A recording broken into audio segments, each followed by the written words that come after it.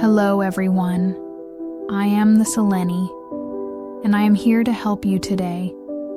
I know you use this video to fall asleep, so before that, like the video and subscribe to the channel. Also, where are you from and what time are you watching? Now get comfortable and relax. The first hook wasn't a dramatic thunderclap or a ghostly apparition. It was the silence. An unnatural, pressing silence that seemed to swallow sound whole. James, ever the pragmatist, had initially dismissed it as the product of an overactive imagination, fueled by David's lurid tales of Blackwood Manor. But as their battered pickup truck, driven by a surprisingly steady-handed Michael, bumped down the long, overgrown driveway, even James felt a prickle of unease. "You sure about this, David?" Jennifer asked from the back seat, her voice a little too high. She clutched Sarah's arm, who, despite her usually adventurous spirit, looked pale. David, perched in the passenger seat, grinned, a flash of white teeth in the gloom of the late afternoon. "Come on, guys. Blackwood Manor, the most haunted house in 3 counties. Supposedly abandoned since that incident in the 50s. It's the perfect urban exploration trip. Think of the stories. Think of the tetanus," Michael muttered, expertly navigating a particularly deep rut. He was the group's resident skeptic, yet even he couldn't deny the oppressive atmosphere gathering around them as the silhouette of the manor loomed through the gnarled, skeletal trees. The house was a monstrosity of Victorian Gothic architecture, all sharp gables, darkened windows like vacant eyes, and a sprawling, neglected garden that had surrendered to a thorny, grasping wilderness. A chill wind, carrying the scent of damp earth and something indefinably ancient, whistled through the broken panes of a distant turret.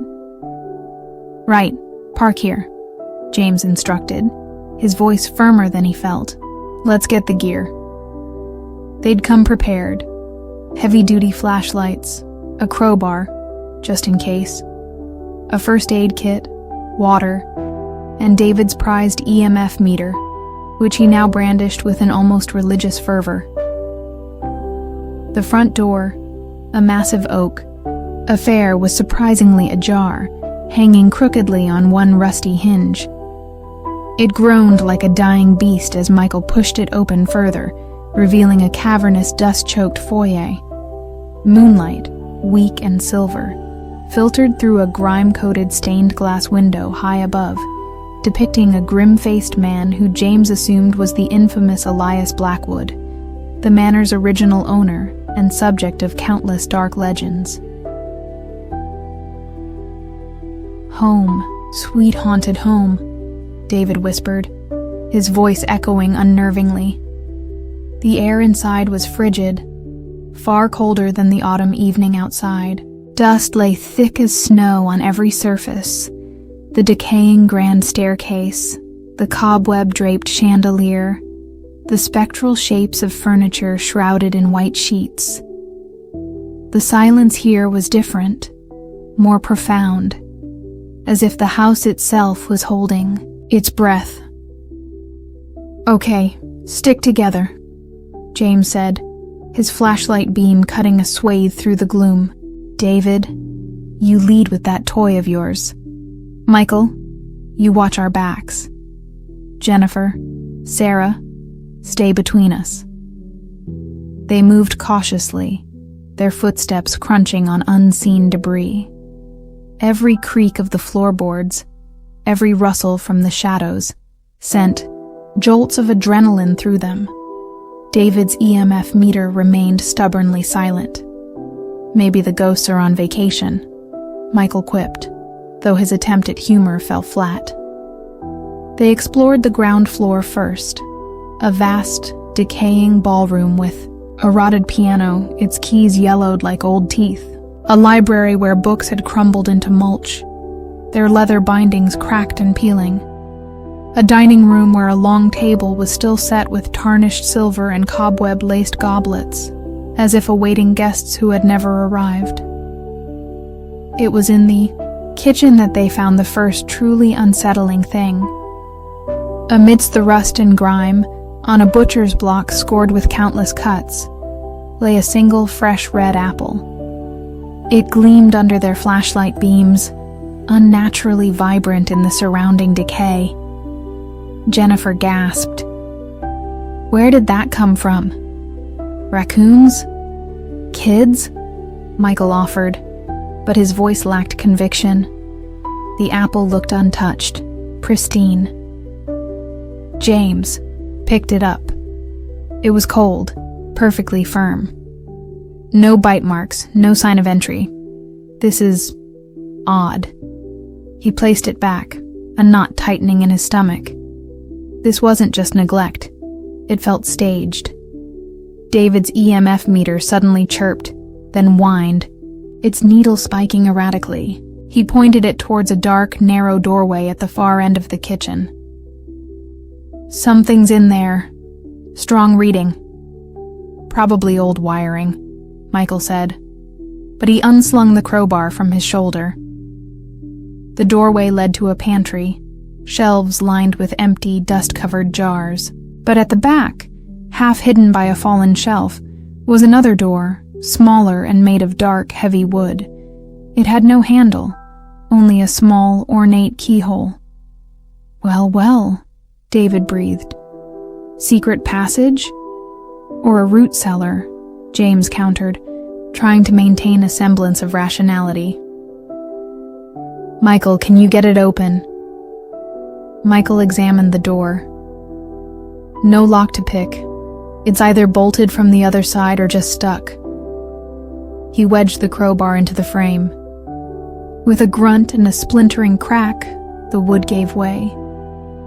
A gust of foul air, smelling of mildew and something else, something cloyingly sweet and rotten, billowed out, making them cough.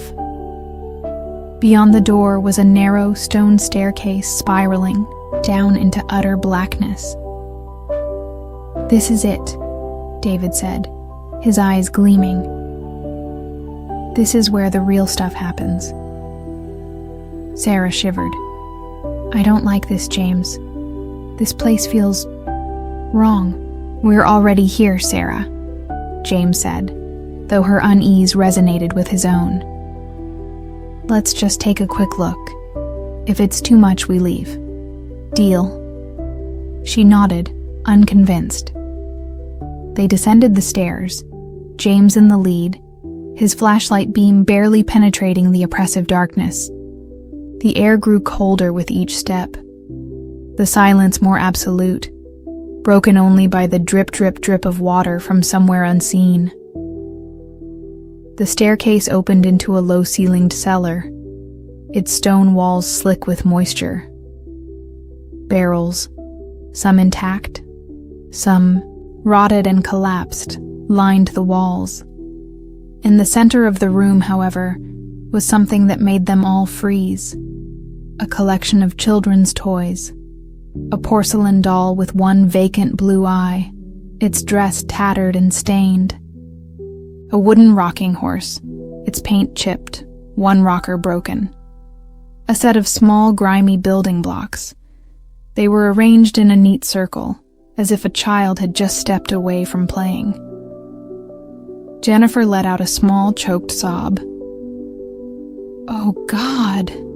David's EMF meter screamed, its needle jammed at the maximum reading. He backed away, his bravado finally cracking. Okay, this is not good. Suddenly, a faint sound drifted from the far end of the cellar. A child's laughter, soft, melodic, and utterly chilling. Did you hear that? Sarah whispered, her eyes wide with terror. They all had. It echoed again, closer this time, seeming to emanate from the deepest shadows. Let's go, Michael said, his voice tight. Now. They turned to flee, but as James's flashlight beam swept across the staircase, they saw it.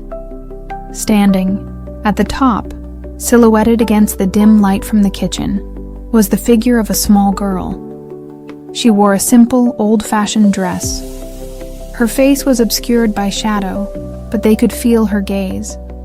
Then, she spoke. Her voice the same as the laughter, innocent, yet terrifyingly out of place. "Will you play with me?" For a moment, no one moved, paralyzed by a mixture of fear and disbelief. Then Michael roared, "Run!" They scrambled back up the stairs, pushing past each other in their haste. The figure of the girl didn't move, didn't try to stop them. As James cast one last, terrified glance back, he saw her head tilt, a slow, unnatural movement. They burst out of the pantry, through the kitchen, and didn't stop until they were back in the foyer. Panting, hearts hammering, they stared at each other, their faces pale in the gloom. "What the hell was that?" Michael gasped, leaning heavily on the crowbar. "A ghost," David whispered, his usual excitement replaced by genuine fear. "A child ghost. Elias Blackwood. They said he had a daughter, Eleanor. Died young." "We need to get out of here," Jennifer said, her voice trembling. James nodded, his own resolve shaken. "Agreed. Let's go." But as they reached for the front door, it slammed shut with a deafening bang, the sound echoing through the silent house like a gunshot. A heavy, iron bolt, one they hadn't noticed before, slid into place with a resounding thud. They were trapped. Panic began to set in. Michael hammered on the door with the crowbar, but the ancient oak held firm, the bolt unyielding. "It's no use! It's solid!" "Windows," Sarah cried, pointing to the tall arched windows lining the foyer. James rushed to the nearest one, David at his heels. They were leaded glass, reinforced with iron bars on the outside. "No way through here without tools we don't have." A low chuckle seemed to ripple through the air around them, cold and mocking. David's EMF meter, which he'd dropped in the kitchen, suddenly started wailing from that direction, its sound amplified by the house's acoustics. "It's playing with us," Jennifer whispered, tears streaming down her face. "We need to find another way out," James said, trying to keep his voice steady, to project an authority he didn't feel. "There has to be a back door, a service entrance." They cautiously made their way back towards the rear of the house, sticking close together, flashlights sweeping every shadow. The house seemed to have changed. The air was colder, the silence more oppressive, and the shadows seemed deeper, more alive.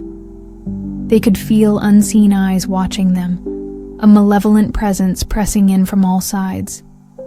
They found a mudroom off the kitchen, its door leading outside. Hope surged, only to be cruelly dashed. The door was boarded shut from the outside with thick, weathered planks, nailed haphazardly, but securely. "Someone doesn't want us to leave," Michael said grimly, "or doesn't want anyone getting in. But these boards, they look old, but not that old. Newer than the 50s for sure." "What does that mean?" Sarah asked. "It means," James said, a dreadful realization dawning, "that we might not be the first people to get trapped here recently." A sudden, sharp rapping sound came from upstairs. Tap, tap, tap, slow, deliberate and directly above them. "It's moving," David breathed. "It knows where we are." "We need to find a place to hole up," James decided. "Somewhere defensible. And we need to find out more about this house, about Elias Blackwood, about his daughter. The library, Sarah suggested. There were so many books. Most of them were pulp, Michael reminded her. But it's as good a place as any. One entrance, solid door. They retreated to the library, the tapping sound seeming to follow them, sometimes ahead, sometimes behind, a disorienting game of cat and mouse. The library door, thankfully, had a sturdy bolt on the inside. Michael slid it home with a satisfying thunk. For a few moments there was blessed silence. They slumped against the dusty bookshelves, catching their breath. "Okay," James said, taking charge. "David, you said Elias Blackwood had a daughter, Eleanor. What else do you know?" David, still shaken, pulled out his phone. "No signal, of course. But I downloaded some articles before we came. Old newspaper clippings, local folklore." He scrolled through his files. Elias Blackwood was a recluse, a bit of an eccentric. Made his fortune in something unspecified, rumored to be involved in occult practices. His wife, Margaret, died under mysterious circumstances. Then his daughter, Eleanor, about 10 years old, also died. Some said illness, some said accident. Elias became even more reclusive after that, and then he vanished. The house has been empty ever since, or so the official story goes. "Occult practices?" Jennifer repeated, her eyes wide. "Like what?" "Seances, rituals, the usual Victorian spiritualist stuff, but darker. There were rumors he was trying to communicate with something or someone." A floorboard creaked loudly just outside the library door. They all froze. The tapping started again, right on the door this time. Tap, tap, tap. Then a whisper, so faint it was almost inaudible, yet chillingly clear. "Let me in." It was the little girl's voice. Michael gripped the crowbar, his knuckles white. "Go away!" he yelled. A childish giggle answered him, followed by a series of violent thuds against the door, as if something small but incredibly strong was throwing itself against the wood. The bolt strained. "It won't hold forever," Sarah cried. James scanned the room frantically. His eyes fell on a heavy mahogany desk in the corner. "Help me with this. Barricade the door." Together they wrestled the heavy desk across the floor, wedging it against the door just as the bolt began to splinter. The thudding continued, angrier now, accompanied by a low, guttural growl that was definitely not childlike. "That's not just a little girl," Michael panted, backing away from the shuddering door. "Elias Blackwood," David whispered, his face ashen. Maybe he never left, or maybe he invited something else in. The assault on the door intensified. Splinters of wood flew into the room. With a final deafening crack, the top hinge gave way, and the door sagged inwards, held only by the desk. A small pale hand, its fingernails long and dirty, clawed through the gap. "We have to find another way out," James yelled, scanning the library again. His gaze fell upon the large stone fireplace. "The chimney! Can we climb it?" It was a desperate idea, but their only option. Michael, being the strongest, went first. He managed to find purchase on the rough stones inside the chimney flue, disappearing into the soot-choked darkness. "It's tight, but it goes up," he called down, his voice muffled. Sarah went next, then Jennifer, both struggling but driven by terror. David hesitated. "What if it's waiting up there?" "What if it gets in here?" James countered, gesturing to the splintering door where more shadowy fingers were now probing. David, pale but resolute, started to climb. James took one last look at the door, where a section of wood finally gave way, revealing a glimpse of a pale, contorted face, not a child's, but something ancient and malevolent, its eyes burning with an unholy light. He didn't wait to see more. He scrambled into the chimney, the stench of soot and old fires filling his nostrils. The climb was hellish. The flue was narrow, choked with soot and bird nests. Their hands and knees were scraped raw. Above, he could hear the others coughing and struggling. Below, he could hear the enraged snarls from the library as the entity realized its prey was escaping. After what felt like an eternity, Michael's voice echoed down. "I see stars. We're almost there." One by one, they emerged onto the steeply pitched roof of Blackwood Manor, gasping for breath, covered in soot and grime. The night air had never felt so sweet.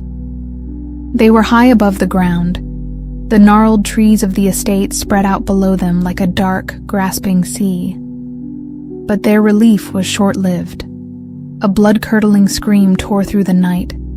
It was David.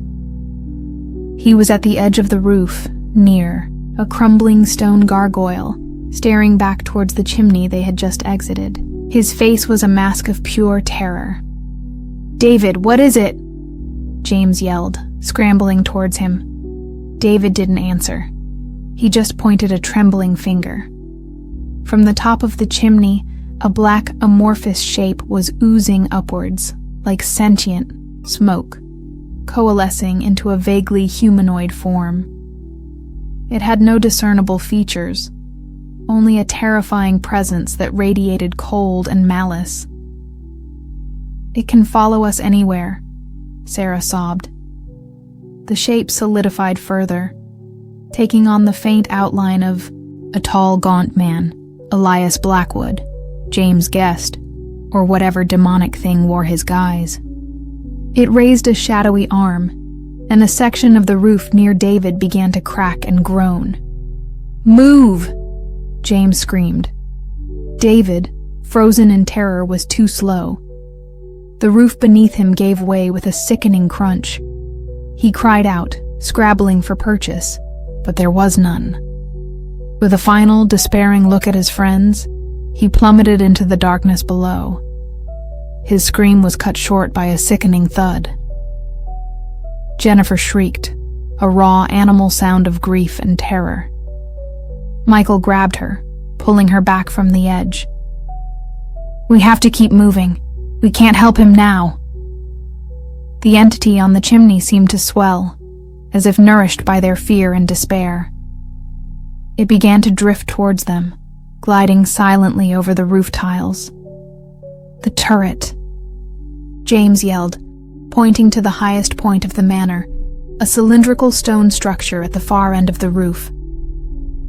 "If there's a lightning rod, maybe a fire escape. Anything."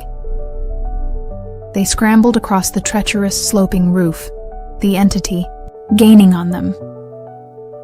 Loose tiles skittered under their feet, threatening to send them tumbling after David. The wind howled around them, trying to pluck them from their precarious perch. They reached the base of the turret. A narrow, rusted iron ladder was bolted to its side, leading up to a small, railed platform around the lantern room. Blackwood Manor had once served as an unconventional inland lighthouse, guiding travelers through the treacherous moors, or so one of David's articles had claimed. "Up, go," James urged. Michael helped a near catatonic Jennifer onto the ladder, then followed. James went last, casting terrified glances back at the pursuing entity. It was closer now, its form more defined, the ghostly image of Elias Blackwood superimposed over the swirling darkness, his eyes burning with an icy fire. They reached the narrow platform just as the entity arrived at the base of the ladder. It paused, its shadowy head tilting, as if considering its next move. "There's no way down from here," Sarah cried, her voice hoarse. "We're trapped again." James scanned their surroundings desperately. The lantern room itself was dark, its thick glass panes coated with grime.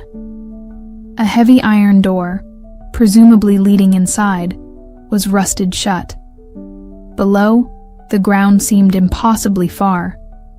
The entity began to ascend the ladder, its movements unnervingly fluid, inhuman. "The light," James suddenly exclaimed, remembering the legend. David said Blackwood used it for something. Rituals.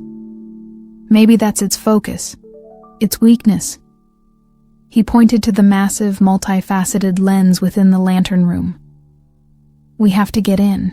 "There!" Michael, wasting no time, slammed the heel of his boot against one of the grimy glass panes. It cracked. He kicked again, and it shattered, sending shards cascading down. He reached through, fumbling for an internal latch on the iron door. The entity was halfway up the ladder. "Hurry, Michael," Jennifer pleaded. With a click, Michael found the latch. He threw the door open. "Get inside." They scrambled into the cramped lantern room. It smelled of rust, old oil, and something else. Ozone, like the air before a lightning strike. The great lens dominated the space, its many facets reflecting their terrified faces. James slammed the iron door shut and fumbled for a bolt, finding one and ramming it home just as the entity slammed against the other side with tremendous force. The door buckled, hinges groaning. "It's not going to hold," Sarah screamed. "The lamp!" James yelled, pointing to the massive oil lamp mechanism at the center of the lens assembly. "If we can light it, maybe the stories are true. Maybe it can't stand the light." "How?" Michael demanded, bracing himself against the shuddering door. "We don't have matches. A lighter." James's mind raced. The apple in the kitchen, the meticulously arranged toys, the fresh bloodstain he'd briefly glimpsed where David fell. This wasn't just mindless haunting. It was intelligent. It was playing a game. Then he remembered something else from David's research. Elias Blackwood hadn't just used the light. He'd perverted it. There were whispers of him using a special fuel, something that burned with an unnatural cold flame. And there was a journal. David had mentioned Elias kept a detailed journal. "The journal," James shouted. "David said Elias kept one. It might tell us how to work this thing or how to fight him." "Where would it be?" Jennifer asked, her voice barely a whisper. "His study? His bedroom? We need to find it." The door groaned. Again, a long tearing sound. A hairline crack appeared in the metal. "We can't go back out there," Michael yelled. "We have to split up," James said, the words tasting like ash. It was a terrible idea, but they were out of options. "Sarah, Jennifer, try to reinforce this door. Find anything to wedge it. Michael, with me. We search for that journal. If we don't find it, we don't stand a chance." It was a suicidal plan, but the alternative was to wait for the entity to break through and pick them off one by one. Reluctantly, Michael nodded. Sarah and Jennifer, tears in their eyes, began desperately looking for anything to brace the failing door. James took a deep breath. "Ready?" Michael gripped his crowbar. "As I'll ever be." James slid the bolt back. He yanked the door open, and they charged out, expecting to confront the monstrous form of Elias. But the platform was empty. The entity was gone. "Where did it go?" Michael whispered, scanning the darkness. A faint, childish giggle echoed from below, inside the house. "It's leading us on a chase," James realized. It wants us to search. This is still part of its game." They descended the treacherous ladder, their hearts pounding. The house was eerily silent now, but the oppressive atmosphere remained, thicker than ever. They navigated the dark, labyrinthine corridors of the upper floors, checking room after decaying room. Bedrooms with rotting four-poster beds, dressing, rooms with shattered mirrors, nurseries with dust-covered cribs. In what they presumed was Elias Blackwood's master suite, they found it. A small, leather-bound journal, tucked away inside a hollowed-out book on a dusty shelf. Its pages were brittle, filled with cramped, spidery handwriting. "This is it," James breathed, carefully opening it. Michael stood guard at the door, crowbar ready, while James quickly scanned the entries. Much of it was rambling, esoteric nonsense, filled with strange symbols and incantations. But then, near the end, he found what they were looking for. An entry dated shortly after his daughter Eleanor's death. "She is gone, but not lost. The light calls to her, but the shadows hold her fast. I have found a way, a ritual to bind her spirit here, to keep her with me. But the cost is steep.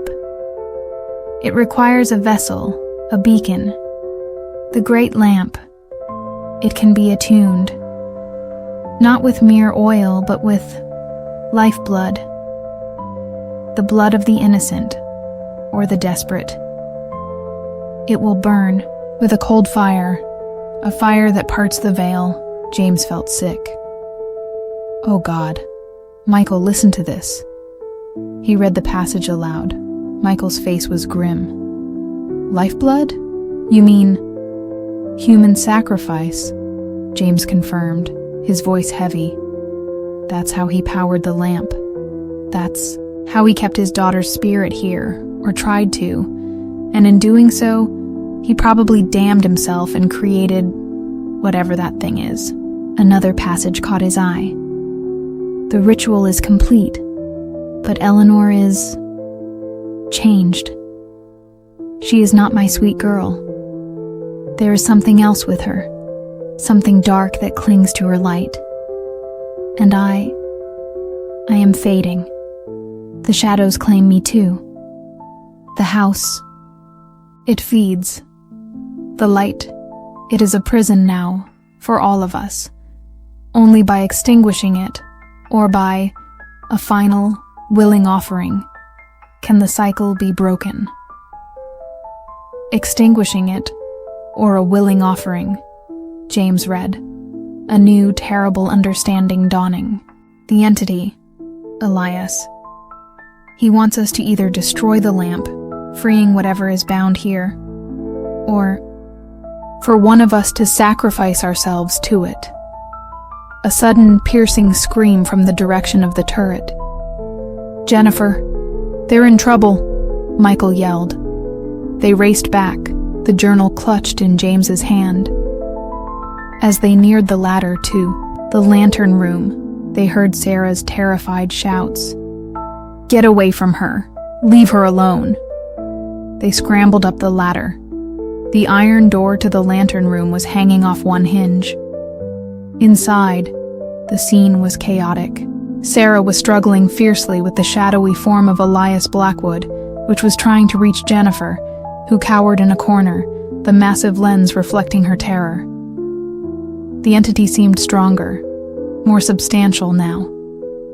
It backhanded Sarah, sending her sprawling. Then it turned its burning gaze on Jennifer. "No!" James roared. He remembered the journal. Only by extinguishing it. He looked at the massive lamp mechanism. It was complex, but there had to be a weak point. Michael, seeing the same desperation, swung the crowbar with all his might at the intricate brass workings supporting the lamp. Metal shrieked and buckled, but held. The entity advanced on Jennifer, its shadowy hand outstretched. "The fuel line," James shouted, spotting a tarnished copper pipe running from a small tank to the lamp burner. "Michael, the pipe!" While Michael attacked the pipe, James confronted the entity. "Elias, leave her alone. This is between you and me." He held up the journal. "I know what you want. You want to be free? Or you want another soul to power this cursed place?"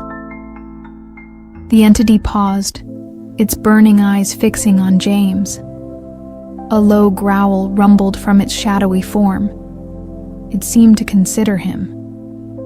With a wrenching tear, Michael managed to break the fuel pipe.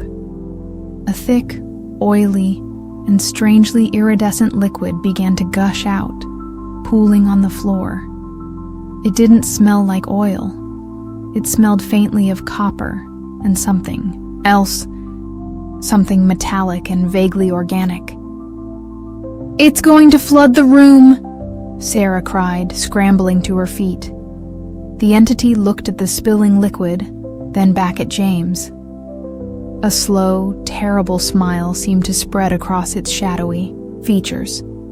It raised a hand and a spark of cold blue energy leaped from its fingertips towards the pooling fuel. "No!" James yelled, diving forward, tackling Jennifer and pulling her down just as the room erupted in a flash of eerie blue-green flame.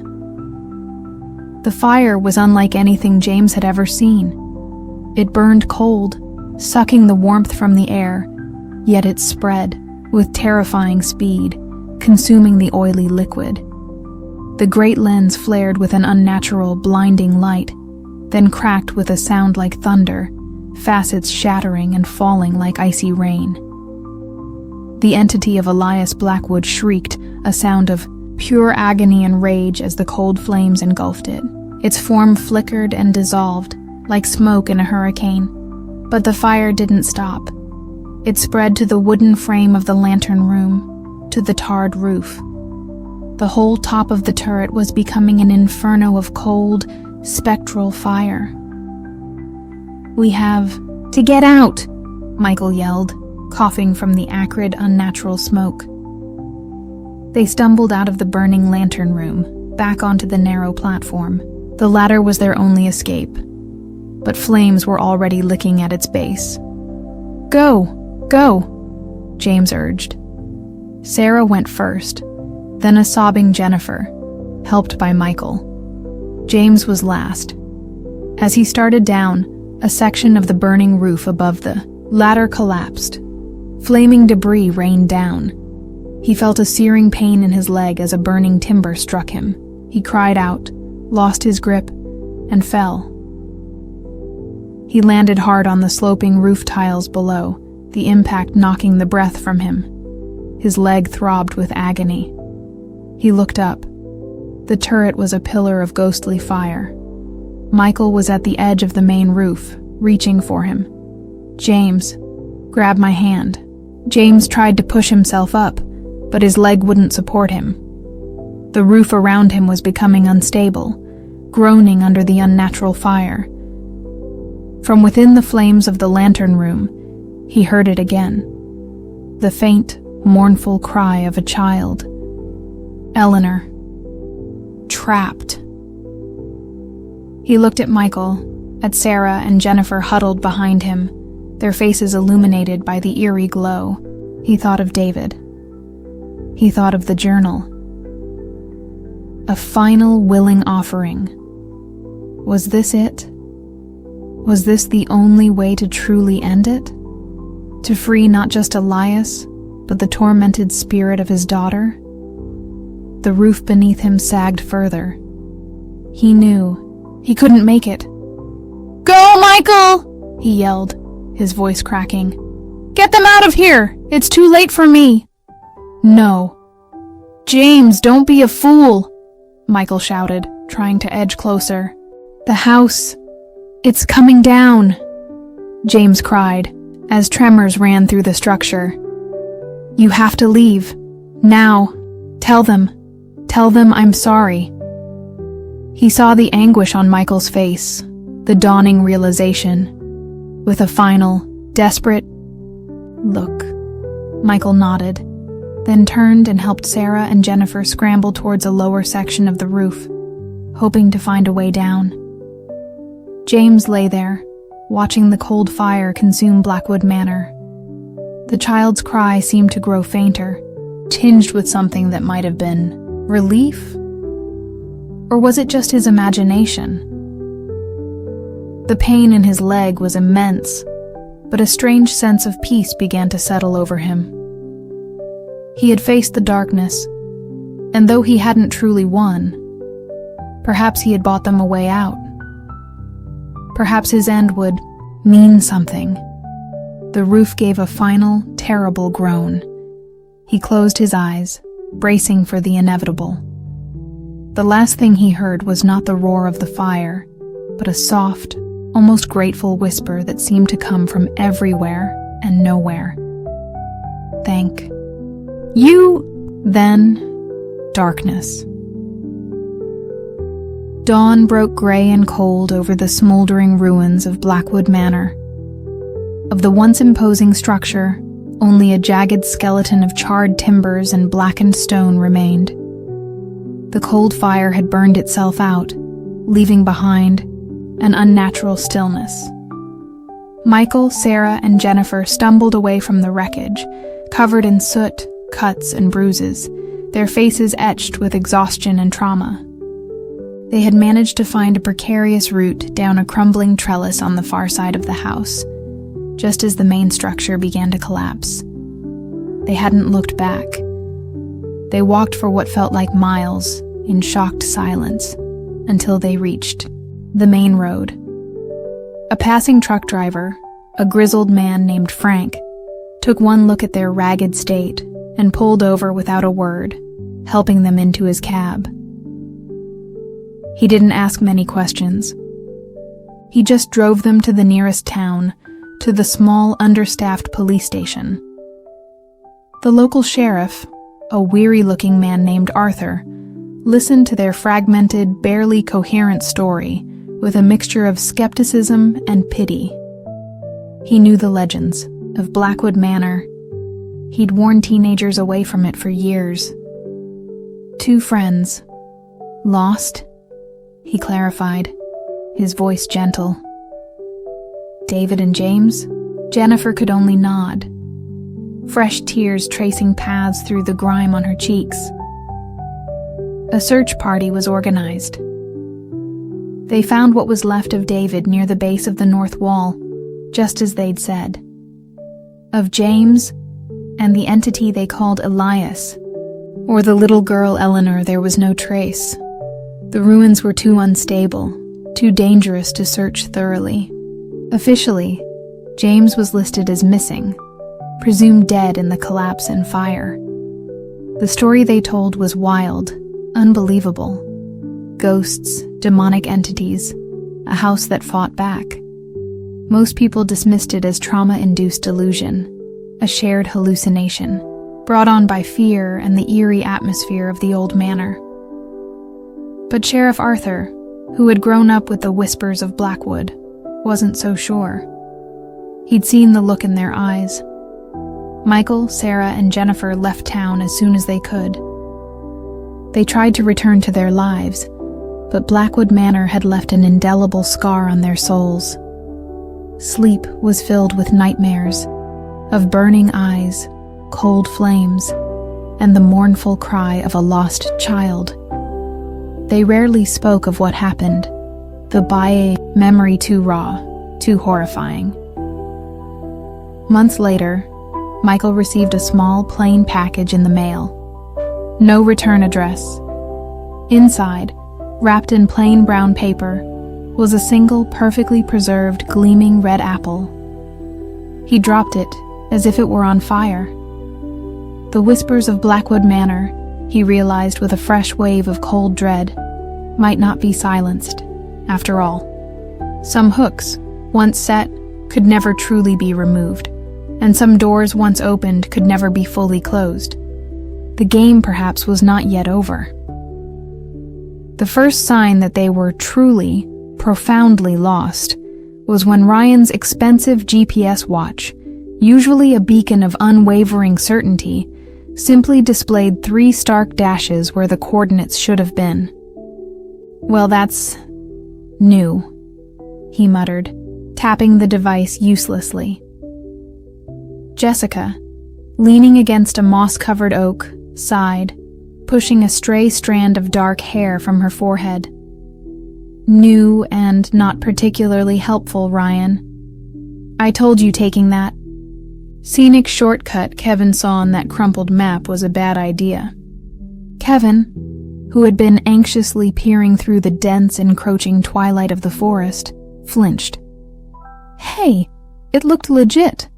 How was I supposed to know it was drawn by squirrels with a grudge?" "Less blaming, more solution-finding," Michelle interjected, her voice calm despite the growing chill and the unnerving silence of the woods. The birdsong had ceased an hour ago, replaced by a stillness that felt heavy, watchful. "We need to find shelter before it's completely dark, and preferably before Kevin starts imagining banjo music." "Not funny, Michelle," Kevin grumbled, though he did cast a nervous glance over his shoulder. They had been hiking for what felt like days, though it was only late afternoon, a planned weekend escape into the supposedly well-charted Blackwood National Forest. The shortcut had led them off any marked trail, into a part of the woods that felt older, less touched by human hands. Now, with the sun dipping below the jagged tree line, a genuine sense of unease was settling in. It was Ryan who spotted it first. A faint, flickering orange glow through the trees, deep in the valley below them. "Light," he exclaimed, relief flooding his voice. "Civilization, or at least a very dedicated camper." Hope, however faint, spurred them onward. They scrambled down a steep, leaf-strewn incline, Kevin yelping as he slid the last few feet on his backside. As they drew closer, the light resolved itself into several distinct points, suggesting a small settlement. The forest thinned, and they found themselves on the edge of a narrow, unpaved road, leading towards a cluster of dimly lit buildings. A weathered wooden sign, creaking softly in the breeze, read, "Oakhaven. Welcome." The paint was faded, the E letters leaning, as if weary. Oakhaven was less a town, and more a handful of rustic, timber-framed houses huddled together, dominated by a simple, steepleless church and a larger building that might have been a general store or a community hall. Smoke curled lazily from a few chimneys, but there were no sounds of traffic, no distant television hums, no barking dogs, just an eerie, pervasive quiet. As they stepped onto what passed for the main street, a figure emerged from the shadows of a porch. It was an older man, tall and broad-shouldered, with a deeply lined face and eyes that seemed to absorb the faint light. He wore simple, dark clothing. This was Walter. "Lost, are ye?" Walter's voice was a low rumble, like stones, shifting. It wasn't unfriendly, but it held no particular warmth either. Ryan stepped forward. "Yes, sir. We got turned around in the woods. Our phones have no signal. We were hoping to find a place to stay the night, maybe get directions in the morning." Walter regarded them for a long moment, his gaze lingering on each of them in turn. Oakhaven don't get many visitors, especially not this time of year. You've arrived at an auspicious time. "Auspicious?" Jessica asked, a slight edge to her voice. Before Walter could reply, another figure appeared, bustling out, of the building that looked like a store. This was Clarence, a man with a round, florid face and an overly eager smile. He wiped his hands on an apron. "Walter, don't go scaring our guests," Clarence chirped, his voice a stark contrast to Walter's solemn tones. Welcome to Oakhaven. Of course you can stay. It's the harvest blessing tomorrow, you see. A very special time for us. We'd be honored to have you share in our celebration." "Harvest blessing?" Michelle repeated, exchanging a quick glance with Ryan. "Aye," Walter rumbled. "Ensures the bounty of the land keeps the community strong." Clarence beamed. "We've got a spare cabin just on the edge of the village. Simple, but clean. And Ethel from the church will be bringing over a hot supper. You must be famished." The offer of food and shelter was too tempting to refuse, despite the peculiar atmosphere. Kevin looked visibly relieved. "A cabin sounds amazing. And food? Yes, please." Clarence led them to a small, sturdy log cabin set slightly apart from the other houses, near the edge of the dark woods. It was indeed simple. 2 sets of bunk beds, a rough-hewn table, and a stone fireplace where a small fire already crackled merrily. "Make yourselves at home," Clarence said, his smile unwavering. "Ethel will be along shortly. And don't you worry about a thing. You're safe in Oakhaven." He paused at the door. "It's good to have fresh faces for the blessing. The old ways appreciate new participation." With a final nod, he was gone. "Well, he's enthusiastic," Jessica commented dryly once the door was closed. "A bit too much, if you ask me," Kevin whispered, already inspecting the locks on the door, which were old but solid. And what did he mean, fresh faces and new participation? "Probably just means they like having visitors for their festival," Ryan said, though Clarence's words had left a sliver of unease in his own mind. "Look, let's just be grateful for a roof over our heads. We'll eat, sleep, and get clear directions out of here first thing in the morning." True to Clarence's word, an elderly woman soon arrived, carrying a basket. This was Ethel. She was small and stooped, with eyes like polished jet beads that seemed to see more than they let on. She introduced herself softly, her voice a papery rustle. "Welcome, children. Clarence said you'd be joining us." She set down a hearty stew, fresh bread, and a pitcher of what looked like cider. "Eat up. You'll need your strength for tomorrow." "Thank you, Ethel," Michelle said warmly. "This looks wonderful." Ethel smiled, a faint, knowing quirk of her lips. The bounty of Oakhaven is always shared, especially when the tithe is due. She looked from one to the other, her gaze lingering a moment too long. "Rest well. The blessing begins at dawn." After Ethel left, they ate in relative silence. The stew was rich and savory, but there was an unfamiliar herb in it that left a strange, metallic aftertaste. The cider was sweet, but cloyingly so. Exhaustion soon set in, and they claimed their bunks. Sleep, however, did not come easily. The silence of Oakhaven pressed in, broken only by the occasional creak of the cabin walls and the distant, mournful hoot of an owl. Ryan found himself thinking of Ethel's words. The tithe is due. It sounded ominous, biblical. Jessica, in the hallway, bunk above him, stirred restlessly. Kevin muttered in his sleep. Something about squirrels and banjos. Michelle seemed to be the only one sleeping soundly, or at least pretending to. Later, in the dead of night, Ryan was jolted awake by a sound. A low, rhythmic chanting, seemingly coming from the direction of the church. He strained his ears. The words were indistinct, guttural, in no language he recognized. A cold dread seeped into his bones. He got up and peered through a crack in the cabin's crude shutters.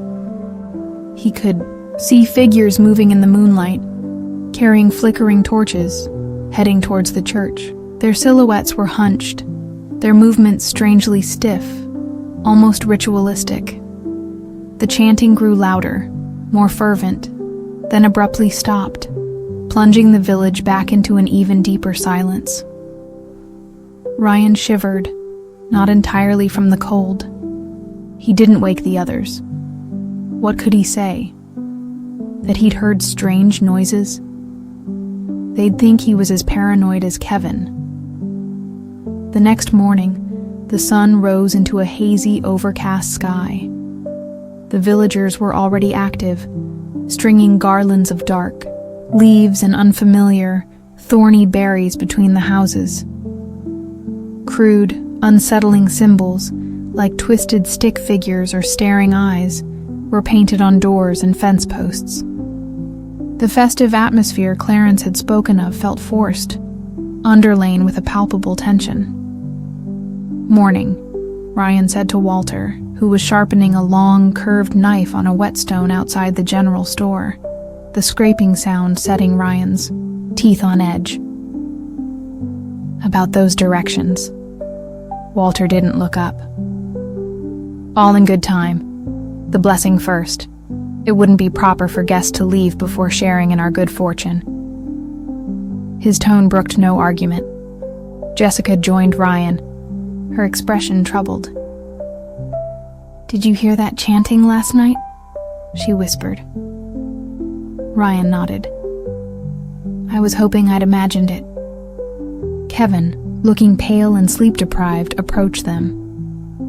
"Guys, I don't like this.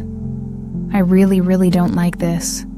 Ethel was just humming this creepy tune while sweeping her porch, and she had this weird wooden doll, looked like it was made of twigs and hair. Michelle, ever the pragmatist, tried to rationalize. "It's an old, isolated community. They're bound to have some quirky traditions. Let's just be polite, observe their festival, and then insist on leaving." But as the morning wore on, their unease grew. Villagers they passed, like Linda sweeping her steps, or Robert mending a fence, would offer tight, unblinking smiles, their eyes lingering. Conversations would cease abruptly when the outsiders approached. They felt like specimens under a microscope. Clarence found them near midday. "Ah, there you are. Preparations are almost complete. We've saved special places for you, our honored guests, right at the front for the ceremony." His joviality seemed manic now. "Clarence," Ryan said, trying to sound firm, "we appreciate your hospitality, but we really need to be on our way. We have people expecting us." Clarence's smile faltered for a fraction of a second. "Nonsense, my boy. The blessing is a unique experience. You wouldn't want to miss it. It brings such clarity, such peace." He gestured towards the center of the village where a large flat stone altar had been erected, surrounded by unlit pyres. "It won't take long." They tried to protest further, but Walter appeared, flanked by two other grim-faced men, Gary and Harold. Their presence was an unspoken threat. The choice, it seemed, had been made for them. Michelle, meanwhile, had noticed something else. Small, personal items belonging to them. A scarf Jessica had dropped, a water bottle Kevin had left on the cabin porch, even a button Ryan had lost from his shirt, were now subtly incorporated into the decorations around the altar, tied with rough twine to the thorny garlands. "They're marking us," she whispered to Jessica, her eyes wide with dawning horror. "This isn't just a festival. We're part of it." The true nature of the harvest blessing began to crystallize in their minds. Ethel's words about the tithe, the villagers' strange intensity, the focus on fresh faces. Ryan and Jessica exchanged a look of grim understanding. They needed to find out more, and they needed to find a way out fast. While Kevin and Michelle were being, not so subtly, herded towards the village square by Clarence, Ryan feigned a sudden stomachache. "Oh, that stew. Must have been richer than I'm used to," he groaned, clutching his stomach. "Jessica, could you help me back to the cabin for a moment? I think I need to lie down." Clarence looked momentarily annoyed, but Ethel, who had appeared nearby, nodded slowly. "Let the boy rest. The blessing can wait a moment for him to be prepared." Her emphasis on prepared sent a shiver down Ryan's spine. Once out of sight, Ryan and Jessica didn't head for their cabin. Instead, they circled around, making for the church. If there were answers to be found, they might be there. The church door was unlocked. Inside, it was dark and smelled of dust, old incense, and something else, a faint coppery scent. The pews were rough-hewn, the altar plain. But behind the altar, half hidden by a faded tapestry depicting scenes of a bountiful harvest presided over by a shadowy, antlered figure, was a small, locked wooden chest. "This has to be it," Jessica whispered, looking around for something to pry it open. Ryan found a heavy iron candlestick. With a bit of effort, the old lock splintered. Inside were not Bibles or hymnals, but a collection of leather-bound ledgers, their pages filled with spidery handwriting and a series of crude, unsettling drawings. The ledgers were records, going back generations, of Oak Haven's harvest blessings. They detailed the weather, the crop yields, and chillingly, the tithe. Each year, an entry listed the name of the person, or people, given, as the offering. Sometimes it was an ailing villager, sometimes a wanderer or outsider. The drawings depicted the ceremony, figures bound to the stone altar, the antlered entity looming in the background, and the villagers rejoicing. "Oh, my God," Jessica breathed, her face pale. "They're sacrificing people to some thing in the woods." A passage in the most recent ledger, penned in Ethel's spidery script, caught Ryan's eye. "The land grows hungry. The whispers from the deep wood are restless. This year, the tithe must be generous. 4 souls, strong and vital, to renew the pact. The strangers have been sent. The blessing will be potent. 4 souls. Them." A floorboard creaked behind them. They whirled around. Ethel stood in the doorway, her jet-bead eyes glinting. In her hand, she held the small twig-and-hair doll Kevin had mentioned. It had 4 crudely stitched faces, unnervingly similar to their own. "Curiosity is a dangerous thing, children," Ethel said, her voice soft but cold. "Some doors are best left unopened, some truths best left unknown." "What is this place? What are you doing?" Ryan demanded, his voice shaking with a mixture of fear and anger. "We are Oak Haven," Ethel said simply. "We survive. The Deepwood provides, but it demands its due. It is an old pact, older than memory, a life for a life, a soul for the soil." "You're murderers!" Jessica cried. Ethel's expression didn't change. "We are protectors. Without the tithe, the land would wither. The forest would reclaim us all. The entity would take its fill regardless. in ways far more terrible. This way, there is order, there is balance. She took a step closer. It is time. Your friends are waiting. The blessing cannot be delayed. Ryan knew they had to run. He grabbed Jessica's arm. Now. They bolted past Ethel, out of the church, and into the unnerving daylight of Oak Haven's main street. The chanting had begun again, louder now, more hypnotic. The villagers were gathered around the stone altar, their faces rapt, almost ecstatic.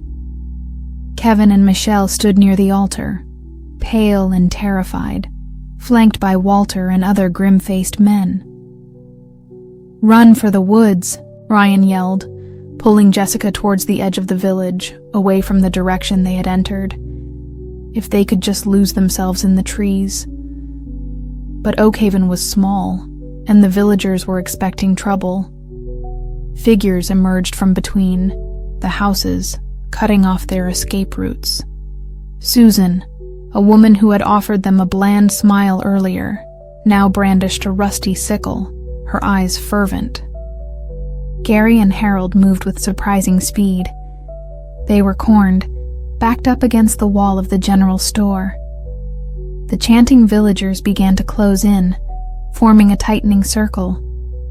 At the center, by the altar, Clarence raised his hands. "The time has come," he cried, his voice ringing with fanatical joy. "The tithe is here! The Deepwood will feast and Oak Haven will flourish!" Kevin made a desperate break for it, trying to push past Walter.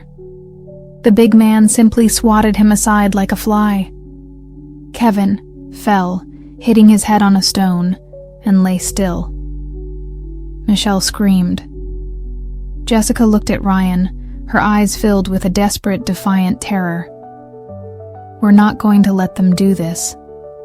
Ryan scanned their surroundings frantically. The general store. A window, slightly ajar. A long shot. "The store! Through the window!" He shoved Jessica towards it, then turned to face the advancing villagers, hoping to create a diversion. He saw Ethel at the front of the crowd, her twig doll held aloft, its stitched eyes seeming to stare directly into his soul. He saw Walter approaching, the long curved knife gleaming. Jessica smashed the window pane with her elbow and scrambled through, heedless of the cutting glass. Ryan lunged after her, feeling a searing pain as something sharp, a sickle, a knife, grazed his arm. They found themselves in the dusty, cluttered interior of the store. They could hear the villagers shouting outside, pounding on the door. The came back. "There must be a back door," Jessica urged, already moving through the aisles of strange, unlabeled goods and cobweb-draped shelves. They found it, a sturdy wooden door, bolted from the inside. Ryan fumbled with the bolt, his injured arm throbbing. He could hear the front door of the store splintering under the villagers' assault. With a final wrench, the bolt slid free. They burst out into a small, overgrown yard, and beyond it, the dark, embracing trees of the Deepwood. They ran, blindly, desperately, not knowing if they were running towards safety or into the very heart of the entity's domain. Behind them, they heard the enraged shouts of the villagers, and then, a new sound, a deep, resonant tremor that seemed to shake the ground, accompanied by a chorus of howls that were not entirely human, nor entirely animal. The Deepwood was stirring. They ran until their lungs burned and their legs ached, until the sounds of Oak Haven faded behind them, replaced by the whispering, rustling, watching silence of the ancient forest.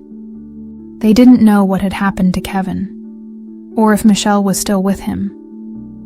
They didn't know if they were truly free, or if the tithe would still be claimed. Hours later, by some miracle, they stumbled onto a logging road.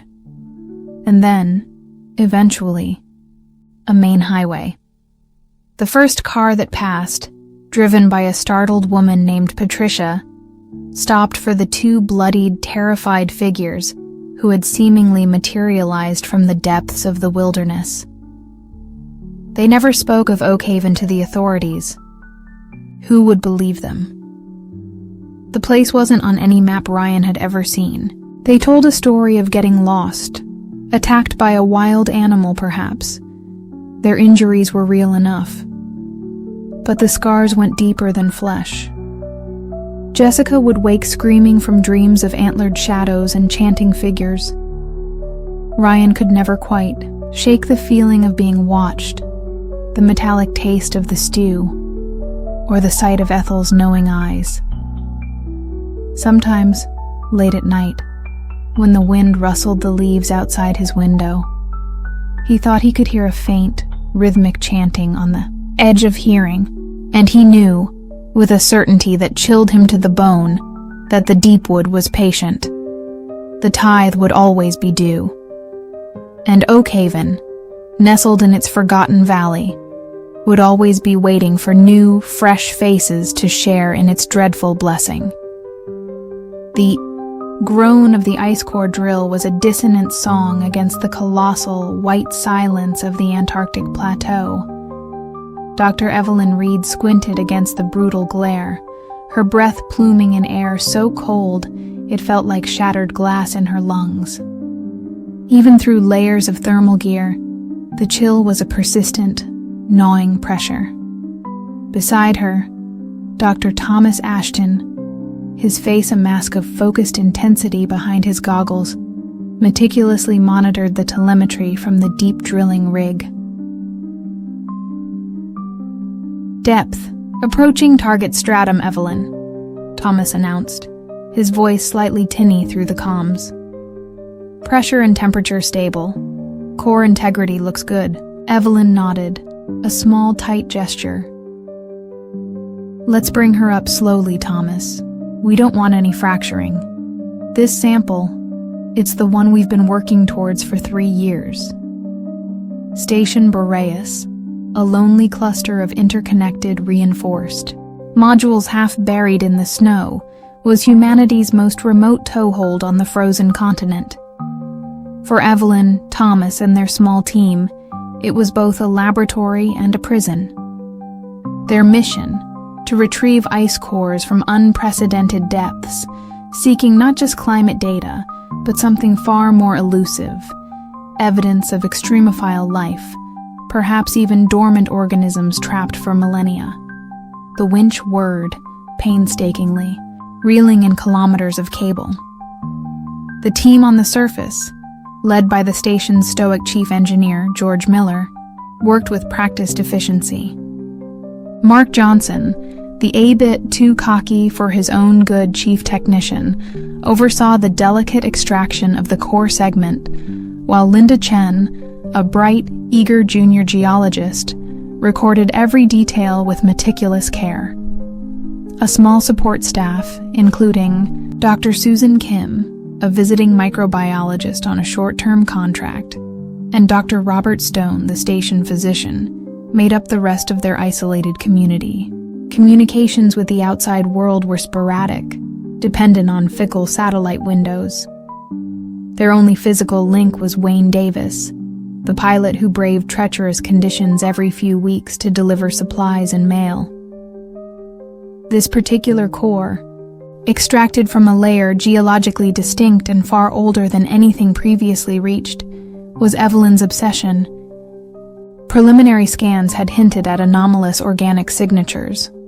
Hours later, the 2-meter segment of ancient ice, milky white with trapped air bubbles and streaked with dark, unidentifiable sediment, lay secured in a refrigerated transport case.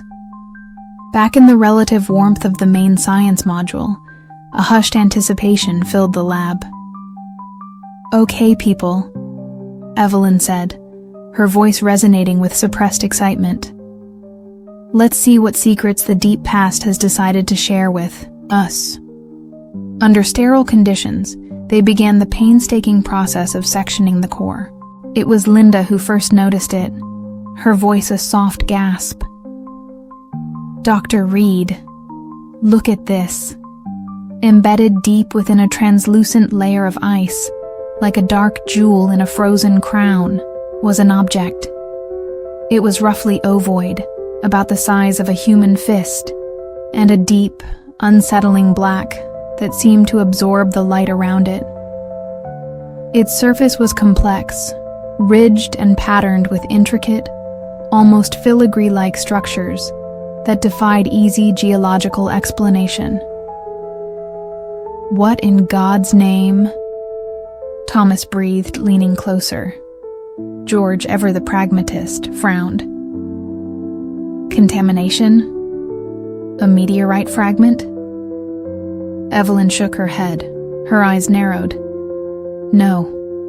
The stratum integrity was perfect. And look at the structure. It's almost organized." Susan Kim, the microbiologist, was equally perplexed. "I've never seen anything like it. It's not crystalline in any familiar way. The way the ice has formed around it, it suggests it was there before the ice itself, or that it influenced the freezing process locally." They carefully extracted the section containing the object.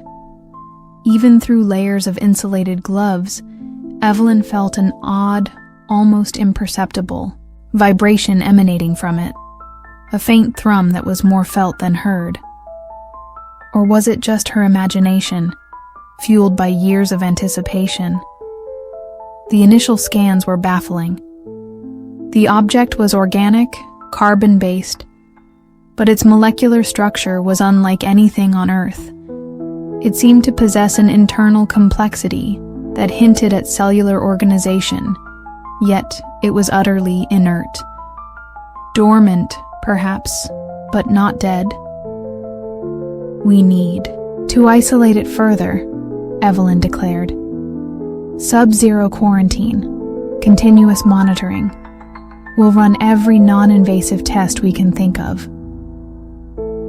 The first hook had been set, an enigma pulled from the frozen heart of the planet. The silence of Station Boreas, usually a comforting blanket of isolation, began to feel a little thinner, a little more attentive. Over the next few days, the object, dubbed Specimen Zero by Mark, with his flair for the dramatic, became the sole focus of the station. It remained inert in its cryogenic chamber, yet a subtle sense of unease permeated the lab.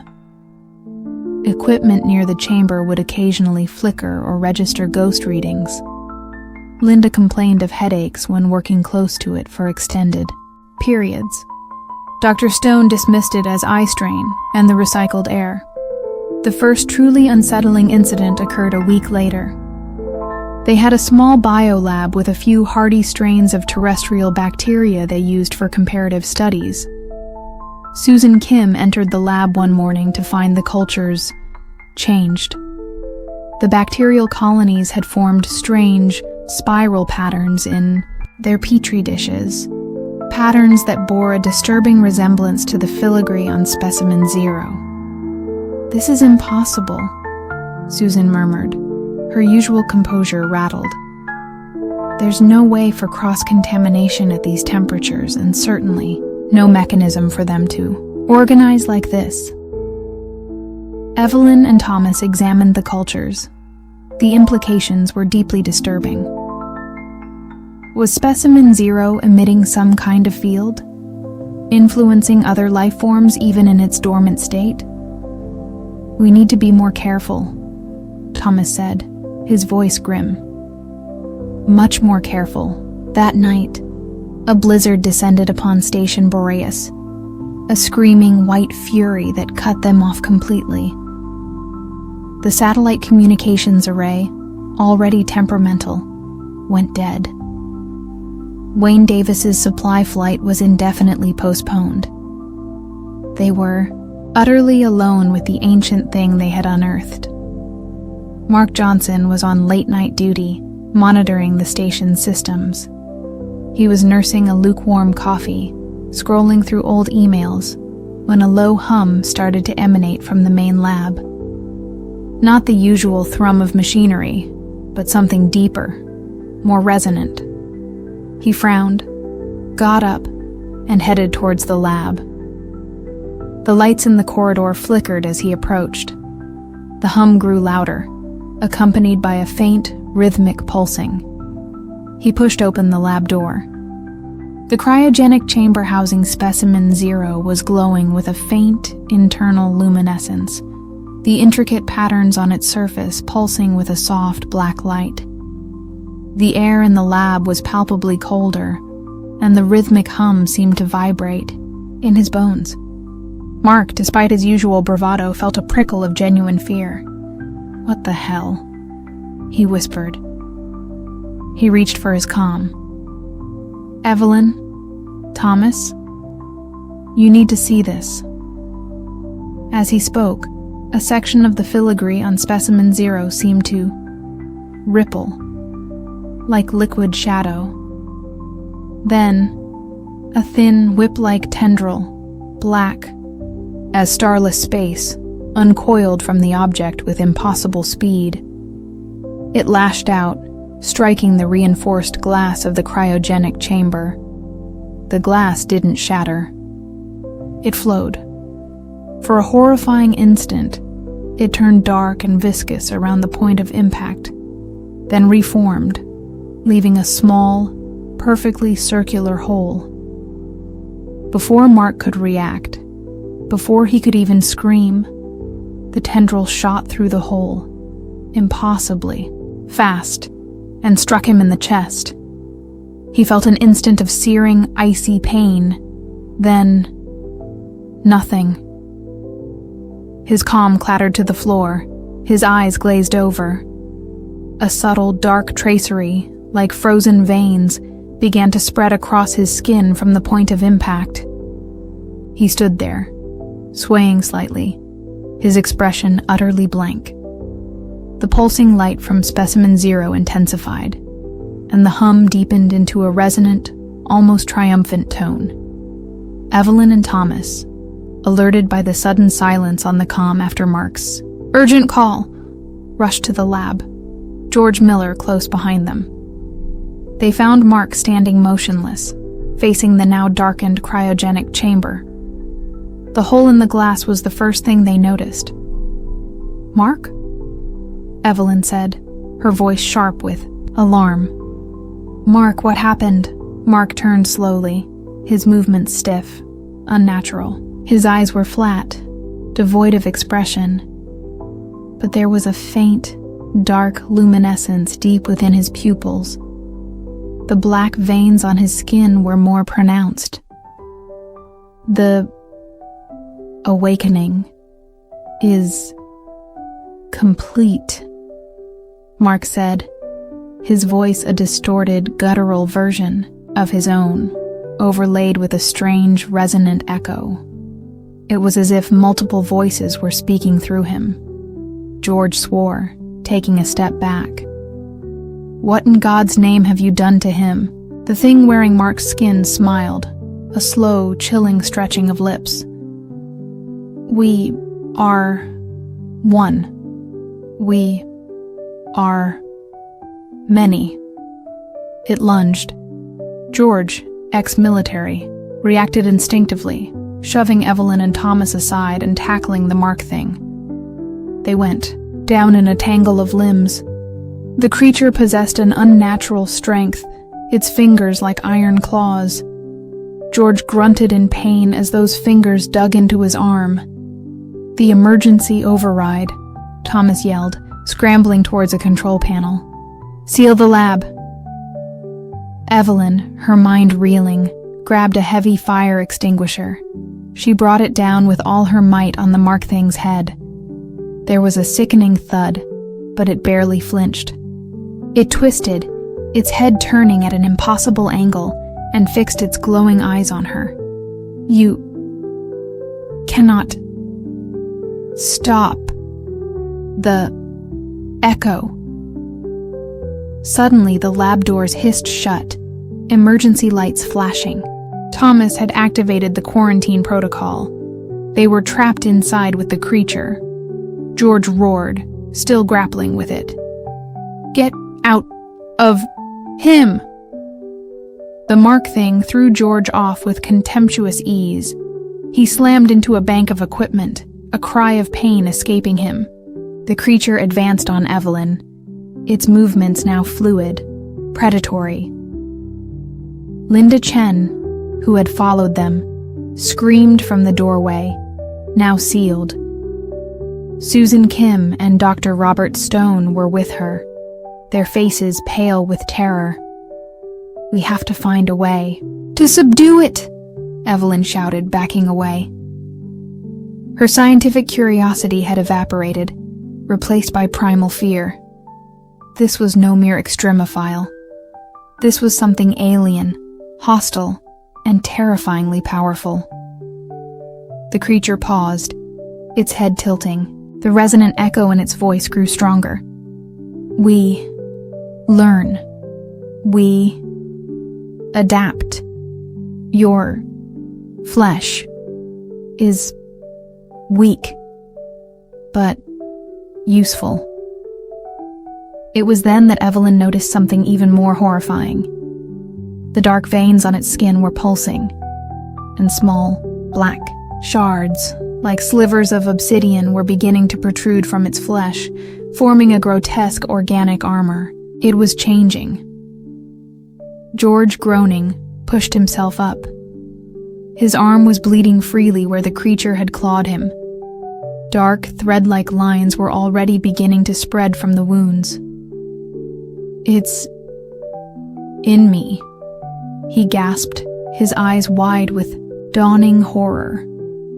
The mark thing turned its attention to George. "Yes. Join the chorus." This was a nightmare. They had unleashed something ancient and malevolent, and it was assimilating them, one by one. Thomas, working frantically, at another console yelled, "The CO2 purge! It might slow it down! Hold your breath!" Evelyn didn't need telling twice. She took a deep breath as warning klaxons blared and gas hissed into the lab. The mark thing faltered, its movements becoming sluggish.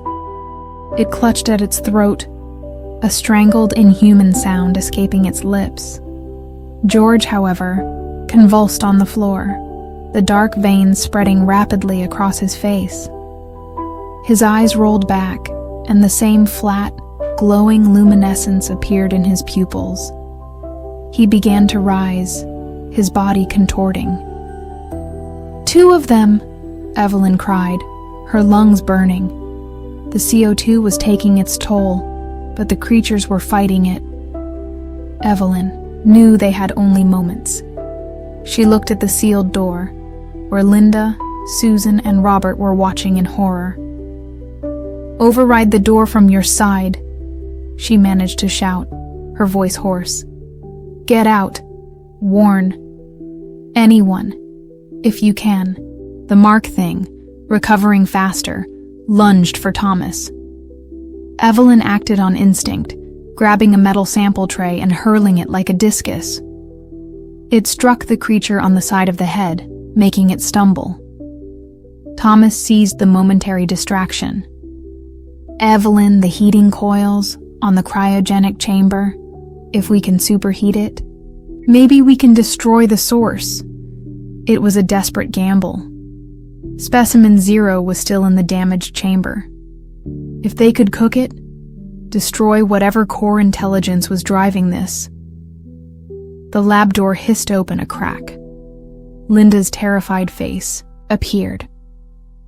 "We can't hold it for long. The system's fighting us." "Go!" Evelyn screamed. "Now!" Linda, Susan, and Robert hesitated for a fraction of a second, then turned and fled, their footsteps echoing down the corridor. Evelyn and Thomas were alone with the two abominations. The George thing was on its feet now, moving with the same unnatural stiffness as the mark thing. The CO2 was dissipating. "The coils, Thomas! Now!" Evelyn yelled, dodging a swipe from the mark thing. Its obsidian-like claws left deep gouges in the metal cabinet she'd hidden behind. Thomas reached the cryogenic unit's control panel, his fingers flying over the interface. "Engaging emergency heat cycle. It'll take a minute to reach critical temperature." The two creatures seemed to sense the new threat.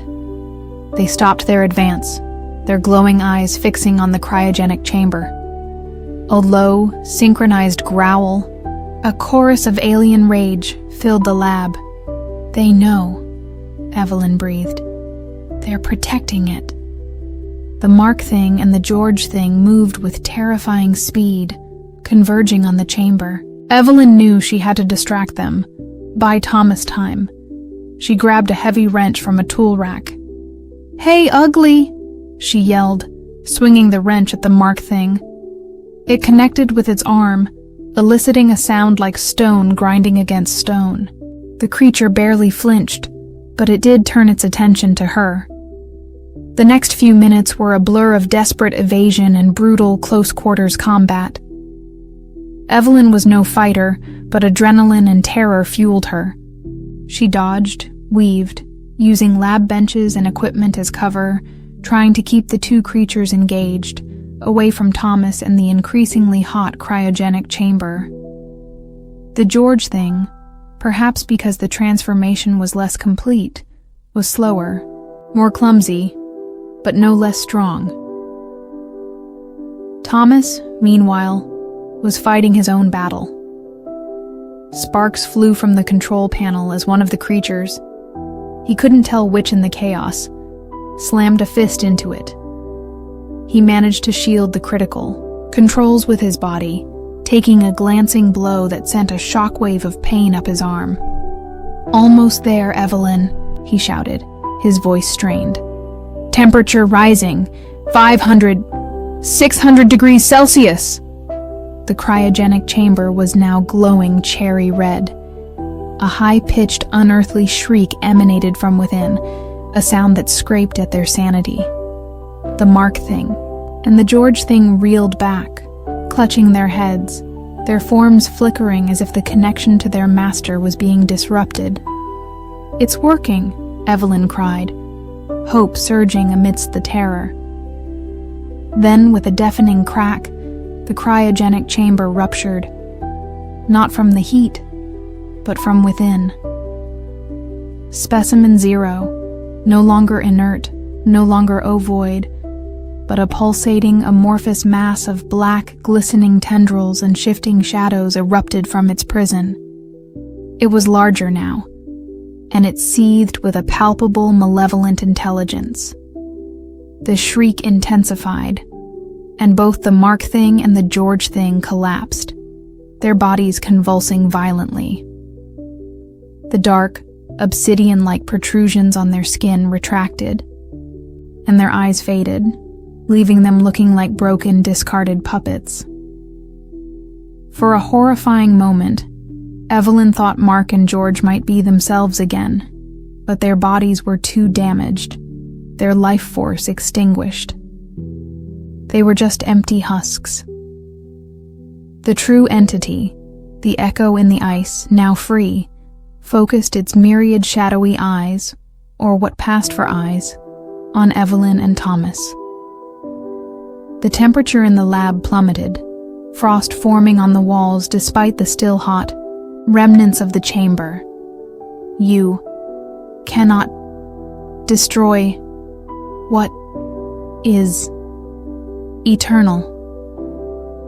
Its voice was a chorus of whispers now, a symphony of stolen voices, echoing with the chill of ages. It began to flow across the floor towards them, an expanding pool of living darkness. "Thomas, run!" Evelyn screamed, backing towards the now open lab door. Thomas, his face ashen, didn't need convincing. They scrambled out of the lab, slamming the door shut, though they knew it wouldn't hold for long. The main reactor. Thomas gasped as they ran down the corridor. If we can overload it, cause a catastrophic meltdown, it might be enough to vaporize this entire section of the station, and that thing with it. It was a suicide mission, a scorched earth policy of the most desperate kind. But it was the only option left. Annihilate Station Boreas to prevent this horror from ever reaching the outside world. How? Evelyn asked, her mind struggling to process the sheer insanity of their situation. Manual override. It's dangerous, designed as a last resort. George showed me once. A failsafe against, well, something like this, I guess. They could hear the entity smashing against the lab door, the metal groaning and buckling. It wouldn't be long. They raced through the deserted corridors of Station Boreas.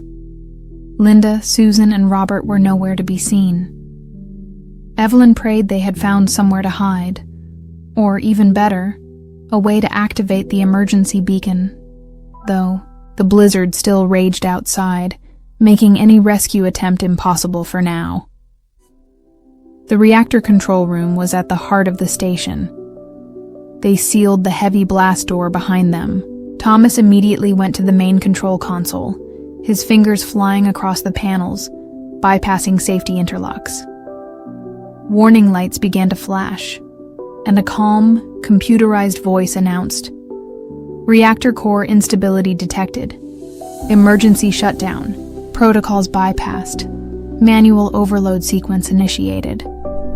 We'll have about 10 minutes once I engage the final sequence," Thomas said, his face grim. "Not enough time to get clear of the station, not in this blizzard." Evelyn looked at him, understanding dawning in her eyes. "So this is it." He nodded, his expression a mixture of fear and resignation. "Unless you have a better idea." A deafening crash echoed from the corridor. The entity was coming. It was tearing through the station, unstoppable. Evelyn thought of the world beyond Station Boreas, oblivious to the ancient horror they had awakened.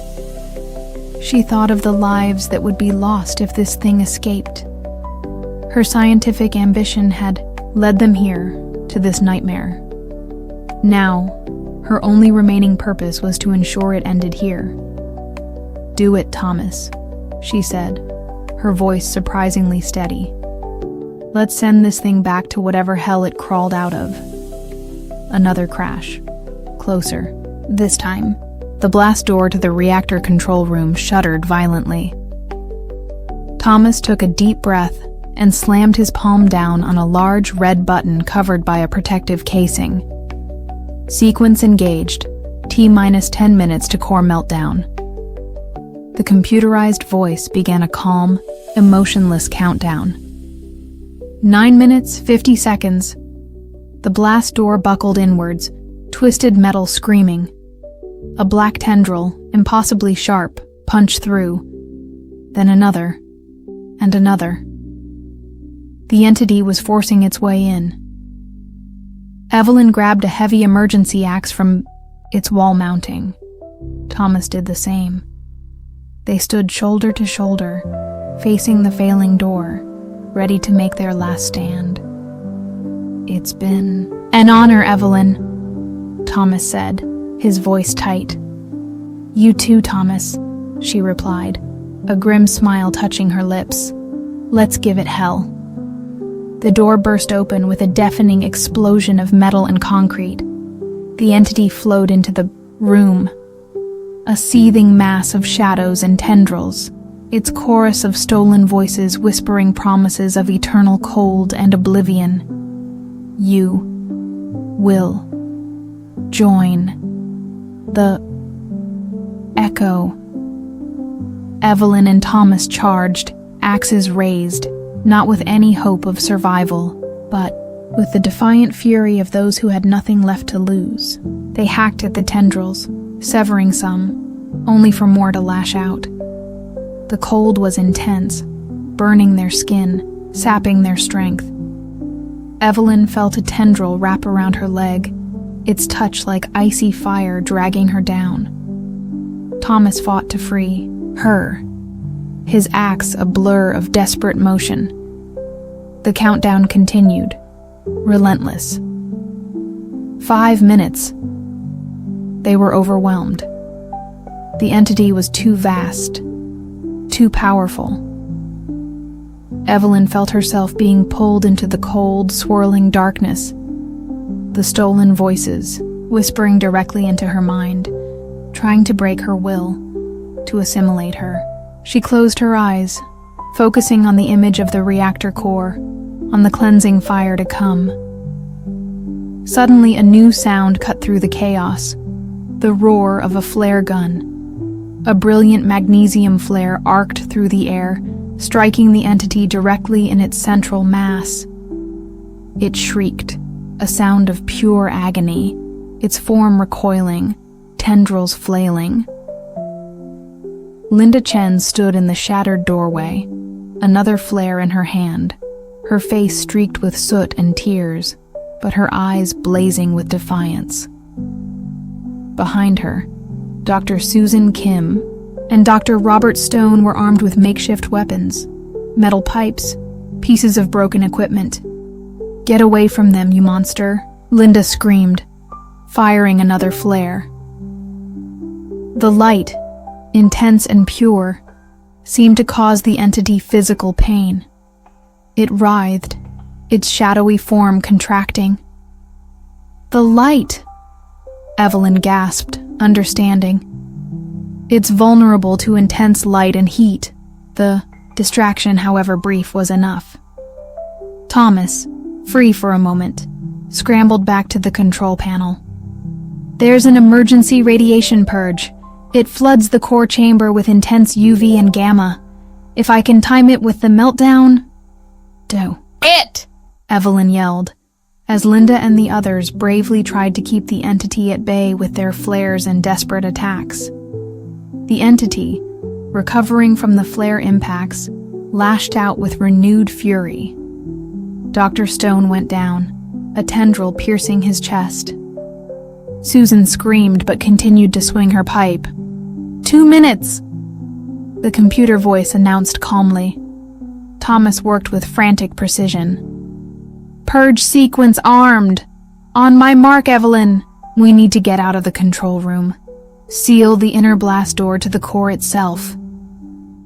The entity surged forward, a wave of living darkness. Linda fired her last flare, then stumbled back, her face a mask of terror. "Now, Thomas. Now!" Evelyn screamed. Thomas hit the control. Alarms blared even louder. "Radiation purge engaging! Get to the observation chamber! Seal the door!" He grabbed Evelyn's arm, pulling her towards a smaller, heavily shielded door at the back of the control room. One that led to a small, reinforced observation bunker designed to withstand core breaches. Linda and Susan scrambled after them. They tumbled into the bunker just as the entity slammed into the control room behind them. Thomas and Evelyn fought to swing the immensely heavy lead-lined door shut. 1 minute. With a final, desperate heave, they sealed the door, plunging the bunker into near darkness, lit only by a small emergency lamp.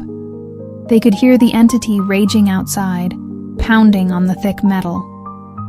30 seconds! They huddled together, listening to the countdown, the roar of the failing reactor, and the unearthly shrieks of the thwarted entity. 10, 9, 8. Evelyn closed her eyes. She thought of the sun, of green fields, of anything but the cold and the darkness. 3, 2, 1. Core breach imminent. 1. Core. There was a moment of absolute silence. Then, the world erupted.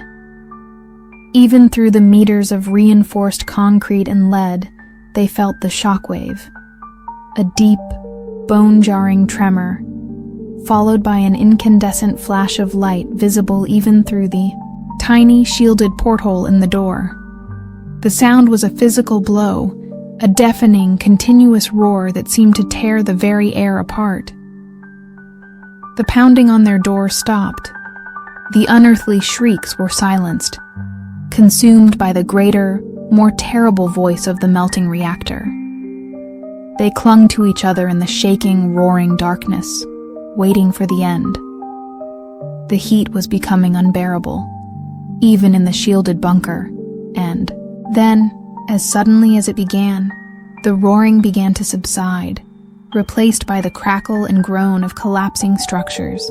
The tremors lessened. Cautiously, Thomas peered through the porthole. All he could see was an inferno. The entire central section of Station Boreas was a molten, radioactive hell. It's done, he whispered, his voice hoarse. I think we got it. They remained in the bunker for hours, waiting for the radiation levels to drop to something even remotely survivable, listening to the dying groans of Station Boreas. The blizzard had finally passed, leaving behind a sky of impossible clarity, studded with indifferent stars.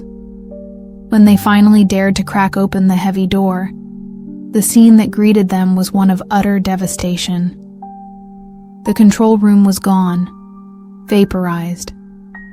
Beyond it, a vast, glowing crater marked where the reactor and the main labs had once stood. The cold, which had been the entity's ally, now felt blessedly normal, clean. Of the echo in the ice, there was no sign.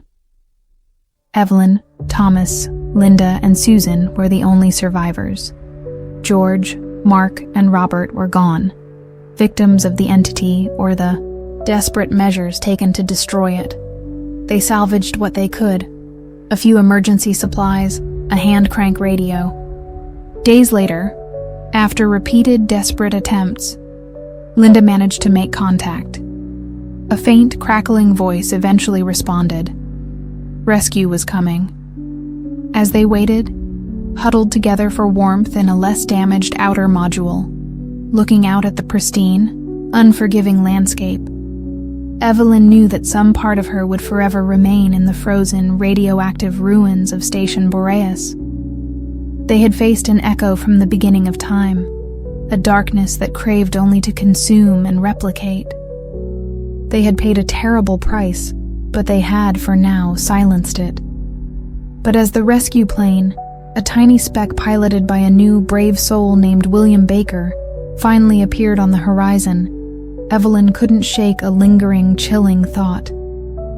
The ice ran deep, and in the vast frozen silence of the Earth's forgotten places, what other ancient echoes might still be waiting, patiently to be awakened?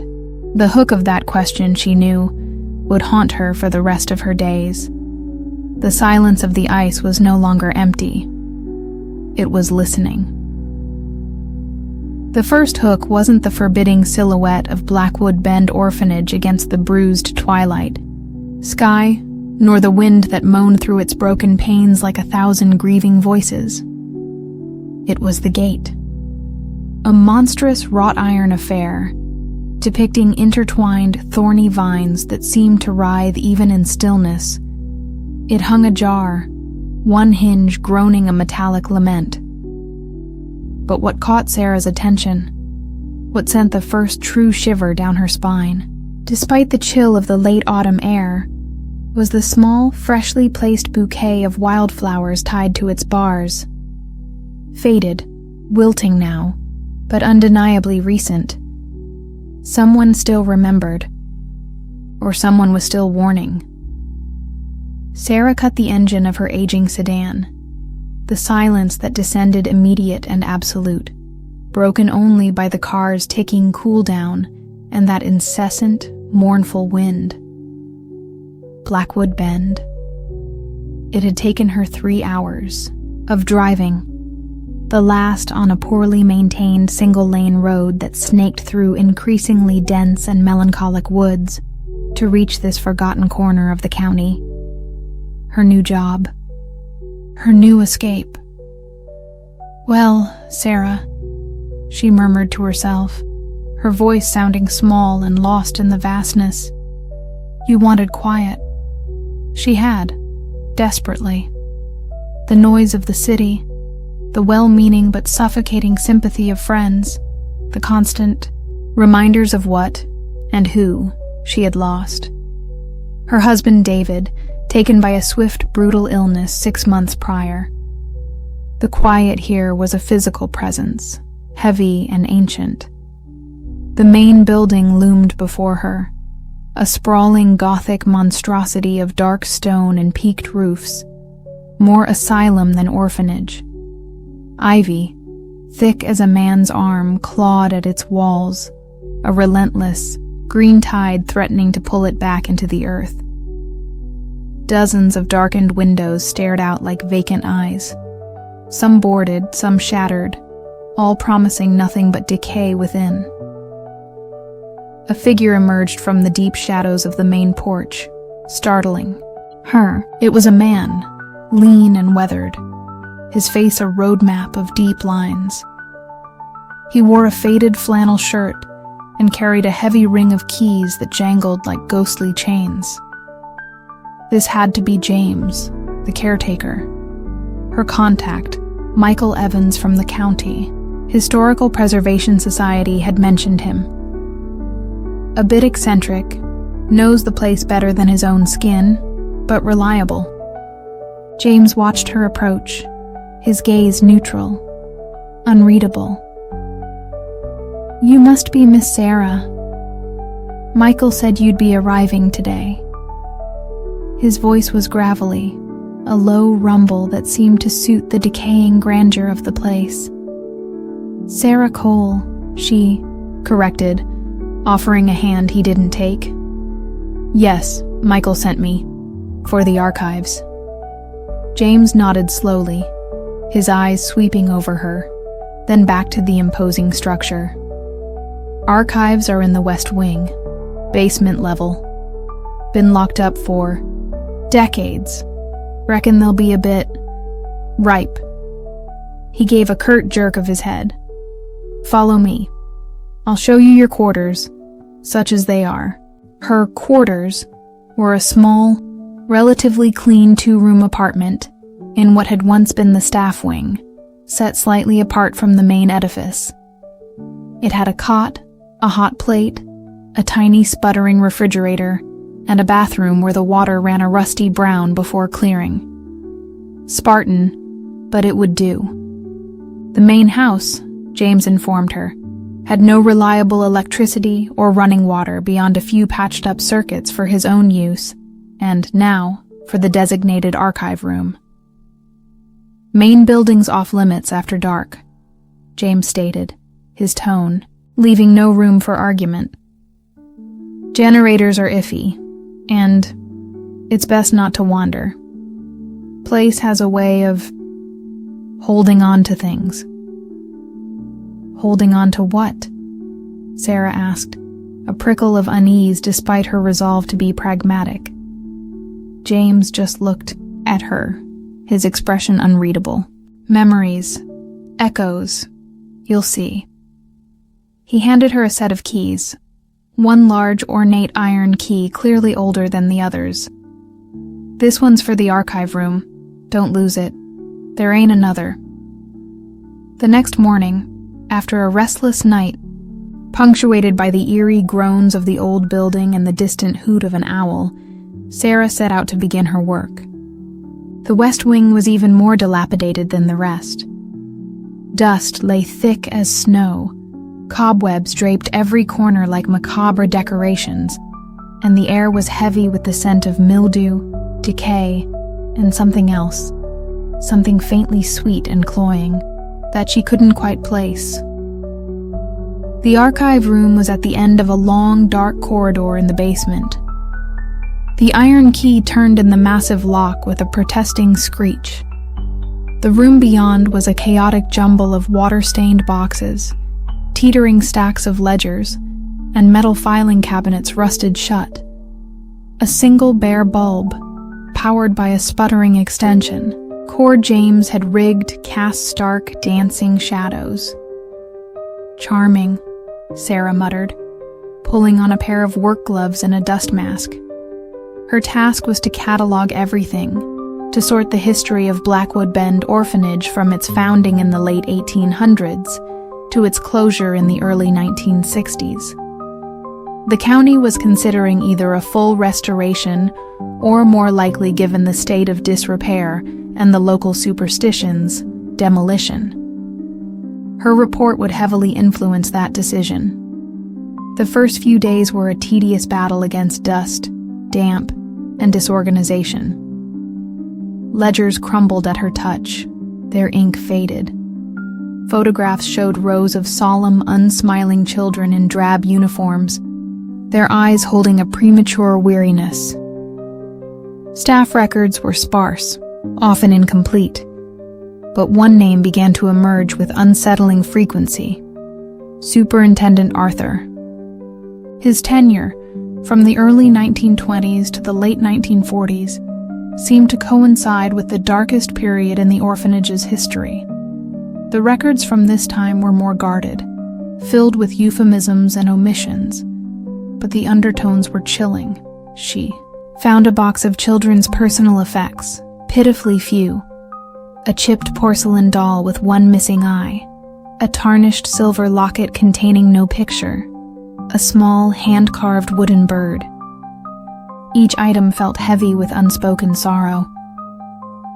It was a week into her work that the first truly unsettling incident occurred. She was alone in the archive room, the only sounds her own movements and the drip, drip, drip of water from a leaky pipe somewhere in the labyrinthine basement. Suddenly, she heard it. A faint whisper, so soft she almost dismissed it as the wind. But there was no wind in the sealed basement. It sounded like a child's voice, indistinct, almost a sigh. "Hello?" she called out, her heart suddenly thumping. Silence. She told herself it was the old building settling, her imagination working overtime in the oppressive atmosphere. But the incidents continued, subtle at first. A stack of ledgers she was certain she'd left on a table would be found neatly placed on a shelf the next morning. A cold spot would drift through the room, raising goose flesh on her arms despite the musty warmth. The faint, cloying, sweet scent she'd noticed on her first day would inexplicably intensify in certain corners of the room, then vanish. She started finding children's drawings tucked into the pages of disciplinary logs. Not the usual cheerful scribbles, but disturbing images.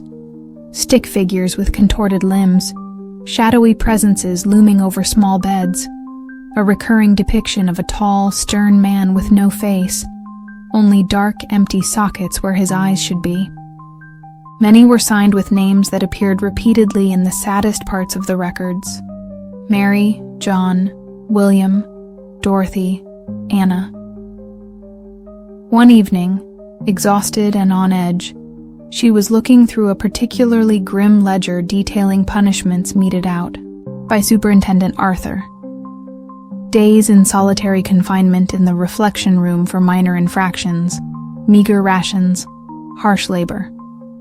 As she read about a boy named Thomas who had repeatedly tried to run away, she heard a distinct sound from the corridor outside the archive room. The soft, rhythmic bounce of a small ball. Thump, thump, thump. Sarah froze, her blood turning to ice. She knew with absolute certainty that she was alone in the West Wing. James lived on the other side of the grounds and adhered strictly to his no main building after dark rule. The bouncing stopped right outside her door. She held her breath, every nerve screaming. Then, a child's giggle, light and ethereal, yet filled with an unbearable sadness. It was followed by a whisper, clear as crystal this time, seeming to come from just the other side of the thick wooden door. "Play with us, Sarah." She didn't answer. She couldn't. She sat rigid, heart hammering, until the silence returned, heavier and more menacing than before. She didn't leave the archive room until the first gray light of dawn crept through the grimy basement window. She tried to rationalize it. Stress. Grief. The power of suggestion in such a grim place. But the experiences were too specific. Too real. She called Michael Evans at the Historical Society. "Michael," she began, trying to keep her voice steady. "This place, it's getting to me. I'm hearing things, seeing things." Michael's response was sympathetic but dismissive. "Sarah, it's an old, creepy building, and you've been through a lot. It's understandable your imagination might be a bit active. Are you getting enough sleep? Maybe take a day off, drive into town?" "It's not my imagination, Michael," she insisted, frustration rising. "There's something wrong here." "Look, Sarah," he said, his tone becoming slightly impatient. "Your work is invaluable, but these old places are full of drafts and creaks. Focus on the records. That's what we're paying you for. Unless you have concrete evidence of vandalism or structural instability, I'm afraid strange noises aren't really in my purview." Concrete evidence. What could she offer? The testimony of a grieving widow who was possibly losing her mind in a haunted orphanage. She hung up, feeling more isolated than ever. She tried talking to James. He listened, his expression unchanging as she recounted the whispers, the giggles, the bouncing ball. When she finished, he just nodded slowly. "They get restless sometimes," he said, his voice low. "Especially when someone starts stirring up the past." "They?" Sarah pressed. "Who are they?" James looked out towards the looming edifice of the main building. "The ones who never left. The children. And him." "Superintendent Arthur?" James's eyes, usually so guarded, flickered with something that looked like fear. "He had a strong hold on this place, on them. Some say he still does." He paused, then added, "Best not to provoke them, Miss Sarah. Do your work and leave. Some doors are best left unopened." But Sarah couldn't leave it alone. James's cryptic warnings, Michael's dismissal, only fueled her determination. She wasn't just an archivist cataloging history. She was uncovering a tragedy, a silent scream that had echoed through these walls for decades. And perhaps, in some small way, by bringing their story to light, she could help them find peace. And maybe, just maybe, find some for herself. Her research intensified. She found references to a hidden section of Superintendent Arthur's private journals, supposedly detailing his educational philosophies. The official orphanage records mentioned them as lost. Sarah became convinced they were still somewhere in the building. The activity around her escalated. Doors she had locked would be found ajar. Her carefully organized notes would be scattered. One afternoon, she returned to her small apartment to find a single, child-sized, muddy footprint in the center of her floor, though the door had been locked. The sweet, cloying scent became a near-constant companion in the archive room, sometimes, accompanied by a bone-chilling cold. Her dreams became unbearable. She was no longer an observer. She was in the orphanage, a child herself, running through endless dark corridors, pursued by the faceless man from the drawings. She would wake up screaming, her heart pounding, the scent of decay and fear clinging to her. She decided to seek out former residents. It took weeks of poring over patchy records and making discreet inquiries, but she finally found a name: Elizabeth Ryan. According to the records, she had been at Blackwood Bend during Superintendent Arthur's tenure and had been transferred to another facility in her late teens. She was now in her late 80s, living in a nursing home in a neighboring county. Sarah took a day off, a much-needed escape from the oppressive atmosphere of Blackwood Bend. The drive to the nursing home felt like emerging from a long, dark tunnel. Elizabeth Ryan was frail, her hands gnarled with arthritis, but her eyes were sharp, intelligent, and held a deep, unforgotten sadness. When Sarah introduced herself and mentioned Blackwood Bend, a shadow crossed Elizabeth's face. "Blackwood Bend," she whispered, her voice thin and reedy. "I haven't spoken that name in 60 years. I tried to forget." Sarah explained, her work, her voice gentle. "I'm trying to understand what happened there, Mrs. Ryan. The records are incomplete, especially about Superintendent Arthur." Elizabeth shuddered. "Arthur. He wasn't a man. He was a monster. He believed children were unformed clay, to be molded, broken if necessary." Her gaze drifted to the window, to a past only she could see. He had his special projects, children who were difficult. He'd take them to his study, or worse, to the quiet room in the old North Tower. Some never came back the same. Some never came back at all. "The quiet room?" Sarah asked, a chill tracing its way down her spine. She hadn't found any mention of a North Tower room in the official blueprints. "It wasn't on any plans," Elizabeth said, her eyes returning to Sarah, filled with a chilling intensity. "It was his place. He said it was where he communed with the true discipline. He filled it with strange machines, books bound in dark leather. He said the children's suffering focused their potential, fed something. Fed something," Sarah repeated, her throat dry. Elizabeth nodded slowly. There was always a presence in that house, even before Arthur, an old anger, an old hunger.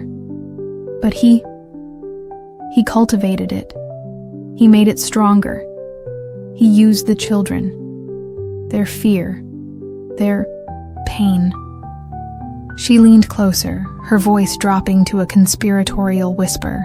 "They say he didn't just die of a heart attack, as the papers claimed.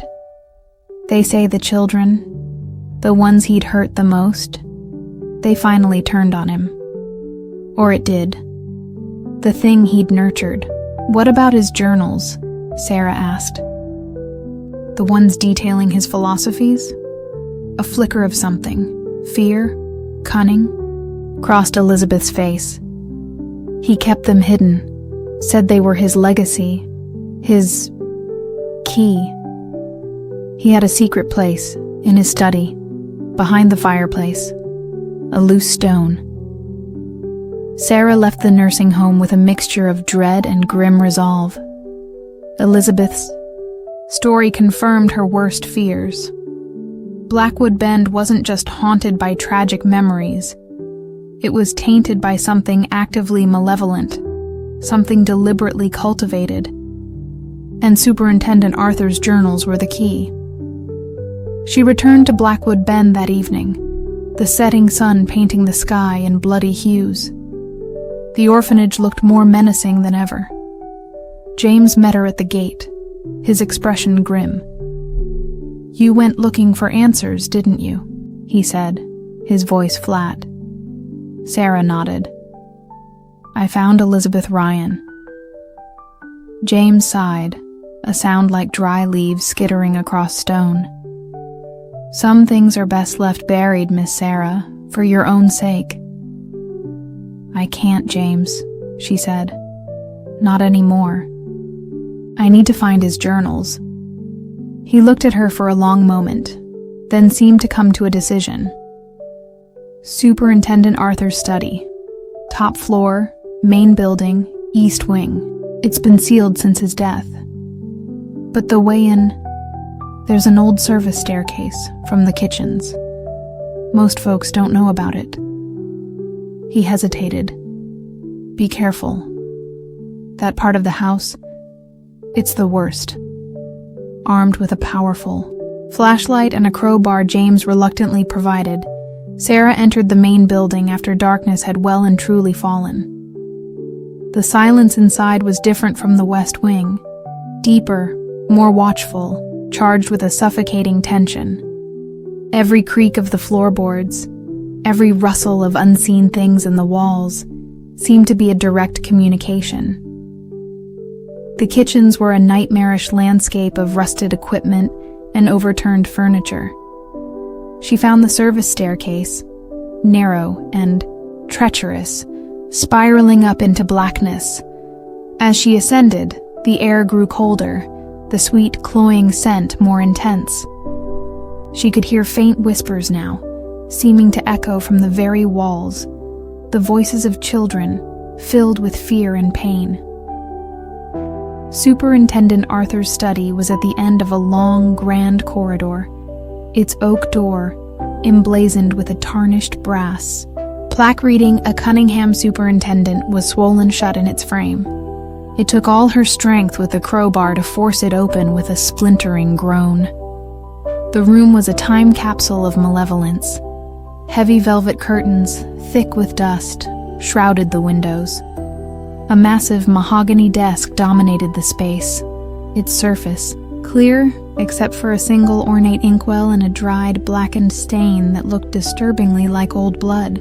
Bookshelves lined the walls, filled with ancient, leather-bound tomes whose titles she couldn't quite decipher in the gloom. The air was frigid, and the silence here was absolute, a dead, suffocating void.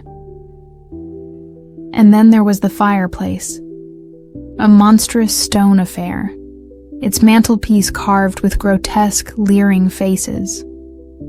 Sarah approached it, her flashlight beam trembling. She ran her hands along the stones, searching for a loose one, as Elizabeth had described. Her fingers found it, a stone slightly recessed that moved under pressure. With a click, a section of the fireplace surround slid inwards, revealing a dark, narrow cavity. Inside, wrapped in oilcloth, were 3 thick, leather-bound journals. Her heart pounded with a mixture of triumph and dread. She reached for them, and as her fingers brushed the cold leather, the room plunged into absolute darkness. Her flashlight died without a flicker. Panic seized her. She fumbled for her backup light, her breath catching in her throat. The silence was broken by a low chuckle, seeming to come from right behind her. It was a dry, rasping sound, cold and utterly devoid of humor. Superintendent Arthur's chuckle. She scrambled back, knocking over a small table with a crash. Her backup flashlight finally sputtered to life, its beam weak and erratic. Standing by the desk, silhouetted against the faint moonlight filtering through a gap in the curtains, was a tall, shadowy figure. It was indistinct, its edges blurred, but the posture, the aura of cold authority, was unmistakable. The faceless man from the children's drawings. Superintendent Arthur, you should not have come. The voice was a chorus of dry whispers, like autumn leaves skittering across a tombstone, overlaid with the faint, crying voices of children. Sarah couldn't speak, couldn't move. Terror held her in an icy grip. The figure drifted towards her, its movement unnervingly smooth, unnatural. The temperature in the room dropped further, frost beginning to form on the window panes. The sweet, cloying scent was overpowering now, making her gag. They are mine. the whispers continued. Their pain, their fear sustains me. You will join them. A small spectral hand, a child's hand, reached out from the shadows behind the figure, its touch icy cold as it brushed her arm. Sarah finally broke free from her paralysis. She screamed, a raw, ragged sound, and threw one of the heavy journals at the figure. It passed right through, clattering against the far wall. She turned and fled, blindly, desperately, out of the study, down the grand corridor. The whispers followed her, echoing from every shadow, the laughter of children turning into sobs of despair. Doors slammed open and shut along the corridor as she ran, unseen hands reaching for her. She stumbled down the service staircase, her ankle twisting painfully. She could feel the malevolent presence behind her, gaining on her, its coldness a physical pressure. She burst out of the kitchens and into the relative safety of the moonlit grounds, not stopping until she reached her small apartment, slamming the door and bolting it, her body trembling uncontrollably. She knew she couldn't stay. Blackwood Bend wasn't just haunted. It was a nexus of tormented spirits, presided over by a monstrous intelligence that fed on their suffering. And now, it knew she had its secrets. She had to get the journals out, to expose what had happened here. That was the only way. The rest of the night was a siege. The temperature in her small apartment plummeted. Whispers clawed at the door, tiny hands scrabbled at the windows. The scent of decay filled the air. She huddled on her cot, clutching the remaining 2 journals, praying for dawn. When the first gray light finally broke, she was already packing her car, her movements frantic. She had to get to James, tell him she was leaving, that she had the journals. She found him by the main gate, the one with the wilted wildflowers. He looked as if he hadn't slept. "You found them," he stated, not a question. His eyes went to the satchel clutched in her hand. "Yes," she said, her voice hoarse. "James, this place, it's worse than I ever imagined." "Arthur, he's still here. He's controlling them." James nodded slowly. "He always did. Built this place on their bones, fed it with their tears. The land itself is soured." He looked at the main building, a deep sadness in his eyes. "I tried to keep things quiet, to let them rest, but he never rests. I have to take these journals to Michael, to the authorities," Sarah said. "They have to know. Maybe if the truth comes out, it can set them free." James looked at her, a strange expression on his face. "Set who free, Miss Sarah? The children? Or him?" He shook his head. "Some evils don't want to be freed. They just want to spread." As she was about to get into her car, a sudden violent tremor shook the ground. A low, guttural roar, like the earth itself groaning in agony, erupted from the main building of Blackwood Bend. The windows rattled, and a cloud of dust billowed from the crumbling roof. "He knows," James whispered, his face pale. "He knows. You're trying to take his secrets." The thorny vines on the iron gate seemed to writhe, their shadows lengthening, twisting into grotesque shapes. The air grew heavy, charged with an unseen energy. "Go, Miss Sarah!" James urged, his voice suddenly desperate. "Get out of here! Now! Don't look back!"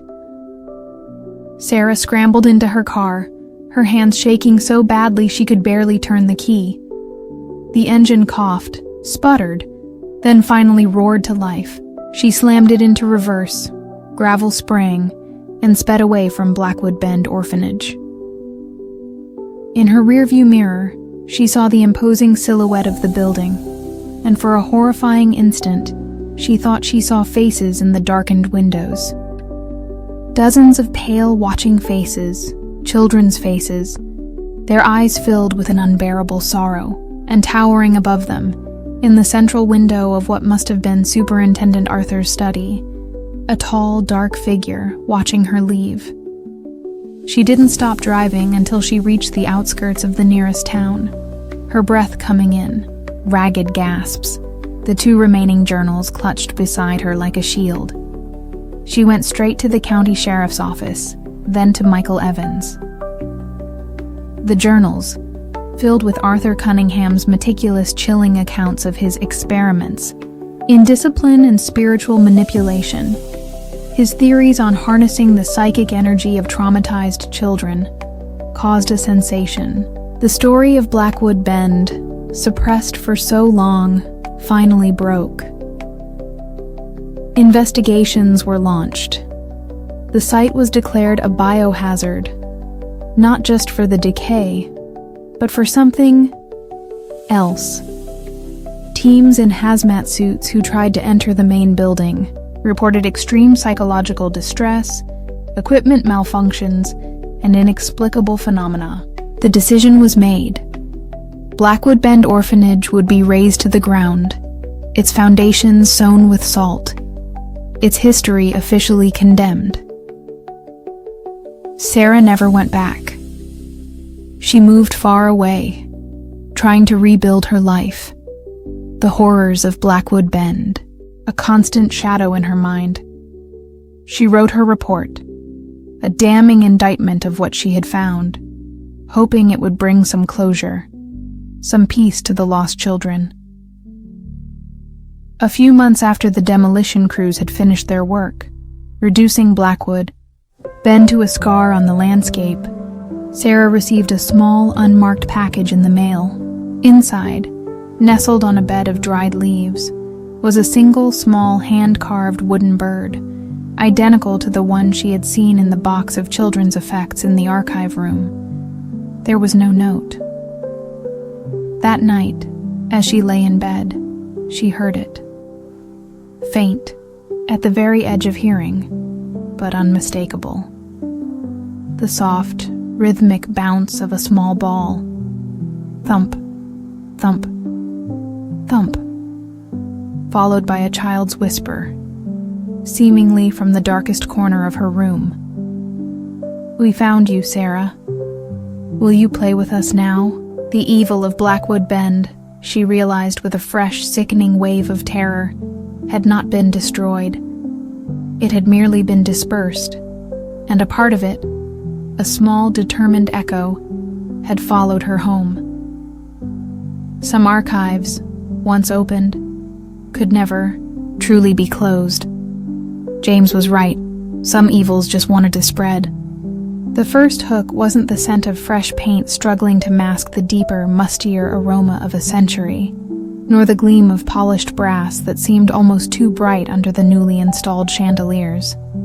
It was the cold, a localized, inexplicable pocket of chill that Laura Henderson, assistant manager of the soon-to-reopen Somerton Grand Hotel, encountered on her third walkthrough of the still-under-renovation presidential suite. One moment she was admiring the opulent new damask wallpaper. The next, a breath-stealing cold had enveloped her, raising gooseflesh despite the warmth of her tailored blazer. It vanished as quickly as it came, leaving her with a lingering unease. "Drafty old building," she muttered, more to reassure herself than anything. The Somerton Grand, a majestic relic of a bygone era, had been closed for nearly 50 years, a decaying monument to a half-forgotten tragedy. Now, under the ambitious ownership of a faceless corporation, it was being resurrected, polished, and primed for a new generation of discerning clientele. Laura, young, driven, and eager to escape a past dotted with its own quiet disappointments, saw this as her chance to shine. Her boss, Mr. Charles Martin, the general manager, was a man whose ambition mirrored the hotel's own. He was all sharp, suits, sharper smiles, and an almost religious devotion to the bottom line. "The presidential suite, Laura," he'd said, his voice smooth as the aged brandy he favored, "is our crown jewel. The original owner, Theodore Clifford, entertained royalty here. We spare no expense. It must be flawless for the grand reopening. Theodore. Clifford. The name resonated with a dark glamour. He and his entire family, his wife, Eleanor, and their 2 young children, Alice and Edward, had vanished from this very suite one winter's night in 1928. No trace, no ransom note, no bodies. Just an empty suite, a half-eaten dinner on the table, and an enduring mystery that had become the Somerton Grand's most infamous legend. Laura pushed the chill and the history from her mind. There was work to do. The grand reopening was less than a month away. The final touches were being applied, staff were being trained, and the buzz of anticipation and Mr. Martin's relentless pressure was palpable. The hotel itself was a labyrinth of faded grandeur and modern ambition. Maria Sanchez, the head of housekeeping, a woman whose wisdom seemed as old as the hotel's foundations, moved through its corridors with a quiet, knowing grace. She'd worked at the Somerton briefly in her youth, just before it closed, and her return felt like a homecoming, albeit one tinged with an unspoken apprehension. William Davis, the ex-military head of security, ran his department with quiet efficiency, his calm demeanor a reassuring presence. Jennifer Scott, the bubbly chief concierge, was already fielding inquiries from the city's elite, her enthusiasm infectious. The first official sign of trouble came a week before the soft launch. A team of electricians led by Gary Cooper was working late in the West Wing, the same wing housing the presidential suite, when their equipment began to malfunction spectacularly. Lights flickered and died, circuit breakers tripped for no reason, and their radios crackled with static that sometimes resolved into faint whispering voices. Gary, a no-nonsense man, initially blamed faulty wiring, the bane of renovating old buildings. "This whole wing feels off, Laura," he'd grumbled to her the next morning, wiping grease from his hands. "My guys are spooked. One of them, Frank Miller, swears he saw a woman in a white dress floating down the corridor last night. Says she went right through a boarded-up doorway." Laura tried to be reassuring. "It's an old place, Gary. Shadows play tricks. We're all tired." But Frank Miller's story, combined with her own experience of the cold spot, left a residue of unease. The soft launch involved a handful of carefully selected VIP guests, a trial run before the public unveiling. Mr. Roger Peterson, a notoriously fussy travel critic, was assigned the presidential suite. Laura personally oversaw every detail, ensuring perfection. The first night, Mr. Peterson called the front desk at 3 a.m., his voice a choked whisper. Jennifer Scott, on duty, relayed the message to Laura, who was staying on site. He says there's someone in his room. Laura, a child, crying, but the doors bolted from the inside.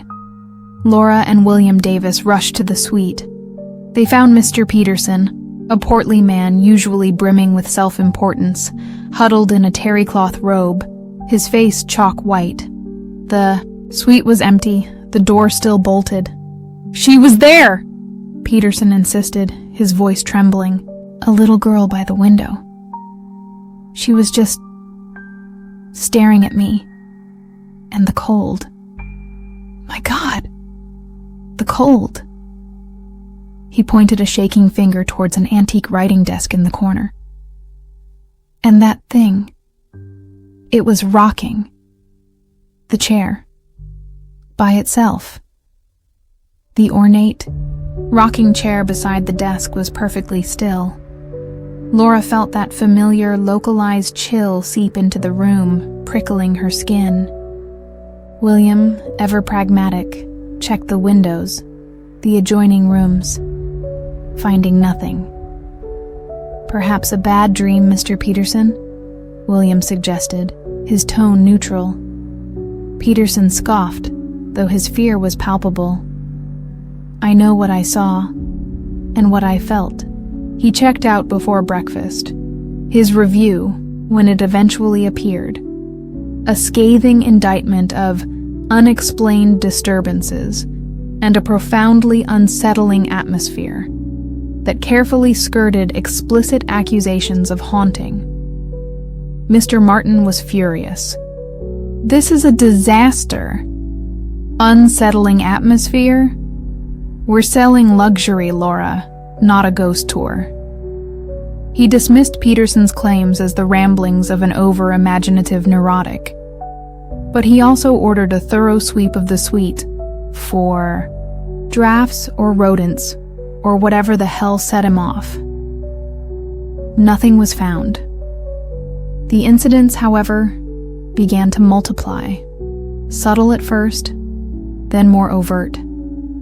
Guests in the West Wing reported vivid, disturbing nightmares, often involving a family trapped in shadows. Objects would be moved, a misplaced pair of glasses, a book found open to a specific, unsettling passage. The scent of old, decaying flowers, like funeral wreaths, would sometimes permeate the corridors, then vanish. Maria Sanchez, her face etched with worry, approached Laura one morning. "Señorita Laura," she said, her voice low. "The girls, they are afraid to clean the West Wing, especially Suite 713, the presidential suite. They hear things, whispers, a woman humming a lullaby when no one is there. Linda Jackson, one of my best, found all the drawers in the master bedroom pulled open this morning, though she had just closed them." Maria then shared a story, one her grandmother, who had also worked at the Somerton, used to tell. "They say the Clifford family, they never truly left. That Mr. Clifford, he was a complicated man, involved in things he shouldn't have been. He wanted to keep his family with him, always, even beyond." Her voice trailed off, her dark eyes filled with an ancient dread. Laura, despite her innate skepticism, found herself increasingly disturbed. She started her own discreet investigation, poring over old hotel blueprints in the city archives, reading yellowed newspaper clippings about the Clifford disappearance. The accounts were sensational, filled with speculation about business rivals, secret societies, even madness. One article mentioned Theodore Clifford's fascination with spiritualism and the occult, a fashionable pursuit in the 1920s. She found a faded photograph of the Clifford family, taken shortly before they vanished. Theodore, tall and stern, his eyes holding a possessive gleam. Eleanor, beautiful, but with a haunting sadness in her smile. And the children, Alice and Edward, looking like porcelain dolls, their expressions unnervingly solemn. Looking at Alice, Laura felt a jolt. The wide, dark eyes, the pale face. It was the girl Mr. Peterson had described. The grand reopening was fast approaching, a lavish gala planned. Mr. Martin, oblivious or willfully ignorant, pushed forward, his focus solely on occupancy rates and positive press. Any mention of issues was met with icy dismissal. Laura began experiencing the phenomena more directly. Working late in her office, which was unfortunately located in the West Wing, she would hear footsteps in the empty corridor outside.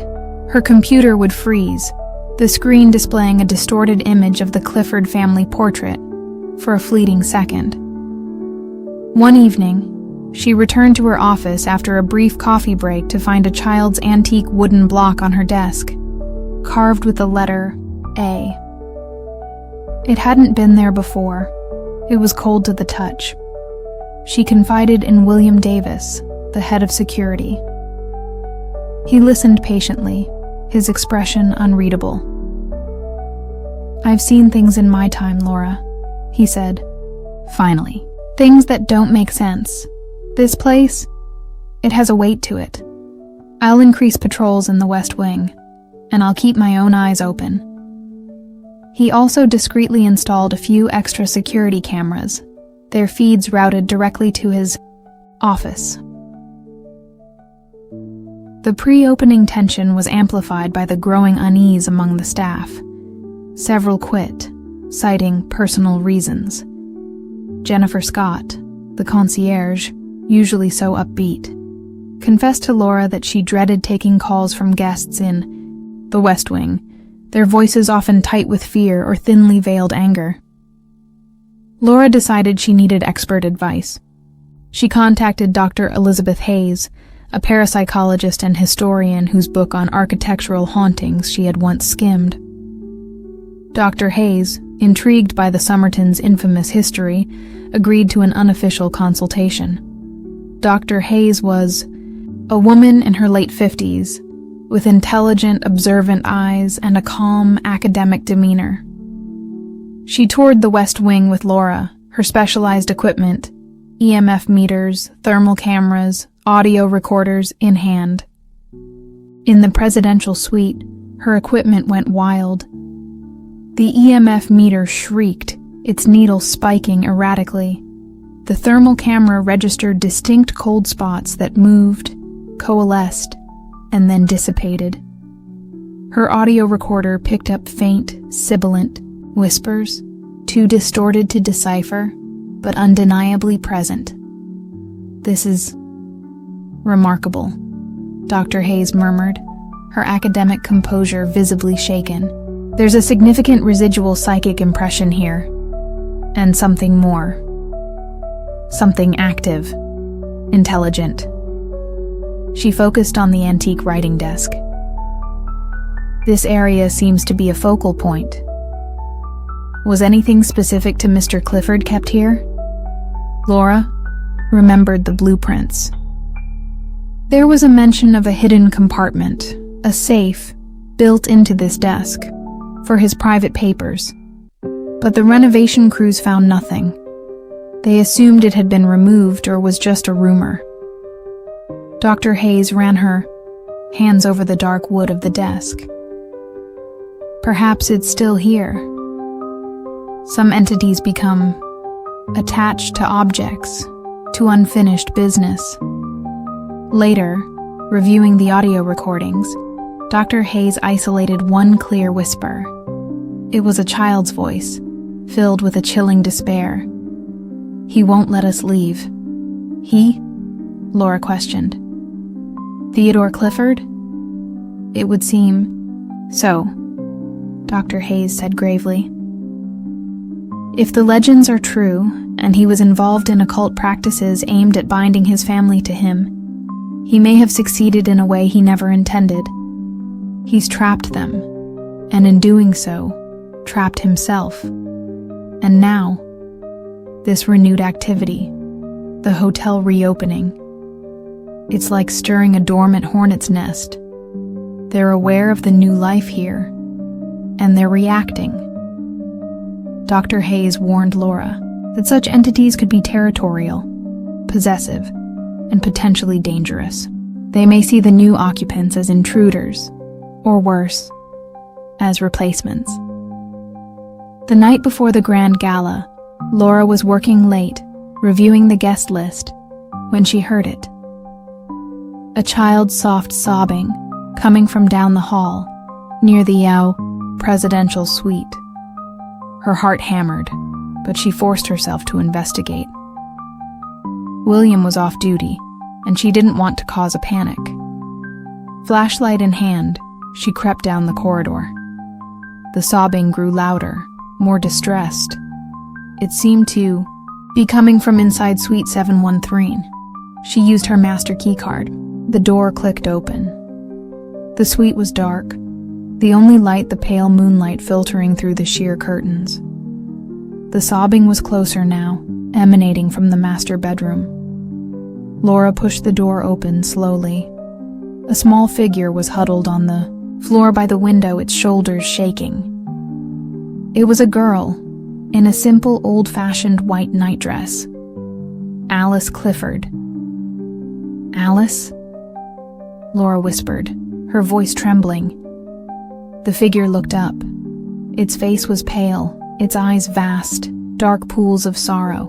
But as Laura watched, the sorrow seemed to morph, the eyes taking on a chilling, predatory gleam. The temperature in the room plummeted.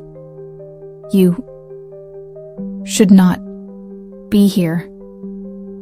The voice was no longer a child's sob, but a layered, discordant whisper, cold and ancient. The figure rose, seeming to glide rather than walk. It was taller now, its form indistinct, shadowy, the features of Alice overlaid with something older, something malevolent. Theodore Clifford. Laura backed away, fumbling for her phone, her emergency radio. But her fingers were numb with cold, with terror. The entity advanced, its shadowy hand outstretched. "We have been so lonely. You will stay. You will be part of the family." Suddenly, all the lights in the suite blazed on. William Davis stood in the hall doorway, his face grim, a heavy-duty flashlight in his hand. Behind him, Maria Sanchez clutched a rosary, her lips moving in silent prayer. "Get away from her, Clifford," William boomed, his voice authoritative. He'd seen the anomalous camera feeds and come running. The entity recoiled from the sudden brightness, hissing, its form flickering. For a moment, the image of Alice returned, her face filled with terror and a heartbreaking plea for help, before being subsumed again by the darker presence of her father. "You cannot interfere," the entity snarled, its voice a chorus of rage and despair. The antique furniture in the room began to rattle violently. A heavy vase flew from a nearby table, shattering against the wall near William's head. Laura, jolted from her paralysis, scrambled behind William. Maria began to chant in Spanish, her voice surprisingly strong.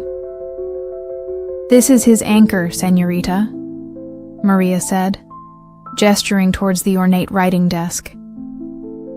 "His pride. His secrets." The doctor was right. It is tied to him. The entity seemed to focus its rage on the desk. The wood creaked and groaned as if under immense pressure. Then, with a sharp crack, a small concealed drawer, one the renovation crews had missed, sprang open. Inside, nestled on faded velvet, was a small leather-bound diary and a strange tarnished silver locket shaped like a coiled serpent. As the drawer opened, the entity let out a deafening shriek, a sound of agony and fury. Its form flickered violently, the images of Theodore, Eleanor, Alice, and Edward swirling and distorting within the shadowy mass. The temperature in the room fluctuated wildly. The diary, Laura realized. His private thoughts, His rituals. That's what it's protecting.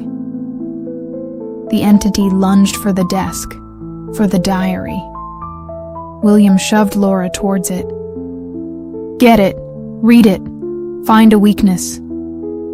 He stood his ground, positioning himself between the monstrous presence and the two women. Laura snatched the diary and the locket. The leather of the diary was cold, almost slimy to the touch. The locket pulsed with a faint, unnatural warmth. She flipped open the diary, her eyes scanning the spidery, increasingly unhinged script.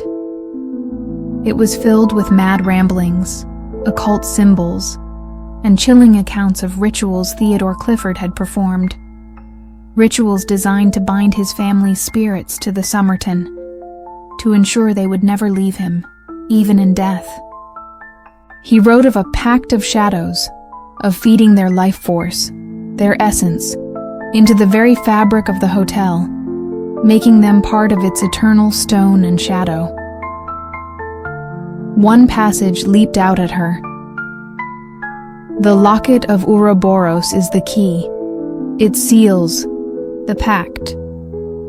While it remains whole, and within these consecrated walls, they are mine.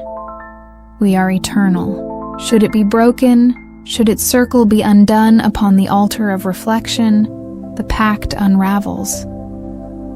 But the price is a soul willingly given to sever the bond. The altar of reflection, Laura murmured. She remembered a strange, circular antique mirror mentioned in the original hotel inventory, supposedly part of Clifford's private collection.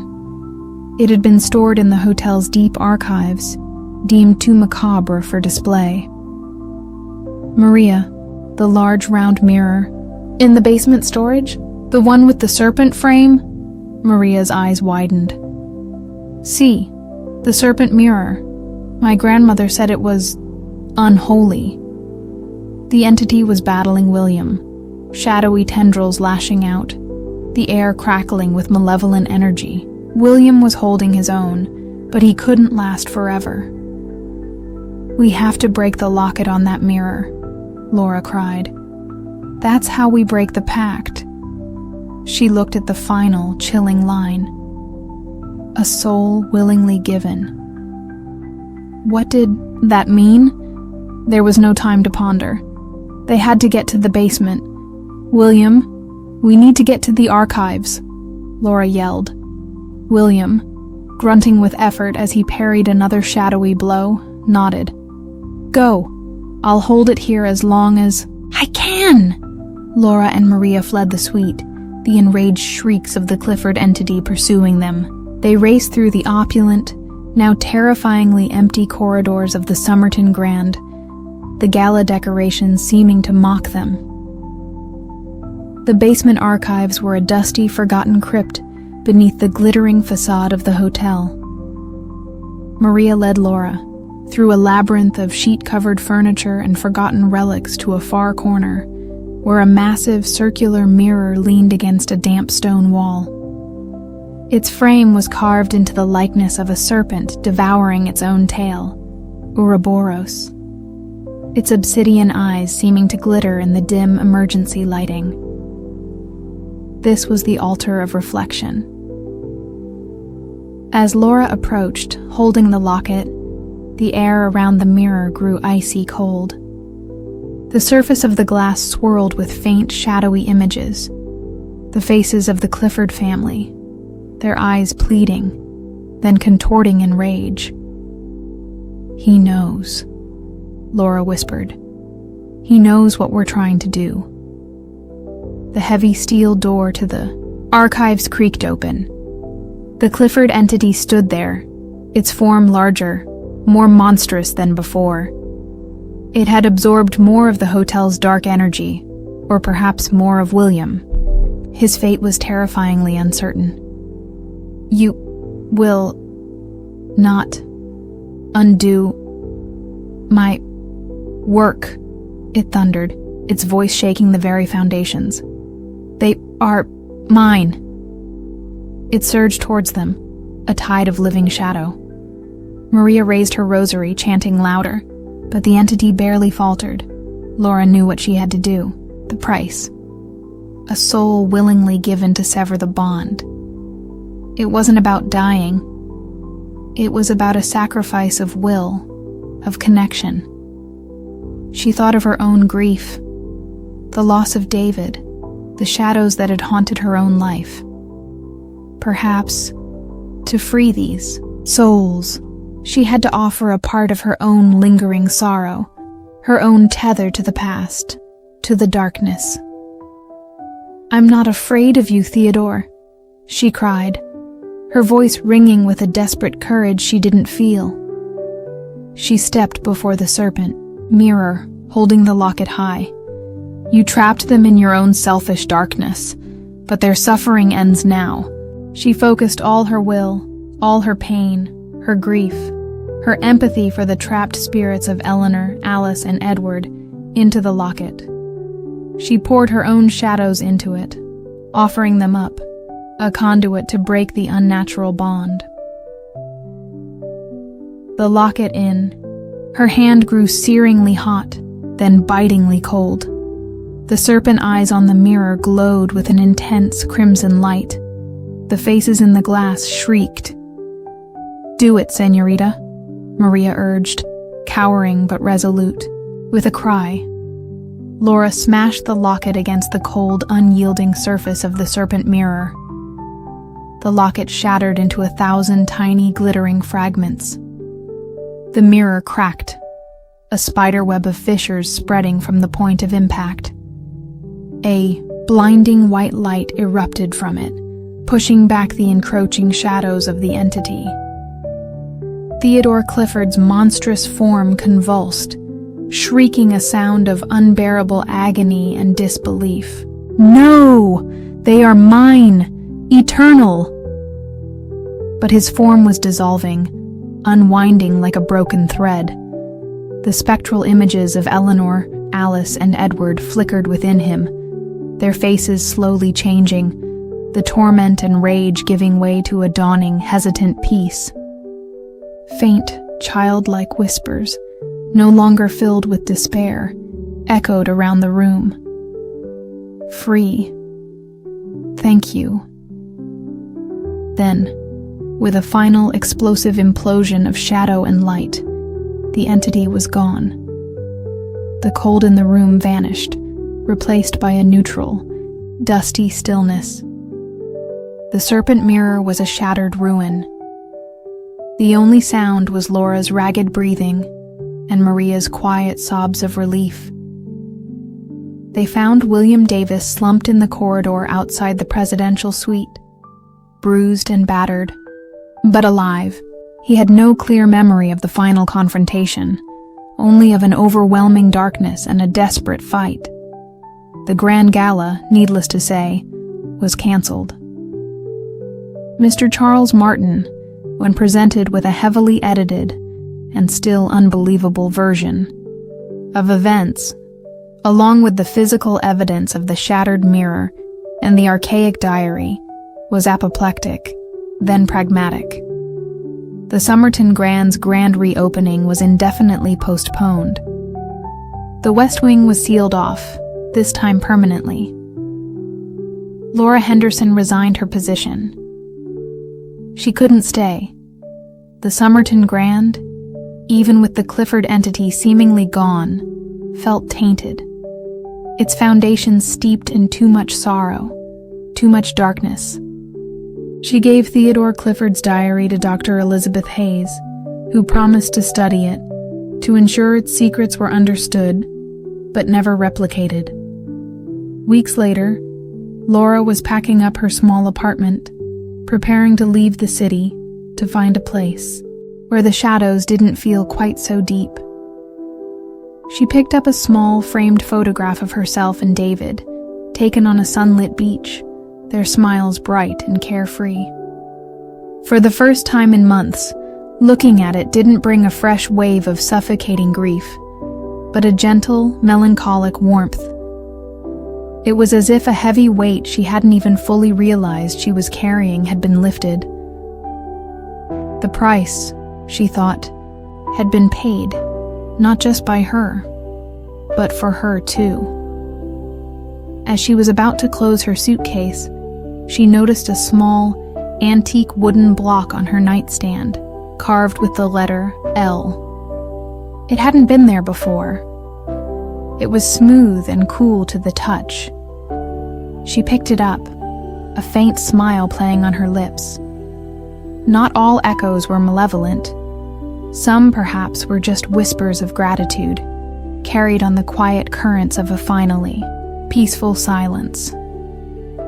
The Somerton Grand's shadow play had ended, but for Laura, a different kind of light was just beginning to break through. The hooks of the past were finally, gently, releasing their grip. The first hook wasn't the overgrown state of the Ashworth estate, its once manicured gardens surrendering to a riot of thorny brambles and shadowed groves.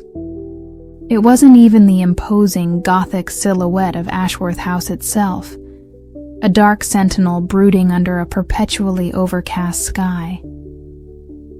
It was the letter, crisp, formal, and bearing the embossed letterhead of a law firm she'd never heard of.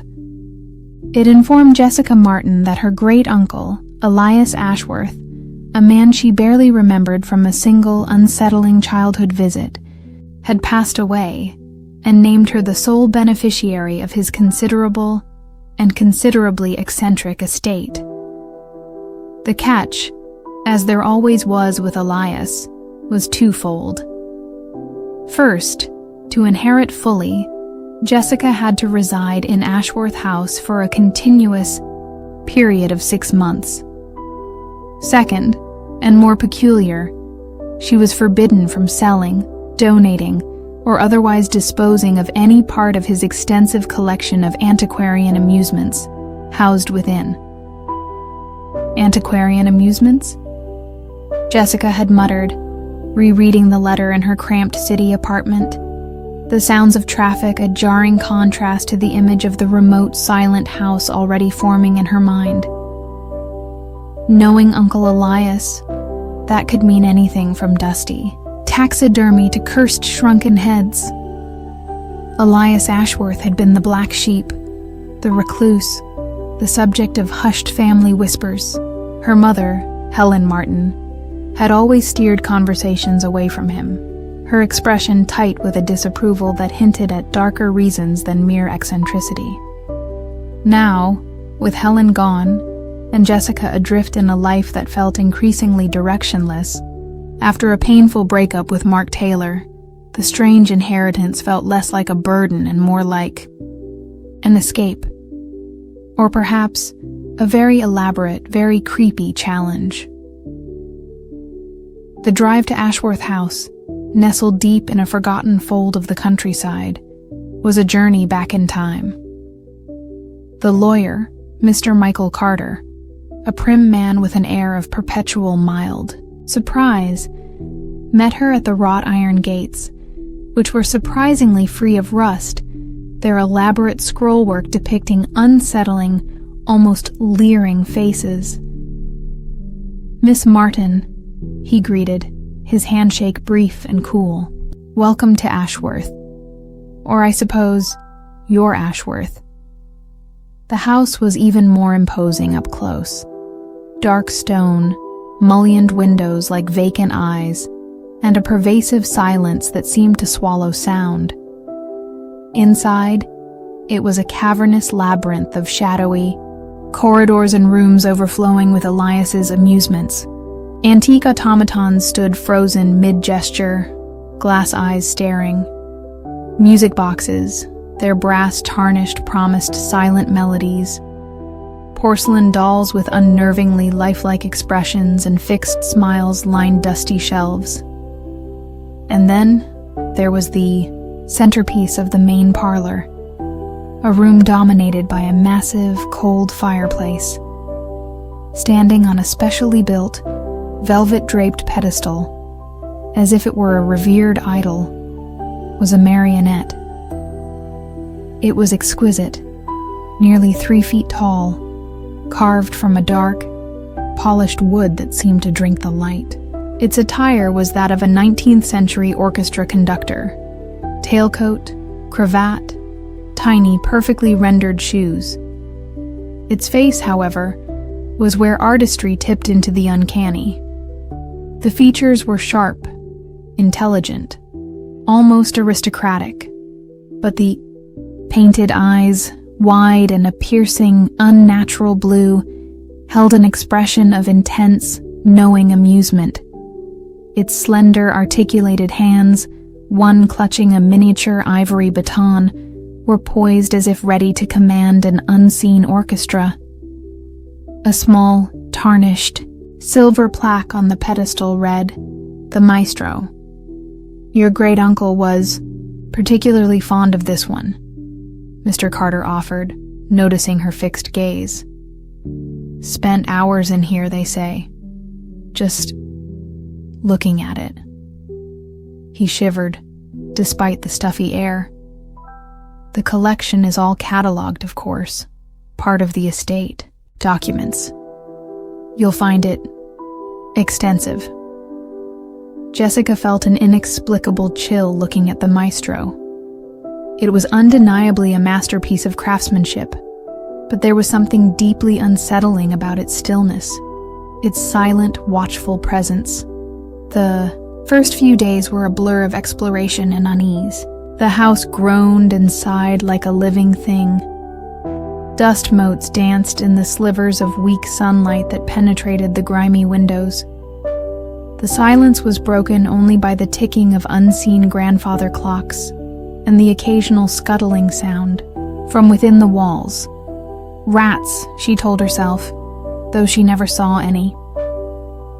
Her living quarters, a suite of rooms Elias had apparently kept for infrequent and presumably brave guests, were in a less cluttered wing. They were furnished with heavy antique pieces that seemed to absorb the light and exude a faint, musty odor. Sleep was difficult. She was plagued by vivid, unsettling dreams. Vast, shadowy concert halls, an orchestra of grotesque animated dolls, all conducted by the Maestro, its blue eyes burning, its ivory baton tracing patterns of cold fire in the air. She started her inventory of the collection, a daunting task. Each room was a museum of the macabre and the forgotten. One room was filled entirely with antique optical toys, zoetropes, praxinoscopes, magic lanterns, their faded images depicting unsettling, half-formed creatures and scenes of grotesque revelry. Another housed a collection of ventriloquist dummies, their painted smiles frozen in rictus grins, their glass eyes seeming to follow her as she moved. It was in Elias's private study, a room choked with books on folklore, arcane history, and the occult, that she found his journals. They were leather-bound, filled with his cramped, spidery handwriting. The early entries were those of a dedicated, if eccentric, collector. But as the years progressed, the tone shifted, becoming more erratic, more obsessed. He wrote increasingly about the Maestro, not as an acquisition, but as a companion, a confidant. "The Maestro understands," one entry read. "He sees the patterns, the true music of the spheres. The others are mere puppets, but he pulls the strings of reality itself." Jessica felt a cold dread creep up her spine. This wasn't just eccentricity. It bordered on delusion. Or something worse. The unsettling incidents began subtly. Objects she was certain she'd placed in one spot would be found in another. Doors she had locked would be ajar. The faint, almost inaudible sound of discordant music, like a badly tuned music box, would drift from distant rooms, ceasing the moment she tried to locate its source. Her friend, Linda Chen, concerned by Jessica's increasingly strained phone calls, insisted on visiting. Linda was a breath of fresh air, pragmatic and cheerful, and Jessica hoped her presence would dispel some of the house's oppressive atmosphere. "Wow, Jess," Linda said, her eyes wide, as she took in the shadowy grandeur of the main parlor. "This place is something else. Like a horror movie set. And that thing," she gestured towards the maestro. "Seriously creepy. Does it like dance when you're not looking?" Jessica forced a laugh, but Linda's words were uncomfortably close to her own unease. That night, Linda woke up screaming. Jessica rushed into her room to find Linda sitting bolt upright in bed, her face pale, her eyes wide with terror. "The dolls, Jess. They were moving, singing, and him, the conductor, he was watching me, smiling." Jessica managed to calm her down, assuring her it was just a nightmare, the power of suggestion in such a creepy house. But she knew Linda wasn't prone to hysterics, and the dream Linda described was terrifyingly similar to her own recurring nightmares. The next morning, Linda was subdued, eager to leave. As she was packing, she let out a small, choked cry. On her bedside table, where her phone had been, sat a single, perfectly preserved porcelain doll's hand, its tiny fingers curled beckoningly. It hadn't been there before.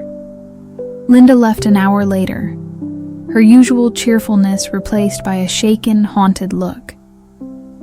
"Be careful, Jess," she whispered at the door. "There's something really wrong with this place. And that puppet." Linda's visit, instead of dispelling the unease, amplified it. Jessica felt the oppressive atmosphere of Ashworth House intensify, as if her friend's fear had somehow fed it. The whispers became more frequent, no longer just at the edge of hearing, but distinct, sibilant, seeming to emanate from the walls themselves. She started catching glimpses of movement out of the corner of her eye, a shadow flitting down a corridor, a curtain billowing in a sealed room. The maestro, in its silent parlor, seemed more watchful than ever, its painted blue eyes following her, its subtle smile mocking her growing fear.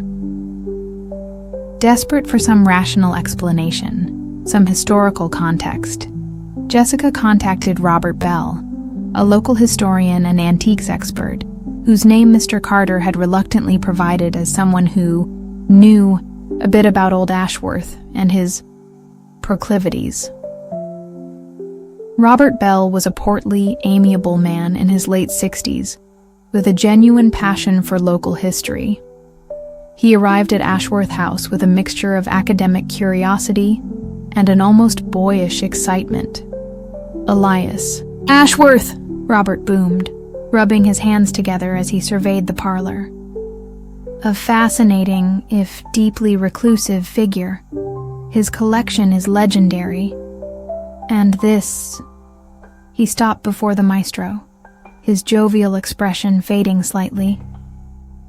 "Remarkable. Craftsmanship. Mid-18th century, I'd wager. French or possibly Italian. But there's something unsettling about it, isn't there? The eyes are almost alive." Jessica showed him Elias's journals. Robert's brow furrowed as he read the later, more disturbed entries. "This is disturbing. He seems to have attributed a consciousness, even a will, to this marionette. Do you know anything about its origins?" Jessica asked. "Elias never mentioned where he got it." Robert promised to do some research. There were whispers, of course. Elias was known to acquire items through less conventional channels. Some said he dealt with unsavory characters, collectors of the truly arcane. While Robert researched, Jessica's isolation deepened. The house seemed to be actively trying to unnerve her. One afternoon, she was working in the study when all the grandfather clocks in the house chimed at once. Not the correct hour, but 13 times. Their discordant chimes echoing through the silent halls like a chorus of doom. Then, silence. She started avoiding the main parlor, taking circuitous routes to bypass the maestro's silent vigil. But she could still feel its presence, a cold, knowing intelligence that permeated the entire house. Her nightmares intensified. The maestro was no longer just conducting. He was speaking to her, his voice a silken, persuasive whisper, promising her understanding, power, a place in his grand performance, if only she would. Submit, become one of his perfectly tuned instruments. One evening, driven by a desperate need for normalcy, she tried to play some music on her laptop. As the first notes filled her small sitting room, the power flickered and died. She was plunged into darkness. Then, from the main parlor, she heard it. The faint, unmistakable sound of a harpsichord, playing a complex, melancholic melody she had never heard before. Ashworth House had no playable harpsichord. She found an old oil lamp, its flickering light casting monstrous, dancing shadows. She crept towards the parlor, her heart hammering. The harpsichord music swelled, intricate and beautiful, yet imbued with an unbearable sadness and a chilling undercurrent of menace. She peered into the parlor. It was empty. The maestro stood on its pedestal, unmoving, its ivory baton still poised.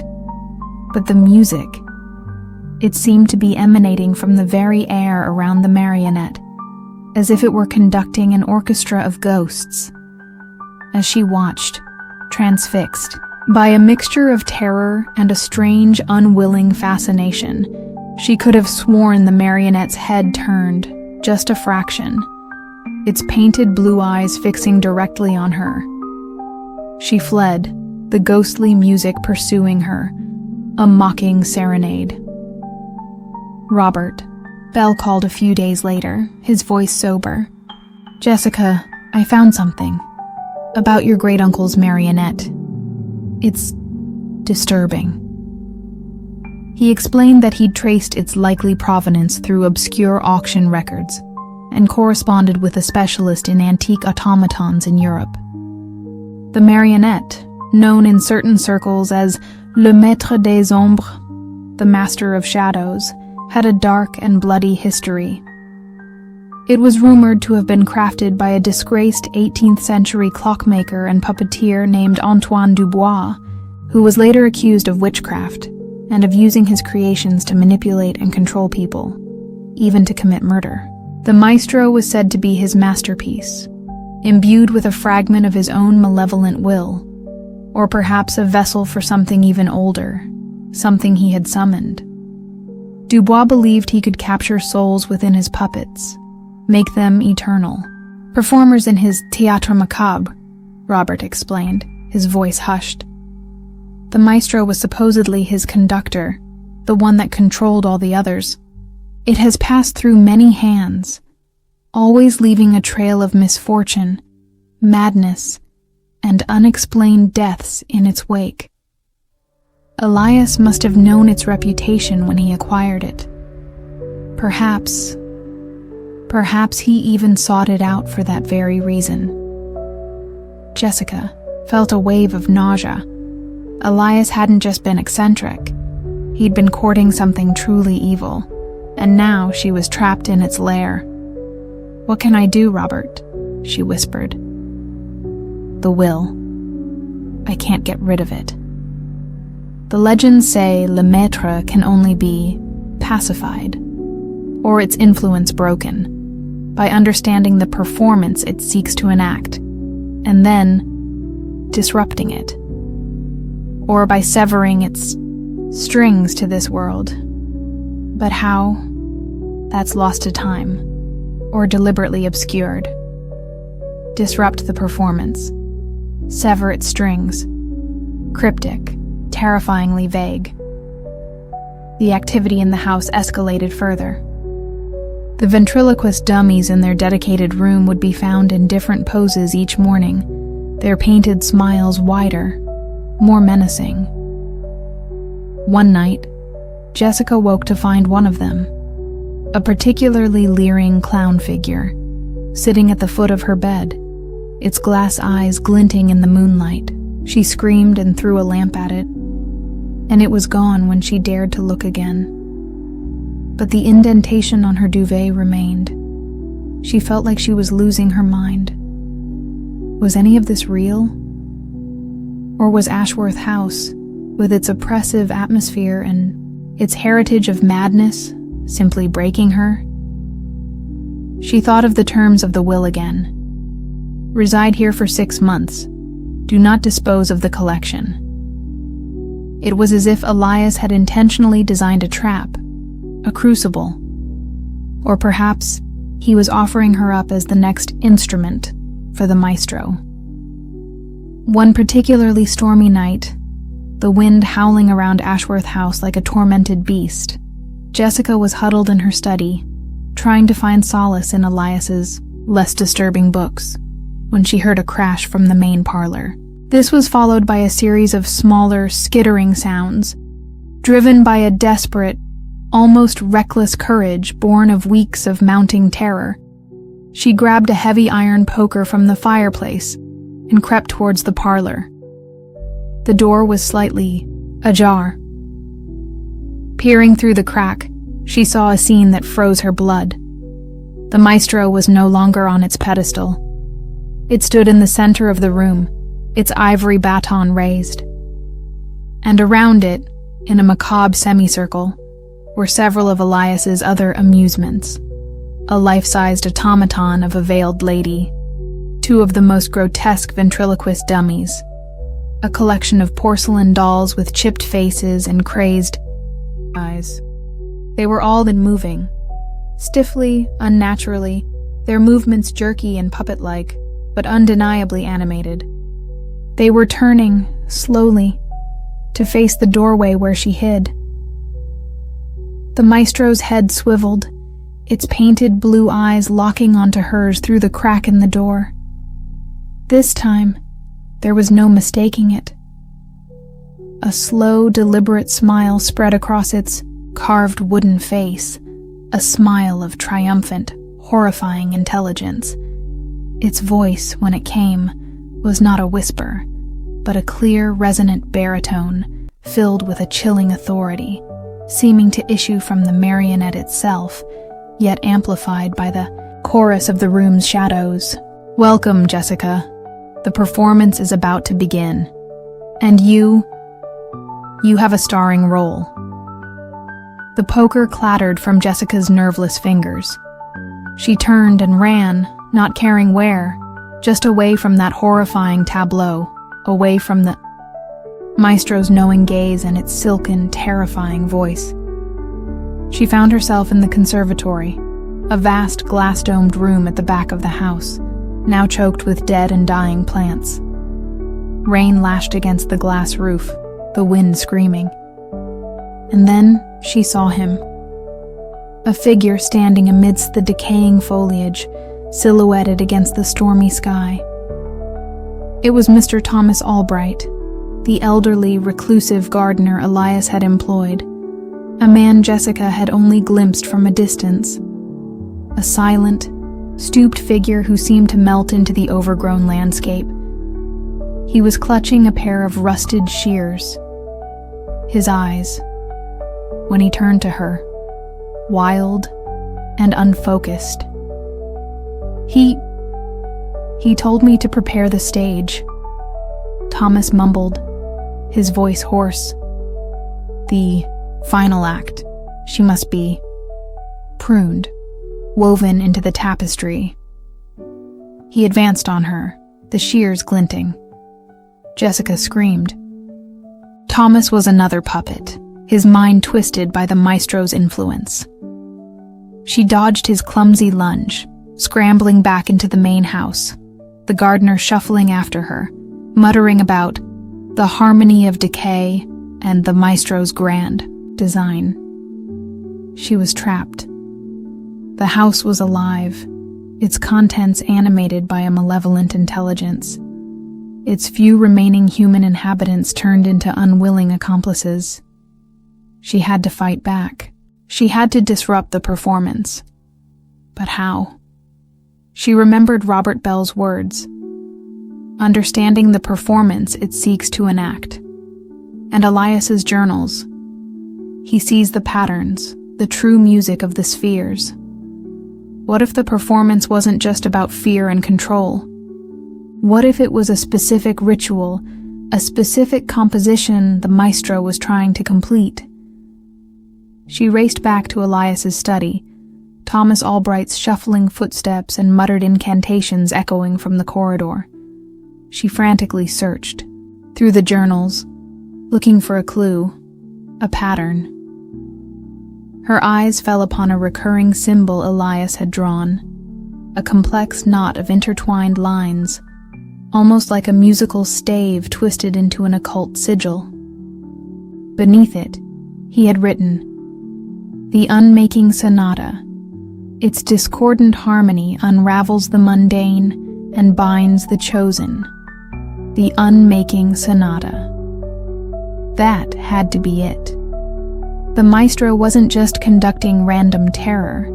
It was attempting to perform this sonata using the house, its objects, and now her as its instruments. But how to disrupt it? Her gaze fell upon a passage detailing Elias's futile attempts to control the maestro, to become its master rather than its servant. The original strings. Dubois wove his own essence into them, a counter-melody to the entity he bound within the wood. If those strings could be found, and played in reverse, a true cacophony, it might silence the conductor. The original strings, were they still with the maestro? Or hidden? She had to get back to the parlor. Taking a deep breath, she grabbed the heaviest book she could find, a massive leather-bound treatise on demonology, and headed back towards the heart of the nightmare.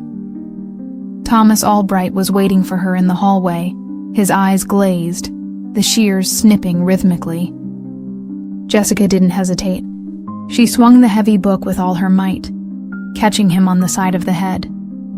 He crumpled to the floor with a groan, the shears clattering beside him. He was out, but for how long? The parlor was even more terrifying now. The animated dolls and automatons were arranged like an orchestra. The maestro on its pedestal, baton raised, an eerie, silent symphony about to begin. The air crackled with an almost visible energy. Jessica scanned the maestro. Its strings, the ones connecting it to the control bar above, looked old, but too pristine, too perfect. Not the originals, then. Where would Dubois or Elias hide something so crucial? Her eyes darted around the room, searching for anything out of place, anything that resonated with the age and artistry of the maestro itself. She looked at the massive, cold fireplace, and then she saw it. Tucked away on the high mantelpiece, almost hidden by a collection of grotesque gargoyle figurines, was an antique, velvet-lined violin case. It was dusty, its clasps tarnished, but it exuded an aura of significance.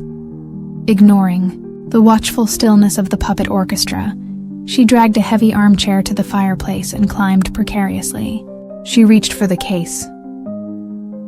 As her fingers touched it, a wave of icy coldness washed over her, and a chorus of whispers seemed to erupt from the very walls, urging her to stop, to submit, to join the music. She fought against the paralyzing fear, the insidious psychic pressure. She grabbed the case and scrambled down, her heart pounding.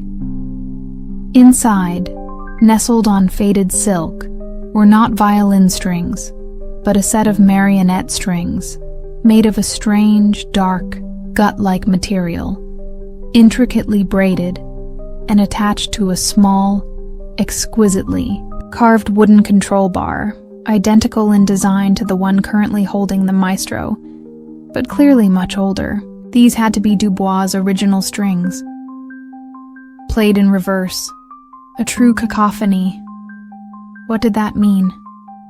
She wasn't a puppeteer. She wasn't a musician. The maestro's head turned slowly, its blue eyes burning with an icy fury. The puppet orchestra began to stir, their movements becoming more agitated, their glass eyes glinting with malevolent intent.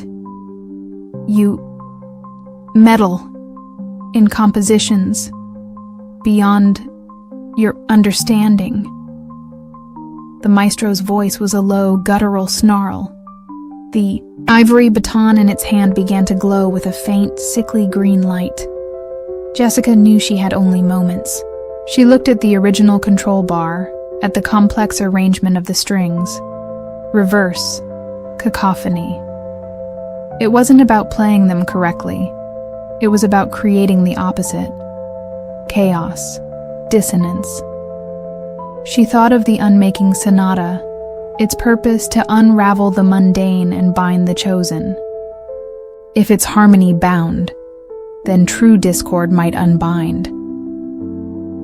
The automaton of the veiled lady took a jerky step towards her, its hidden clockwork gears grinding. The ventriloquist dummies giggled, a dry, rasping sound. Jessica took a desperate gamble. She looked at the maestro, at its current strings, then at the original set in her hands. She had to attach these, somehow. But how to detach the current ones without being ensnared? Then she saw it. The control bar holding the maestro aloft was hooked onto a small, almost invisible wire loop extending from the ceiling, probably part of Elias's elaborate display. If she could unhook it, the veiled lady was closer now, its porcelain hand outstretched. Jessica dodged, scrambling towards the pedestal. She leaped, stretching, her fingers fumbling for the loop. The maestro's current control bar was heavy. With a grunt, she managed to unhook it. The maestro, free of its primary suspension, slumped, its body suddenly limp, but only for a fraction of a second. Then, with an unnatural, horrifying fluidity, it began to move on its own, its carved wooden, limbs scrabbling, its head turning 360 degrees to fix its burning eyes on her. It was no longer just a puppet controlled by external strings. The entity within was asserting its full, untethered power. You cannot silence the music. It hissed, scuttling towards her like a monstrous articulate insect. The other puppets advanced, a grotesque, clicking, shuffling horde. Jessica, her heart pounding, fumbled with the original control bar and its ancient strings. She had to reattach it, but not to the ceiling hook. She had to hold it herself, become the puppeteer, but in reverse. She held the control bar, the ancient strings dangling. As the maestro lunged, she thrust the control bar towards it, not trying to manipulate it, but to ensnare it, to tangle its limbs in the very strings that had once given it its dark power. The ancient strings seemed to come alive in her hands, whipping out, wrapping around the maestro's limbs, its torso, its neck. The maestro shrieked, a sound of pure, unadulterated rage and confusion. The strings tightened, not under her control, but as if they had a will of their own, a counter-will to the entity within the wood. This was the cacophony, the original enchantment, Dubois' essence woven into the strings, fighting against the corrupted power the maestro had become. The maestro thrashed, its movements becoming jerky. uncontrolled. The green light in its baton flared, then sputtered and died. The other puppets faltered, their movements becoming erratic, some collapsing into heaps of wood and porcelain. Their connection to their conductor was being severed. No, the sonata, it must be completed! The maestro shrieked, its voice cracking, losing its resonance, becoming thin and reedy, like the dying notes of a broken music box. Jessica held on, the ancient control bar vibrating wildly in her hands, the strings pulling taut, burning her skin. She poured all her fear, her anger, her defiance into that chaotic entanglement. With a final, agonizing crack, the wooden body of the maestro convulsed. Its painted blue eyes flickered, then went dull, lifeless. A puff of what looked like black dust, or perhaps powdered ash, escaped from its carved lips. It hung limp in the tangled strings, truly inanimate for the first time since she had arrived at Ashworth House. The other puppets clattered to the floor, silent, inert. The oppressive atmosphere in the room lifted, the chilling cold dissipating, replaced by the musty, ordinary scent of old wood and dust. The silence that descended was no longer watchful, but empty. Truly empty. Jessica sank to her knees, dropping the control bar, her body trembling with exhaustion and adrenaline. She had done it. She had disrupted the performance. She had silenced the maestro. The aftermath was surreal. Thomas Albright, the gardener, awoke with a splitting headache and no memory of the preceding hours, only a vague sense of unease and a discomforting dream about overgrown roses. The house itself seemed to sigh, a collective exhalation of pent-up darkness. Jessica didn't stay the full 6 months. Mr. Carter, the lawyer, when presented with a heavily edited and still barely believable account of events, along with the now inert maestro and a house suddenly devoid of its more active phenomena, found a loophole in Elias's peculiar will. Exceptional circumstances, he'd called it. The estate was hers. She didn't want it. She couldn't live there. But she also couldn't bring herself to simply abandon it, or its strange, sad collection.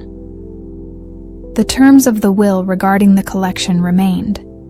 She arranged for Ashworth House to be sealed, its windows boarded, its gates locked. The collection remained within, silent and watchful. The maestro now just a broken, tangled marionette in a dusty violin case, its power seemingly gone. Jessica Martin left Ashworth House a changed woman. The shadows of her past felt lighter. By confronting the darkness in Elias's legacy, she had, in some way, confronted her own. She sold the land around the house, keeping only the structure itself, a silent, brooding monument to a battle fought and, for now, won.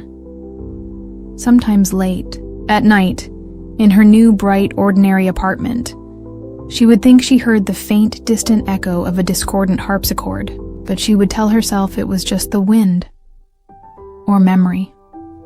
The maestro was silent, but the wood remembered, and some strings, once pulled, even in cacophony, leave echoes that resonate for a very, very long time. The hook of that silence, the silence of a puppet that once held the power of life and death, was perhaps the most unsettling of all. For silence, too, can be a performance. A waiting. The first hook wasn't the pervasive scent of antiseptic, struggling to mask an older, more unsettling smell of dust, and something vaguely metallic, like old blood. It wasn't even the peeling paint in the long echoing corridors of the soon-to-be-demolished north wing of St. Jude's Hospital. It was the drawing. Tucked beneath a loose floorboard in what was once the playroom of the Herwick Children's Ward, Dr. Sarah Collins, a pediatric psychiatrist tasked with one final grim archival duty, found a child's crayon sketch. It depicted a smiling stick-figure child holding hands with another figure, this one rendered in smudged, angry black crayon, tall and gaunt, with overly long arms and no discernible face, only two unsettlingly empty circles for eyes. Beneath it, in a shaky, childish scrawl, were the words, "My friend, Mr. Charles." Sarah felt a chill that had nothing to do with the drafty, unheated wing. The Herwick ward had been closed for over 30 years, shuttered after a string of unexplained illnesses, and a tragic, hushed-up incident involving a patient named Billy Jenkins. No one had been in this playroom since. The drawing looked fresh. St. Jude's was consolidating, moving to a new, state-of-the-art facility. The North Wing, a relic of Victorian architecture and even older medical philosophies, was scheduled for demolition in 2 weeks. Sarah's task, assigned by the hospital administrator, Mr. Robert Henderson, a man more concerned with budgets than history, was to sift through the ward's forgotten records, salvage anything of historical or medical significance, and ensure patient confidentiality before the wrecking ball arrived. A depressing, solitary job, but Sarah, recently separated from her husband Thomas Fisher and needing a distraction from her own quiet griefs, had accepted it with a grim sort of determination. The Herwick ward was a place steeped in sorrow. Faded alphabet charts still clung to the walls. Rusted metal cribs stood like skeletal sentinels in the small, cell-like rooms. The silence was profound, broken only by the drip of leaky pipes and the sigh of wind through broken window panes. It felt less like an abandoned hospital wing and more like a mausoleum for forgotten childhoods. Her makeshift office was the former nurse's station, a cramped space overlooking the main ward. James Peterson, the hospital's aging head of maintenance, a man who had worked at St. Jude's since he was a boy, had helped her rig up some temporary lighting and cleared a path through the debris. "You be careful in here, Dr. Collins," James had said, his voice low, his eyes holding a shadow of old fear. "This wing, it's got bad memories, bad feelings, especially Herwick. Some say what happened here, it never really left." "What did happen here, James?" Sarah had asked. The official records were frustratingly vague, mentioning an unfortunate incident and subsequent operational review leading to closure. James had shaken his head. "Best not to stir old ghosts, Doctor. Just do your work and get out." The records were a heartbreaking testament to suffering. Children with polio, tuberculosis, diphtheria, diseases now largely conquered, but then terrifyingly prevalent. She found case files filled with nurses' meticulous, often despairing notes. Names like Mary Thompson, John Davies, Elizabeth Miller, William Green, young lives cut short or irrevocably altered. And then there was Billy Jenkins. His file was thicker than the others, filled with increasingly erratic observations. Billy, aged 7, admitted with a persistent, undiagnosed fever. He had become withdrawn, fearful, prone to night terrors. He spoke of a tall man who visited him at night, a shadow friend who whispered secrets and made promises. The nurses noted his fear of the dark, his refusal to be left alone, his obsession with drawing the same faceless, long-armed figure.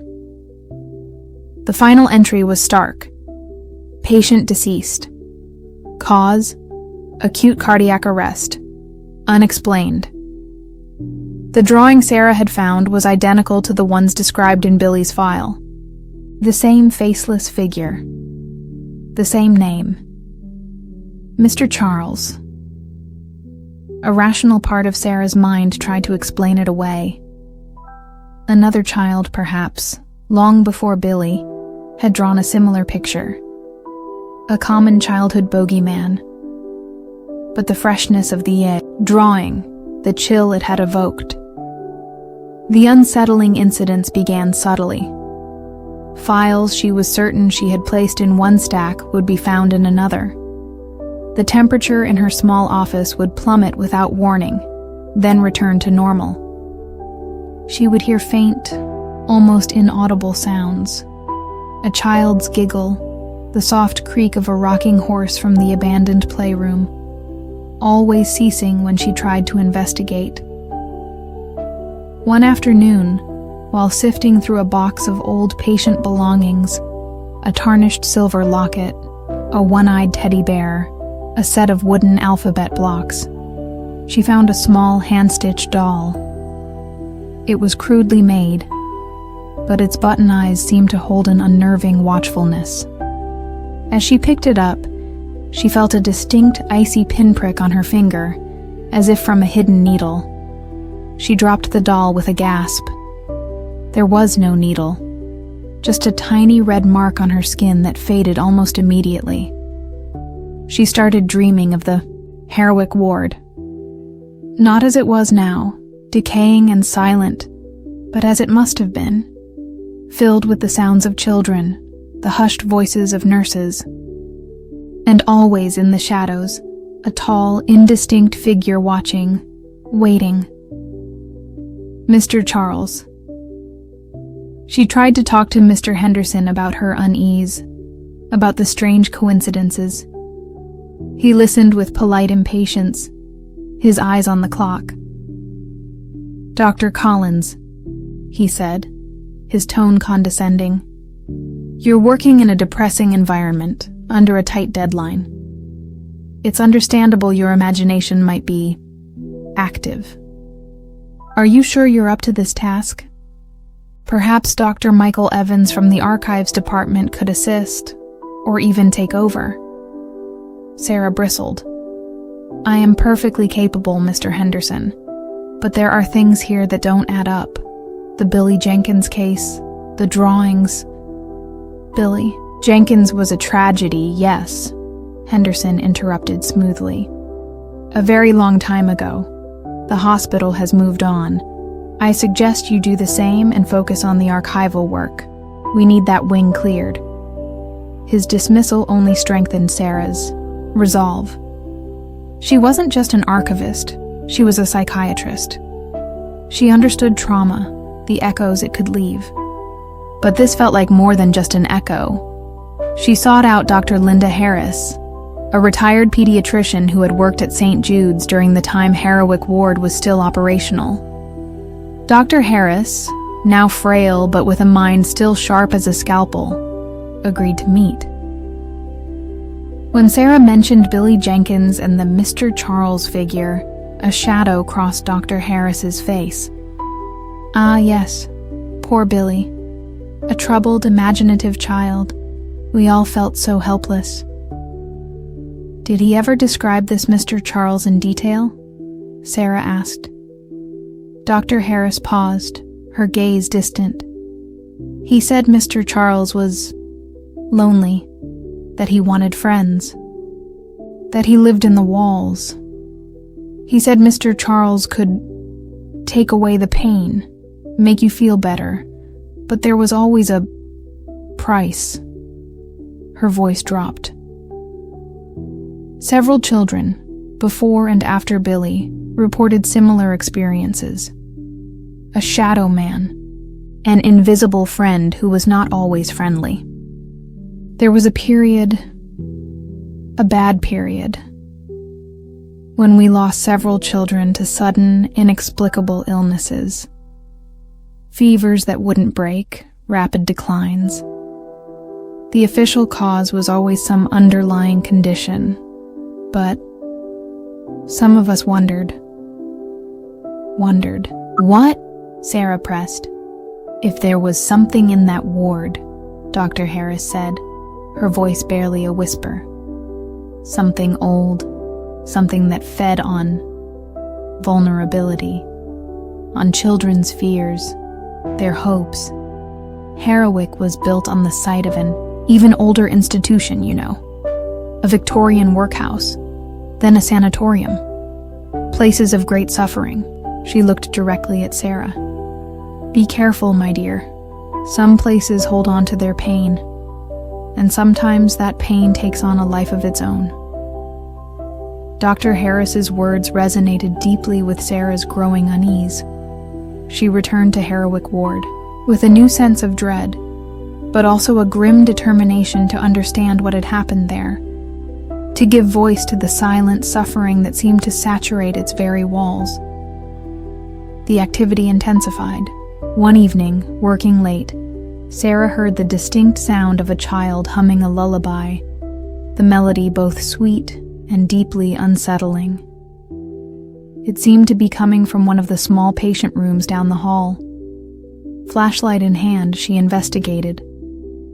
The room was empty, dust thick on the floor, but in the center, a small patch of dust had been disturbed, as if someone, or something, had recently been sitting there.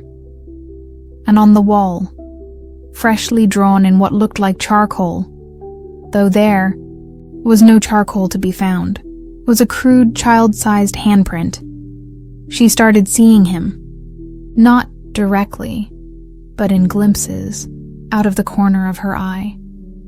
A tall, fleeting shadow in a doorway, a momentary distortion in the air, like heat haze, but cold.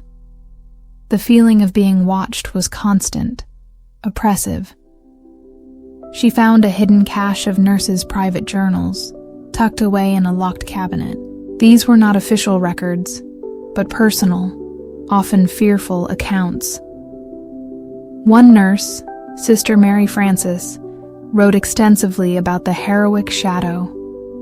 "It whispers to them in the night," Sister Mary Frances had written, her elegant script trembling in places.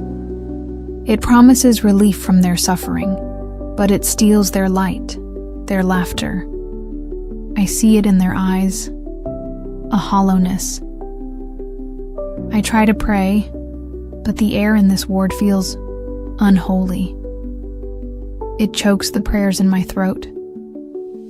The children call him Mr. Charles, but I believe he is something far older, something nameless that has always resided in the stones of this place, drawn to the innocent and the afflicted." The final entry in Sister Mary Frances's journal was chilling. "He has taken another, little Annie Foster, her eyes so empty. I fear he is growing stronger. I fear he is looking for a new playmate, or perhaps a new mother." Sarah felt a visceral shock. A new mother. Was that why she, a pediatric psychiatrist, felt so targeted? Was this entity, this Mr. Charles, drawn to her empathy, her connection to children? The demolition deadline loomed. Only a few days left. Sarah knew she had to find a way to understand, to perhaps even appease or banish this entity before Herwick Ward, and whatever resided within it, was either unleashed or simply relocated with the dust and debris. She focused her research on the history of the site itself. Dr. Harris had mentioned a Victorian workhouse. Sarah spent hours in the city archives, poring over brittle maps and faded documents. She discovered that the original structure, the Herwick Benevolent Institute for Indigent Children, had been run by a stern, reclusive man named Mr. Charles Blackwood. Blackwood was a figure of fear and speculation even in his own time, rumored to engage in strange experiments, to possess an unnatural influence over his young charges. He had died in a mysterious fire that consumed much of the institute, a fire from which several children also never emerged. The new hospital wing, St. Jude's North, had been built directly atop the institute's charred foundations. Mr. Charles Blackwood. Mr. Charles. The connection was undeniable. This wasn't just a random spectral entity. It was the lingering malevolent consciousness of Blackwood himself, or something he had become, forever tethered to the site of his cruelties, forever seeking the company of children. Sarah realized she was in terrible danger. This entity wasn't just a passive echo. It was intelligent, manipulative, and it seemed to be focusing its attention on her. The night before the final clearance, Sarah was working late, packing the last of the salvaged records. The air in the nurses' station grew frigid. The lights flickered, then died, plunging her into near darkness, lit only by the emergency exit signs and the pale moonlight filtering through the grimy windows. A child's laughter, cold and mocking, echoed down the corridor. Then, a voice, her voice but distorted, layered, as if spoken by a chorus of suffering children. "Stay with us, Dr. Sarah. We're so lonely. Mr. Charles wants you to stay. He says you understand." Sarah's blood ran cold. It was mimicking her, using her own empathy against her. She grabbed her heavy flashlight, her only weapon. "Who are you?" she demanded, her voice shaking but firm. "What do you want?" The laughter again. Then, from the shadows at the end of the ward, a figure began to coalesce. Tall, gaunt, its limbs unnaturally long, its face a shifting mask of shadow, but with those two empty, burning circles for eyes. Mr. Charles Blackwood. "I want playmates." The voice was a dry, rasping whisper now, the voice of dust and ages, but underpinned with a chilling, possessive hunger. The little ones. They tire so easily. But you have so much warmth, so much light to share. It glided towards her, not walking, but flowing like sentient shadow. The temperature plummeted further. Frost began to form on the metal bed frames. Sarah backed away, her mind racing. How do you fight a shadow? How do you banish something that feeds on sorrow and fear? She remembered Sister Mary Francis's words. "It chokes the prayers in my throat." And Dr. Harris. It fed on their vulnerability, their hopes. If it fed on negativity, on fear, perhaps the opposite could weaken it. Hope, resilience, the unwavering belief in recovery, in life, the very thing she, as a pediatric psychiatrist, had dedicated her career to fostering. But how to manifest that against such an overwhelming presence of despair? The entity was closer now, its shadowy hand outstretched, its touch promising an eternal, icy cold. Sarah could feel her own fears rising, her own griefs threatening to engulf her. The loss of her marriage, her professional anxieties, the pervading loneliness of her life. Mr. Charles seemed to taste it all, to draw strength from it. Then, she thought of the children, not just the ones lost in Harrowwick, but the ones she had helped, the ones who had fought back against illness, against despair, and found their way back to the light. She thought of their courage, their resilience, their fierce, unyielding grip on life. That was the key. Not her prayers, but their strength, their untainted hope. She reached into her bag and pulled out, Not a crucifix or a religious artifact, but a small worn photograph. It was of a young patient of hers, Emily Carter, a girl who had battled a rare and aggressive cancer, and against all odds, had survived, her smile in the photo radiant, indomitable.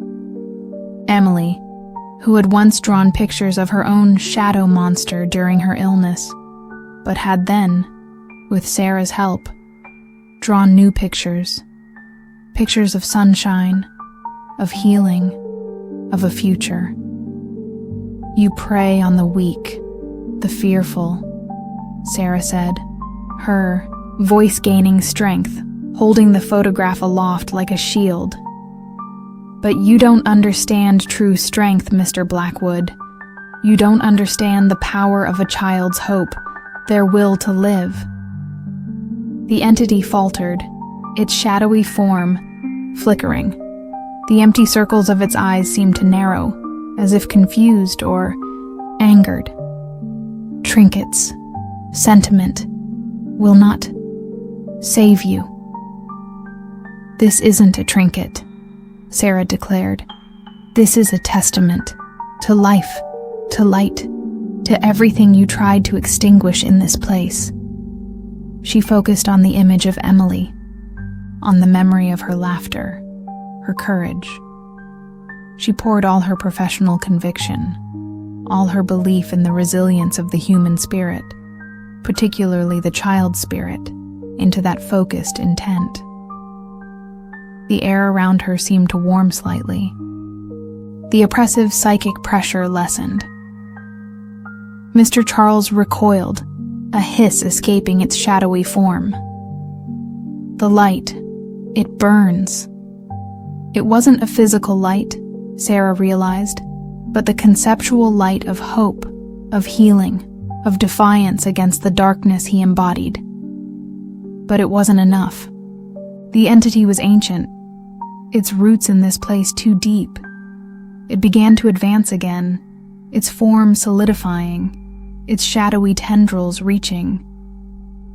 Sarah knew she needed something more, something tied to this place, to the children he had tormented. Her eyes fell upon the box of salvaged patient belongings. The one-eyed teddy bear, the tarnished locket, the crude hand-stitched doll. These weren't just objects. They were anchors of memory, of identity, of the small, precious lives he had tried to erase. She grabbed the doll, the one that had pricked her finger. She held it out, not as a weapon, but as a symbol. You think you erased them, Mr. Blackwood. You think they're just forgotten whispers in these walls? You're wrong. They live on, in every act of remembrance, in every refusal to let their suffering be the final word. As she spoke, she focused not on her fear, but on a fierce, protective anger. An anger on behalf of Billy Jenkins, of Annie Foster, of all the unnamed children who had suffered here. The doll in her hand grew warm, not with an icy prick this time, but with a gentle pulsing heat. A faint golden light seemed to emanate from it, from the button eyes, from the crude stitches. Mr. Charles shrieked, a sound of tearing fabric, of breaking glass. The shadowy form recoiled violently, as if struck by an invisible force. The golden light from the doll intensified, pushing back the oppressive darkness.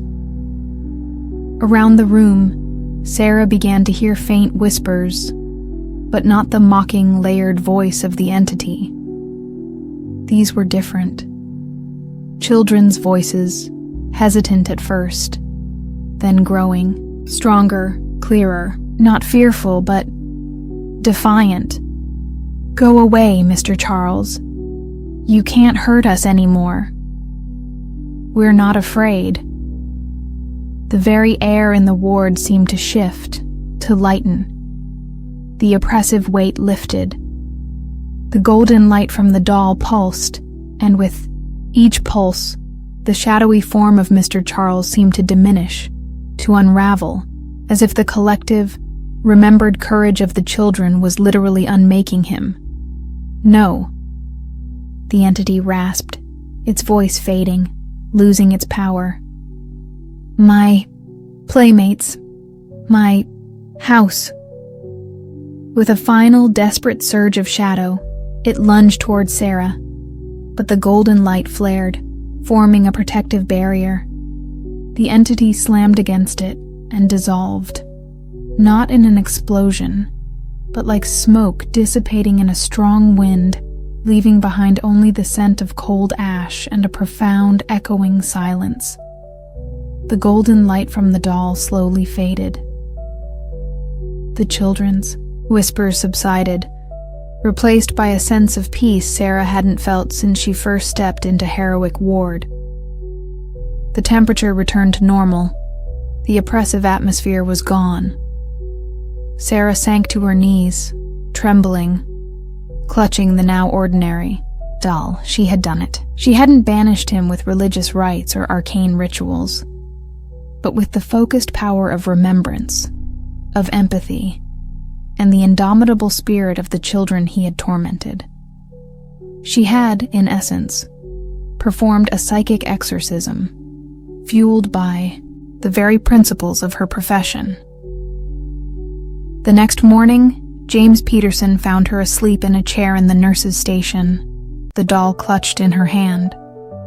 The ward felt different, lighter. The oppressive gloom was gone.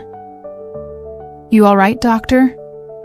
he asked, his voice hushed. Sarah managed a tired smile. I think it's over, James." The demolition proceeded as scheduled.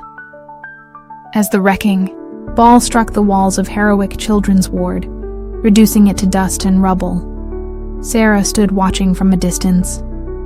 There was no sense of malevolence, no lingering chill. Just the ordinary destruction of an old, forgotten building. She kept the doll and the drawing of Mr. Charles. They were reminders of the darkness that can linger in places of suffering, but also of the light that can be found in the most unexpected of vessels, in the courage of a child, in the power of memory, in the quiet defiance of hope. Mr. Robert Henderson, of course, never understood. He saw only a wing demolished, a task completed. But Sarah knew that something profound had happened in the final days of the Heroic Children's Ward. A battle had been fought, and a victory, however quiet, however unseen by the wider world, had been won. The unseen playmate was gone, and the children, finally, could rest. The only hook that remained was the quiet, persistent strength Sarah now found within herself, a resilience forged in the heart of an old hospital's deepest shadow. The first hook wasn't the desolate, scarred landscape of the abandoned Featherstone quarry, its gray cliffs like exposed bone under a perpetually weeping sky. It wasn't the rusting, skeletal remains of mining equipment, groaning in the wind like tormented beasts. It was the sound, or rather, the absence of it. Dr. Alan Grant, a geologist contracted by the county to assess the quarry's stability before a proposed and highly controversial redevelopment project, noticed it immediately.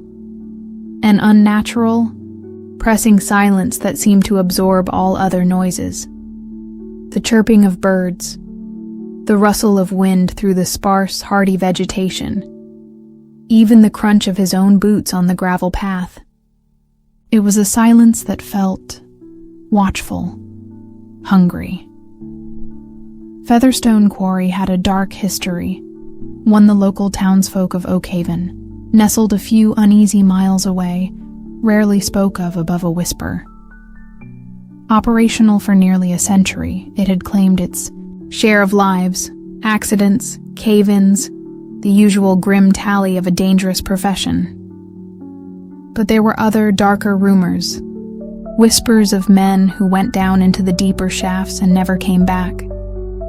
Their disappearances officially attributed to misadventure or geological instability.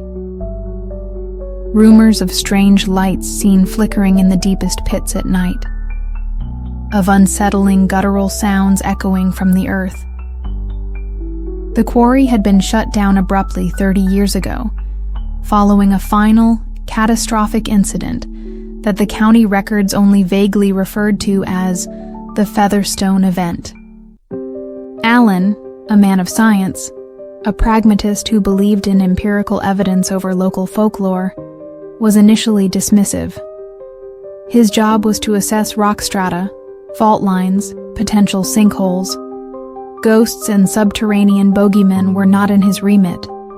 His small team consisted of Dr. Susan Willis, a sharp, no-nonsense geotechnical engineer, and Kevin Bailey, a young, eager intern who seemed to view the entire expedition as a grand adventure. His initial enthusiasm a stark contrast to the quarry's oppressive gloom. They set up a temporary base camp in a cluster of dilapidated outbuildings that had once served as the quarry offices, the air thick with the scent of dust, rust, and something else, something faintly metallic and organic, like stale blood. "Charming spot," Susan had commented dryly, her flashlight beam sweeping across a wall covered in faded, unreadable graffiti. "Think they offer room service?" Kevin, meanwhile, was already fiddling with his seismic sensors. "The preliminary readings are weird, Dr. Grant. There's a lot of subsurface void space, more than the old survey maps indicate. And these anomalous low-frequency vibrations can't pinpoint the source." Alan nodded, frowning. "We'll do a full grid survey. Start with the upper levels, work our way down. I want to map every shaft, every tunnel. No surprises." But surprises, it seemed, were exactly what Featherstone Quarry had in store. The first few days were uneventful, a tedious routine of taking samples, setting up equipment, and cross-referencing old, often inaccurate mining charts. The oppressive silence remained a constant companion. Even Kevin's usual chatter seemed subdued, swallowed by the vast, echoing emptiness of the pits. The first unsettling incident occurred in one of the shallower, more accessible tunnels. They were mapping a recently exposed seam when Susan let out a startled cry. Embedded in the rock face, revealed by a fresh fall of scree, was a collection of objects that had no business being there. A series of small, crudely carved wooden figures, almost like primitive dolls, arranged in a semicircle. And in the center, a tarnished silver locket, intricately engraved with a symbol Alan didn't recognize. A spiral with 3 sharp, inward-pointing barbs. "What in the world?" Alan breathed, kneeling for a closer look. "This isn't mining debris. This looks ritualistic." Susan, her face pale, touched one of the wooden figures gingerly. "They feel old. And the way the rock has formed around them. They've been here a long time. Decades, at least." Kevin, who had been quiet, suddenly spoke up, his voice tight. "Guys, the air. Do you smell that?" A faint, cloying odor, sweet and rotten, like overripe fruit mixed with something chemical, was beginning to permeate the tunnel. It grew stronger, making their eyes water, their throats catch. "Let's get out of here," Alan said, a sudden, inexplicable sense of urgency gripping him. "Mark the location. We'll come back with better ventilation gear." As they retreated, Alan could have sworn he heard a faint sound from deeper within the tunnel. A soft, rhythmic clicking, like stones being tapped together. Or perhaps teeth. That night, back at their makeshift camp, no one slept well. The silence outside seemed to press in, punctuated by the mournful groan of rusting metal. Alan found himself thinking about the wooden figures, the locket, the strange symbol. It felt like a warning. The next day, they decided to explore one of the main access shafts leading to the deeper levels, Shaft 3, the one most often mentioned in the hushed local legends. The old winch mechanism was rusted solid, so they would have to rappel. As they prepared their gear, an old man appeared at the edge of their camp, seemingly out of nowhere. He was weathered and gaunt, his eyes holding a deep, unsettling wisdom. He introduced himself as Walter Booth, a former Featherstone miner. "Heard you folks was poking around down here," Walter said, his voice a low rumble. "Best leave. Shaft 3 alone. Some things down there, they ain't meant to be disturbed." "We're geologists, Mr. Booth," Alan explained politely. "We're here to assess the stability of the quarry." Walter shook his head slowly. "Ain't just rock and dust down there, son. There's the deep. That's what we called it. A place where the earth breathes wrong. Where the silence listens." He paused, his gaze distant, haunted. 30 years ago, the Featherstone event. We dug too deep, woke something up, something hungry. "What happened, Mr. Booth?" Susan asked, her professional skepticism warring with a growing unease. "Men went down, good men. John Riley, Thomas Ashton, my own brother, William Booth. They never came back up. Just screams. And then silence. A silence worse than any sound. They sealed the shaft after that. Said it was a methane pocket, a freak geological event. But we knew. We who worked here, we knew. It was the deep. And it had taken its tithe." Walter's words, delivered with such grim conviction, cast a pall over their preparations. Kevin looked visibly shaken. Even Susan's composure seemed strained. "With all due respect, Mr. Booth," Alan said, trying to maintain a professional demeanor, "we have a job to do. We'll be careful." Walter just sighed, a sound like dry leaves skittering across stone. "Careful won't be enough.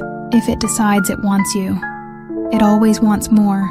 He turned and walked away, disappearing back into the gray landscape as silently as he had arrived. Despite Walter's warnings, or perhaps because of them, Alan felt a grim determination to proceed. There had to be a rational explanation for what happened 30 years ago. A geological phenomenon, a release of toxic gas, mass hysteria in a dangerous environment. They rappelled down Shaft 3, their headlamps cutting cones of light through the oppressive darkness. The air grew colder, damper, the silence more profound with each meter they descended. The shaft opened into a vast cathedral-like cavern, supported by massive natural rock pillars. Tunnels branched off in multiple directions, like the gaping maws of subterranean beasts. Kevin set up his seismic sensors. The low-frequency vibrations he'd detected on the surface were stronger here, almost palpable, a rhythmic thrumming that seemed to resonate in their bones. "The source is deeper still, Dr. Grant. And it's localized, almost like a heartbeat." They chose a tunnel that, according to the old maps, led towards the area where the lost miners had been working. The air here was heavy, stale, and carried that same faint, cloying, sweet, rotten odor they'd encountered before, but stronger now. As they progressed, they began to find more signs of the previous occupants. Rusted tools, a discarded helmet, a tattered piece of canvas, and then something else. More of the crudely carved wooden figures, larger this time, arranged in a circle around a dark, viscous pool of water that had collected in a depression in the tunnel floor. The figures weren't just standing, they were leaning inwards, as if peering into the water, or perhaps worshipping it. Susan knelt by the pool, shining her light into its murky depths. "There's something down there," she whispered. Reflecting, the light, metal. Using a grappling hook, Alan managed to retrieve the object. It was a miner's lamp, heavily corroded. But astonishingly, when he scraped away some of the encrustation, he found a name crudely scratched into the metal. W. Booth. William Booth. Walter's brother. A sudden, sharp clicking sound echoed from deeper within the tunnel, louder this time, closer. It was followed by a low, guttural chattering, a sound that was disturbingly, primordially intelligent. "What the hell was that?" Kevin breathed, his eyes wide with terror. "Unknown fauna, maybe?" Susan suggested, though her voice lacked conviction. "Cave crickets? Bats?" "No bat I've ever heard makes a sound like that," Alan said grimly. The air seemed to thicken, the sweet rotten smell becoming overpowering. His skin crawled. The silence that followed the chattering was even more menacing. They pressed on, driven by a mixture of scientific curiosity and a growing, undeniable dread. The tunnel began to slope downwards more steeply, the rock walls becoming slick with moisture. The rhythmic thrumming grew louder, and they could feel it through the soles of their boots, a slow, powerful pulse from the earth's dark heart. They came to a massive iron door, set into the rock face, heavily rusted but still seemingly intact. It was old, predating much of the more recent mining activity. Engraved on its surface was the same barbed spiral symbol they had seen on the locket. "This isn't on any of the maps," Alan said, frowning. "What is this place?" The door was sealed shut, but a narrow, jagged opening, as if forced by some immense pressure from within, offered a glimpse into the darkness beyond. Alan shone his most powerful flashlight through the gap. What he saw made his blood run cold.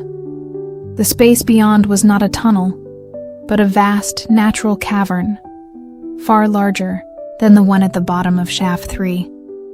Its full extent was lost in impenetrable darkness, but what he could see was horrifying. The walls were not bare rock, but seemed to be coated with a pulsating, bioluminescent, fungal-like growth, a sickly green-gray substance that writhed with a slow, unholy life. And embedded within this growth, like flies in amber, were shapes, humanoid shapes, contorted, absorbed, their outlines barely discernible, but unmistakably human. "Oh my God," Susan whispered, peering over his shoulder, her face ashen. "Are those bodies?" Kevin, who had also looked, let out a choked sob and stumbled back, retching. Alan felt a wave of nausea, but forced himself to look closer. He could see remnants of mining gear on some of the figures, confirming his worst fears. These were the lost miners, not dead from a cave-in or gas, but absorbed, consumed. And in the center of the cavern, partially obscured by the pulsating fungal growth, was the source of the thrumming, the heartbeat of the deep. It was a colossal, amorphous mass, a mountain of the same green-gray, writhing substance, its surface rippling, coalescing, forming temporary, unsettlingly organic shapes, pseudopods, eye stalks, gaping maws lined with what looked like crystalline teeth. Before, dissolving back into the undifferentiated mass, it was alive, it was vast, and it was aware of them. As if sensing their gaze, a section of the pulsating mass detached itself, flowing like viscous liquid, and began to move towards the iron door, towards the narrow gap. It was an exploratory tendril, a feeler of the monstrous subterranean intelligence. "We need to get out of here," Alan said, his voice tight with a terror he had never known. "Now!" They turned to flee, but their escape was cut off. Standing at the entrance to the tunnel they had just traversed, silhouetted against the faint light from their abandoned equipment, were figures. Small, hunched, moving with a jerky, clicking gait. Their eyes, reflecting their headlamps, glowed with a faint internal luminescence. They were carrying crude, sharpened stones. These were not cave crickets. These were something else. The quarry's other inhabitants. Protectors, perhaps, or servants of the thing in the cavern.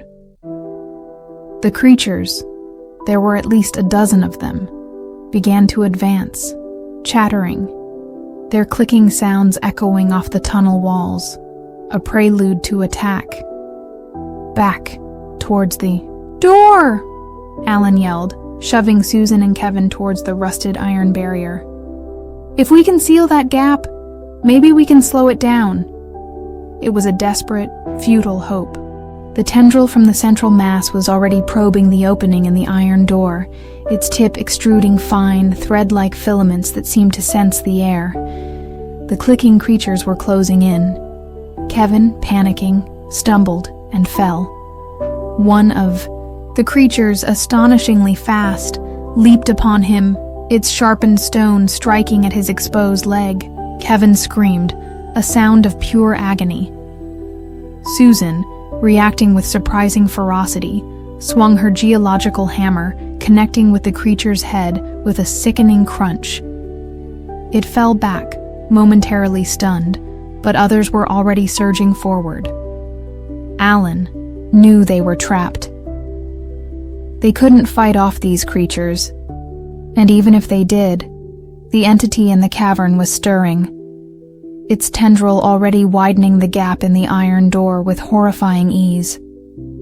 He thought of Walter Booth's words, "It always wants more." Then he remembered something else. The locket, the wooden figures, the ritualistic arrangements. This wasn't just mindless hunger. There was a pattern, a purpose. "The symbol!" he yelled, grabbing Susan's arm.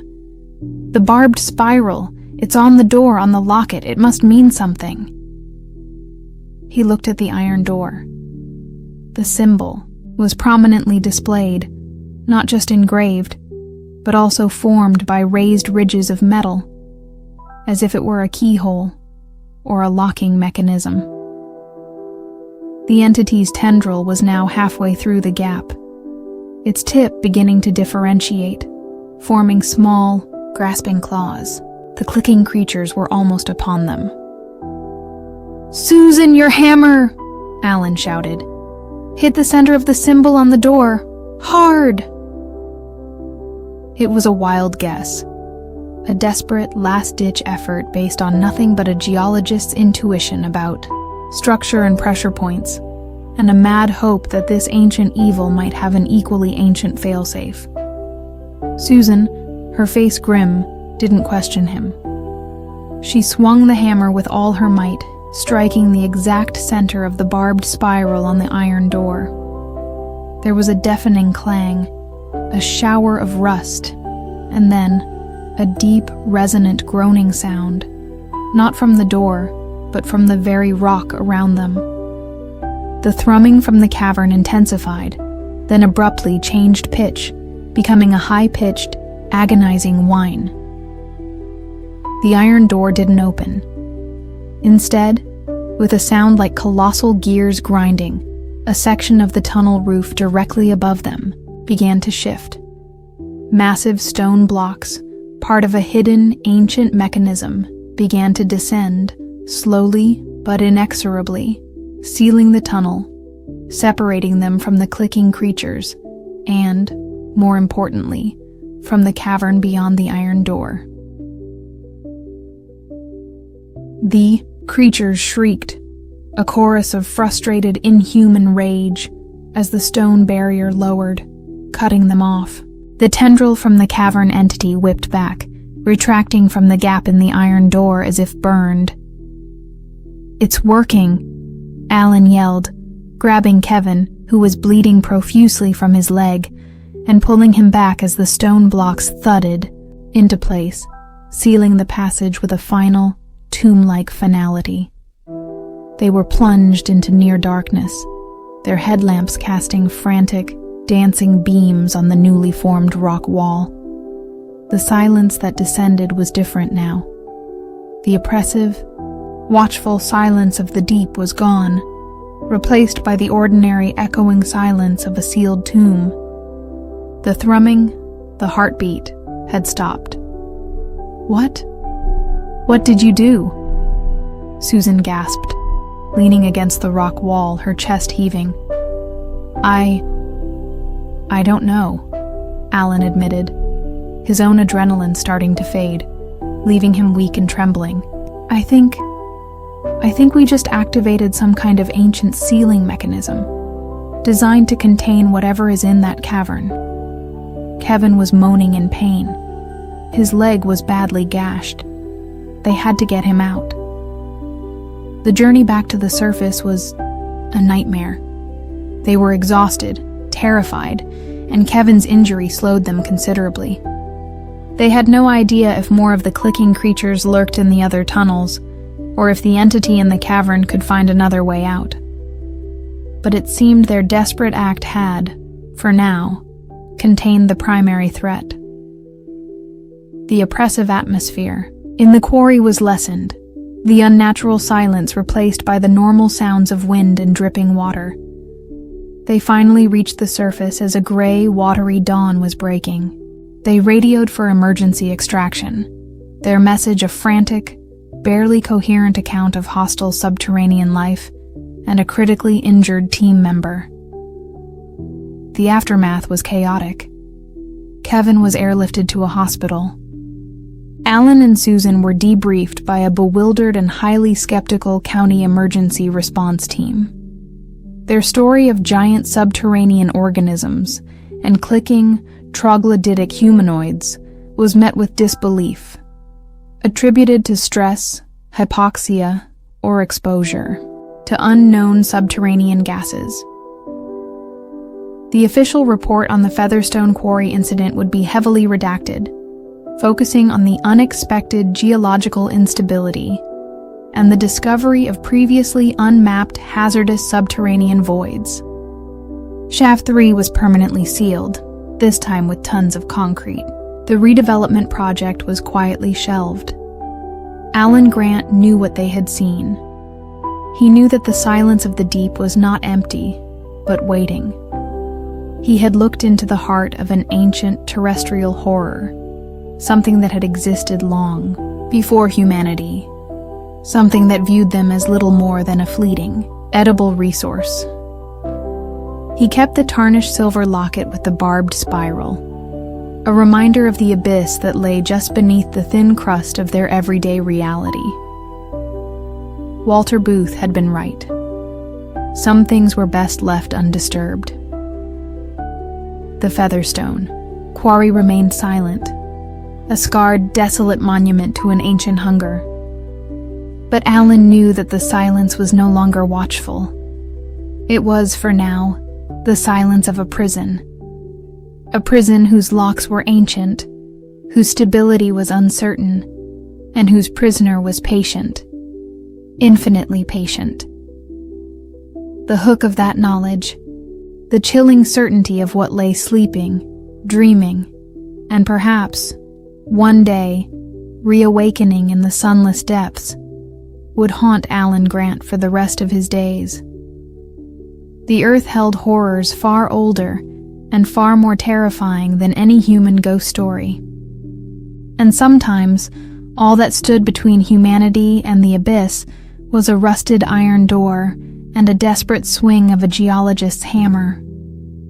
The first hook wasn't the unnatural blood-red hue of Crimson Lake at sunset, a phenomenon local legend attributed to iron deposits but which whispered of older, darker stains. It wasn't even the abandoned, half-submerged cabins of the former summer camp, Camp Wyandotte, their rotting timbers like skeletal fingers reaching from the murky depths.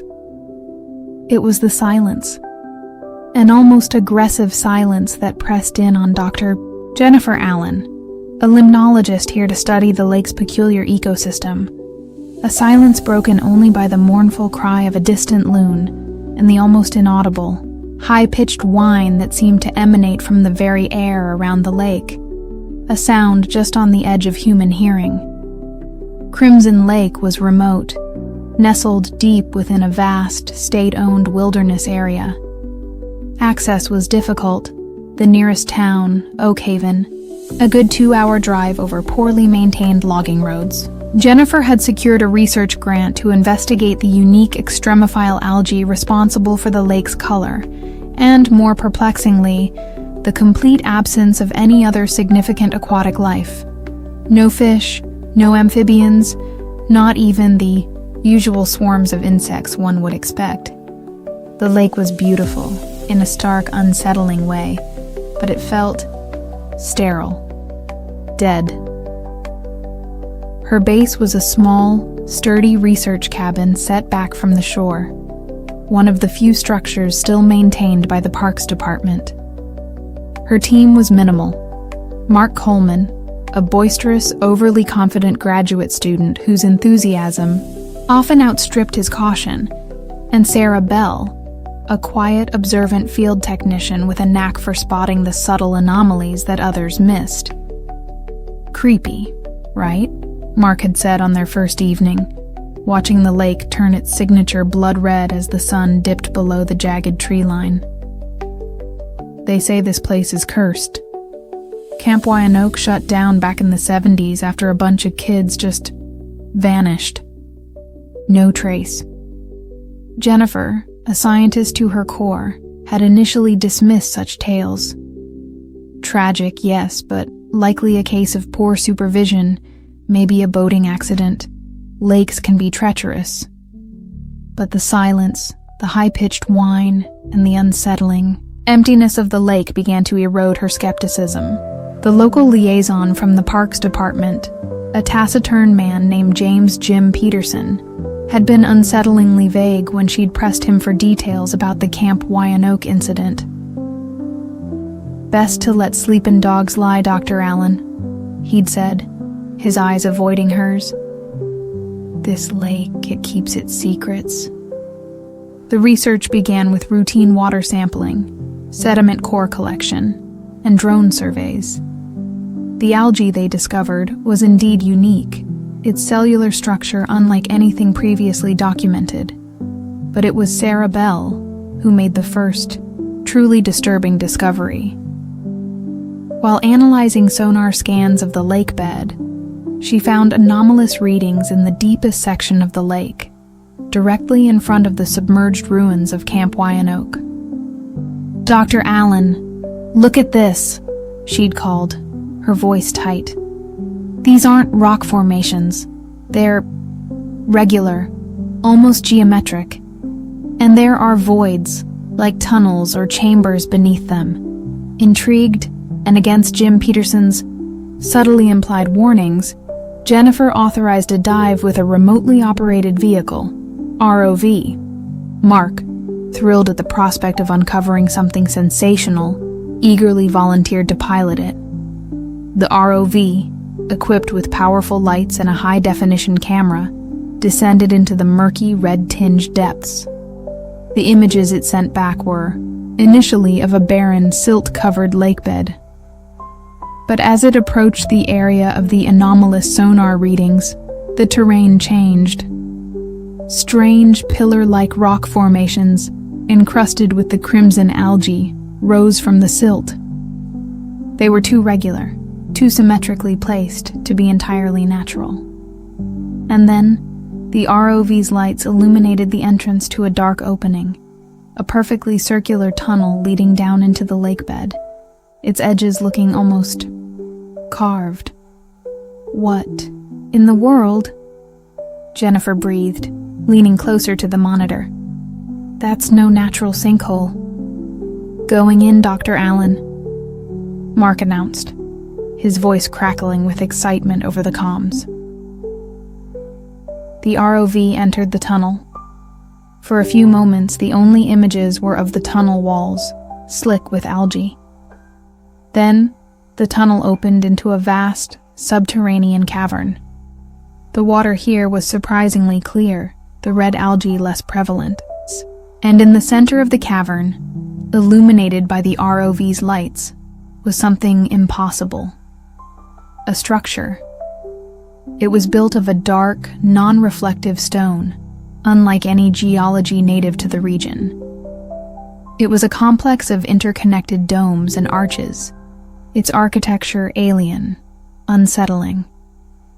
And around it, half buried in the silt, were objects.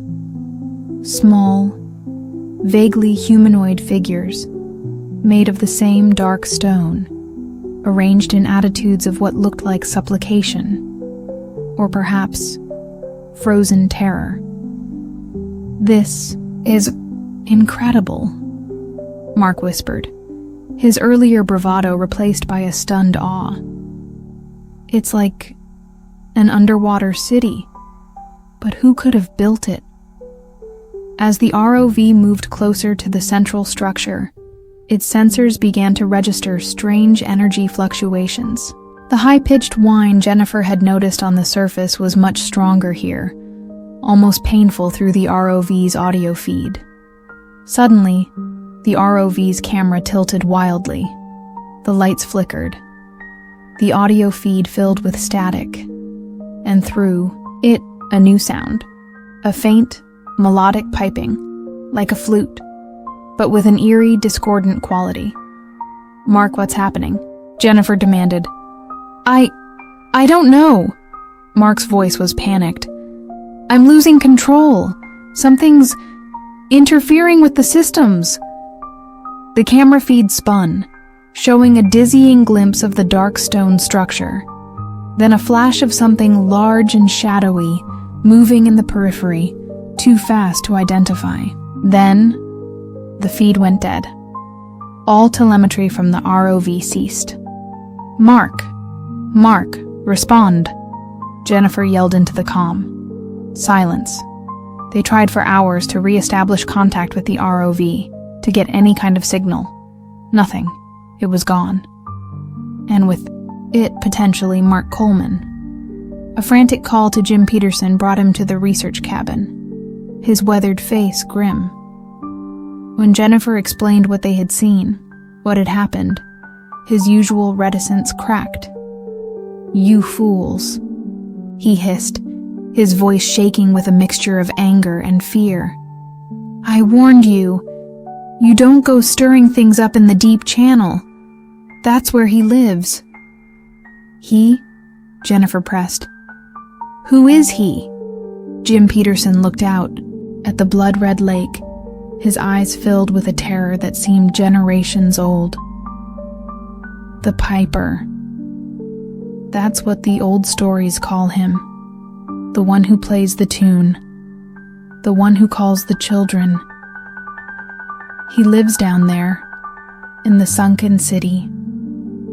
Wyandotte." It wasn't the first time. This lake, it's been taking them for centuries. The legend of the Piper, Jim recounted, was an old one, predating European settlement, passed down by the indigenous tribes who had once lived near the lake, but had eventually abandoned it, declaring it cursed. The Piper was a being of immense power, an ancient entity that resided in the depths, its hypnotic music luring victims to a watery grave, their life force, their very essence, absorbed to sustain it. The crimson algae, he said, wasn't just iron. It was fed by the remnants of those sacrifices. Camp Wyanoke had been built too close, its happy, oblivious children an irresistible lure. Jennifer, though still struggling to reconcile this with her scientific worldview, couldn't deny the evidence of the lost ROV, Mark's panicked cries, the impossible underwater structure, and now, Mark himself was missing, presumed lost in those same depths. Sarah Bell, who had been quietly listening, her face pale, spoke up. The high-pitched whine and the piping sound the ROV picked up. Could it be some kind of infrasound? Or psychoacoustic phenomenon? Something that affects brainwaves, causes disorientation, hallucinations, even system failures? Possible, Jennifer conceded, clutching at the straw of a rational explanation. But the structure, the statues... We need to report Mark missing. Get a proper search and rescue team out here, Jennifer said, though a cold knot of dread in her stomach told her it was already too late for Mark. The old house sighed around Thomas like a dying beast. Each creak of the floorboards, each rattle of a window pane in the persistent autumn wind seemed to echo the hollow space left in his life since Patricia, his wife, had been taken by the swift, cruel illness. He'd bought the farmhouse on a whim, a desperate bid for a fresh start for himself and his 7-year-old daughter, Emily. Far from the city, from the pitying glances and the constant reminders, he'd hoped the quietude of the countryside would be a balm. Instead, the silence often felt suffocating, amplifying Emily's own quiet withdrawal. Emily had barely spoken more than a few words at a time since they'd moved in a month ago. She drifted through the large, sparsely furnished rooms like a small ghost, her blonde pigtails a stark contrast to her somber expression. Thomas tried, with a leaden heart, to engage her, reading stories, suggesting games, but she would offer only fleeting, distracted attention before her gaze would wander off, usually to a shadowed corner or an empty doorway. Then, about a week ago, she'd started mentioning Frank. Frank says the attic is his favorite room, she'd announced one morning, pushing her cereal around her bowl with a spoon. Thomas, startled by the sudden declaration, had asked, "Frank? Who's Frank, sweetheart?" "My friend," Emily replied, her voice flat, devoid of the usual childish enthusiasm for a new companion. "He lives here." Thomas had assumed it was an imaginary friend, a coping mechanism for her grief and loneliness. He'd even felt a flicker of relief. "Oh, that's nice, Em. Is Frank friendly?" "Sometimes," she'd said, then clammed up, her gaze drifting towards the dark hallway leading to the stairs. The first unsettling incident occurred a few days later. Thomas was in the kitchen, attempting to decipher one of Patricia's handwritten recipes for stew, when he heard a crash from the living room. He rushed in to find a porcelain shepherdess, a knickknack that had belonged to his grandmother, shattered on the hearth. Emily stood a few feet away, her back to him, staring at the wall. "Emily, what happened?" She turned slowly. Her eyes seemed unfocused. "Frank doesn't like her. He said she was watching us." Thomas felt a chill, despite the warmth from the stove. "Emily, Frank isn't real. You have to be more careful."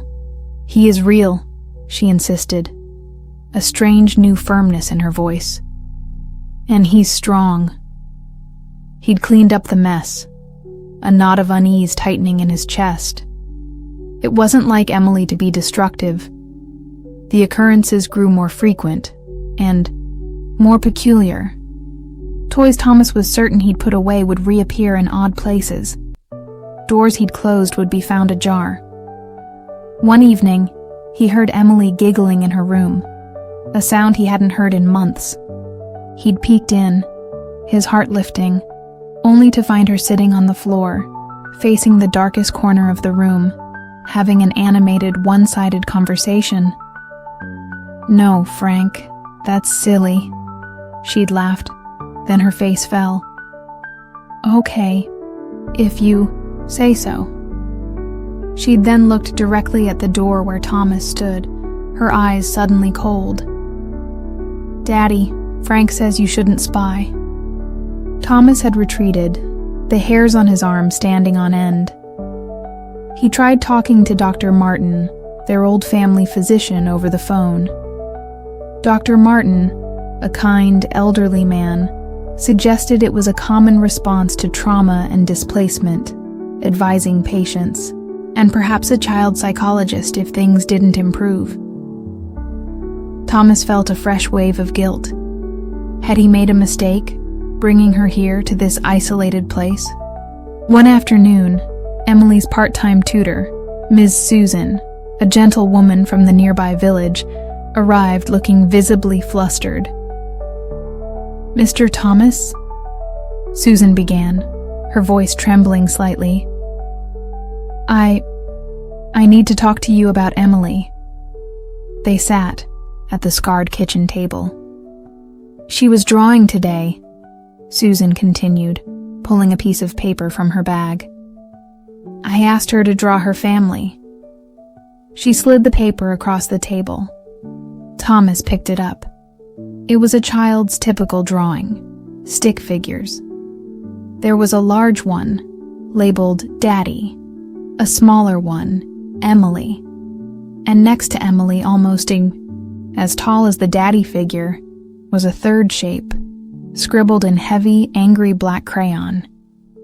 It was a dense, vaguely man-shaped silhouette, with no discernible features except for two bright red dots for eyes. Below it, in shaky letters, was written Frank. "That's unsettling," Thomas admitted. "There's more," Susan said, her voice barely a whisper. While she was drawing it, the temperature in the room dropped, and I thought I heard a man's chuckle. Right behind me. But there was no one there. She looked at Thomas, her eyes wide with a fear he was beginning to share. And Emily, she just smiled. A very cold smile. That night, Thomas couldn't sleep. He lay in bed, listening to the house groan and settle around him. He thought about Patricia, her warmth, her laughter, how she would have known what to do. He felt utterly alone. Around 2 a.m. he heard it, a distinct, low murmur from Emily's room. Not her voice, but deeper, raspier. He crept to her door, pushing it open a crack. Emily was asleep in her bed, but standing in the corner, the one she often stared at, was a shadow. It was tall and ill-defined, darker than the surrounding gloom. As he watched, horrified, it seemed to lean towards Emily, one shadowy arm extending, as if to stroke her hair. Thomas gasped, stumbling back. The shadow vanished instantly. He rushed to Emily's side. She was breathing peacefully, but her skin was cold to the touch. The next morning, Thomas knew he couldn't dismiss it any longer. This wasn't grief. This wasn't an imaginary friend. Something was in his house. Something was attaching itself to his daughter. He remembered Walter. an eccentric old man from the village who ran the dusty antique shop and was rumored to be a local historian, with a particular interest in the area's folklore. Desperate, Thomas drove to the village. Walter was a small, wizened man with bright, intelligent eyes. He listened patiently as Thomas, stumbling over his words, recounted the events. When Thomas mentioned the name Frank, Walter's expression sharpened. Frank, he mused, tapping a long finger against his lips. This farmhouse. It's the old Miller place, isn't it? Thomas nodded. There are stories, Walter said, his voice dropping. Old ones. About a man named Frank Miller, lived there over a century ago. A recluse. Some said a dabbler in unwholesome arts. He disappeared one winter. They found his house empty, but for a series of strange symbols carved into the attic floorboards. Thomas felt a cold dread seep into his bones. The attic. Emily said Frank told her it was his favorite room. Walter nodded slowly. Some spirits, Mr. Thomas, are territorial. They cling to a place. And sometimes they seek a companion, especially if they sense loneliness or vulnerability. He looked gravely at Thomas. Your daughter, in her grief, might be an open door for him. Walter agreed to come to the house. He brought with him a worn leather bag that smelled of dried herbs and old paper. As they stepped inside, Walter paused, his head tilted as if listening. He's strong here, he murmured, and possessive. Emily was in the living room, sitting on the floor, her back to them. She didn't turn when they entered. Emily, Thomas said gently. She slowly turned her head. Her eyes were not her own. They were cold, ancient, and filled with a malevolent amusement. A voice, too deep and gravelly for a child, issued from her lips. You brought company, Thomas. Frank doesn't like uninvited guests. Walter stepped forward, holding up a small silver crucifix. Frank Miller, you are not welcome here. Release the child. A sound like a snarling dog ripped from Emily's throat. The temperature in the room plummeted.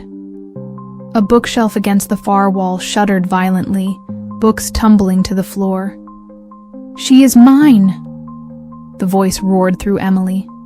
She invited me. She needs me. Emily's small body convulsed, and she collapsed to the floor, whimpering. The presence, for a moment, seemed to recede. Thomas rushed to her, gathering her limp form in his arms. Emmy, can you hear me?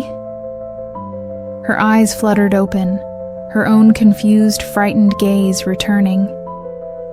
Daddy, I'm scared. Frank is angry.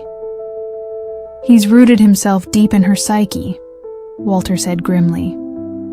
And in this house, the attic is likely his anchor point. We need to perform a cleansing, but he'll fight it. That evening, as a storm raged outside, mirroring the turmoil within, Thomas and Walter prepared. Walter had instructed Thomas on what was needed: salt, holy water he'd procured from Father Michael at the village church, and certain herbs. The primary focus would be the attic, and then Emily's room. Emily herself was listless, weak, lying on the sofa under a blanket, her eyes wide with fear. You stay with her, Thomas, Walter instructed. Keep her talking. Keep her connected to you. I'll start in the attic. If he's anchored there, disturbing that space will provoke him. Thomas held Emily's hand, her small fingers cold in his. It's okay, baby. We're going to make Frank go away. But he says he'll take me with him if he goes, she whispered, tears welling in her eyes. He's lying, Emily. He's a bully, Thomas said, his voice far steadier than he felt. Upstairs, Walter began his work. Thomas could hear his low chanting, the sprinkle of water. Then, a sudden, violent crash from above. The lights flickered and died, plunging the house into near darkness, lit only by the flashes of lightning. Emily screamed. "It's okay, I'm here," Thomas yelled, fumbling for the emergency flashlight. The house seemed to come alive. Doors slammed open and shut upstairs. A furious wind howled through the downstairs rooms, though the windows were closed. The temperature dropped until their breath plumed in the air. Leave. Her. Alone. The voice was no longer coming from Emily, but from all around them, booming, disembodied, filled with rage. A framed photograph of Thomas and Patricia flew off the mantelpiece and shattered against the wall. "He's very angry, Daddy," Emily sobbed, clinging to him. Then, Walter cried out from upstairs, a sharp yell of pain. "Walter!" Thomas shouted. He had to go, but he couldn't leave Emily. Suddenly, the large antique grandfather clock in the hall began to chime erratically, its hands spinning wildly. From Emily's room, a chorus of whispers erupted, insidious and cold. "She's ours, always been ours. One of us." Emily stiffened in his arms. Her head snapped back, and her eyes rolled white. The gravelly voice returned, louder, more vicious. "You cannot win, mortal. This house, this child, they belong to Frank." Emily's small hands clamped onto Thomas's arms with unnatural strength, her fingernails digging into his skin, like claws. The flashlight clattered from his grasp, rolling under the sofa. In the intermittent flashes of lightning, Thomas could see Emily's face contorted into a hateful sneer. This wasn't his daughter. "Emily!" he cried, desperation tearing through him. "Emily, fight him! I know you're in there. Remember, Mommy?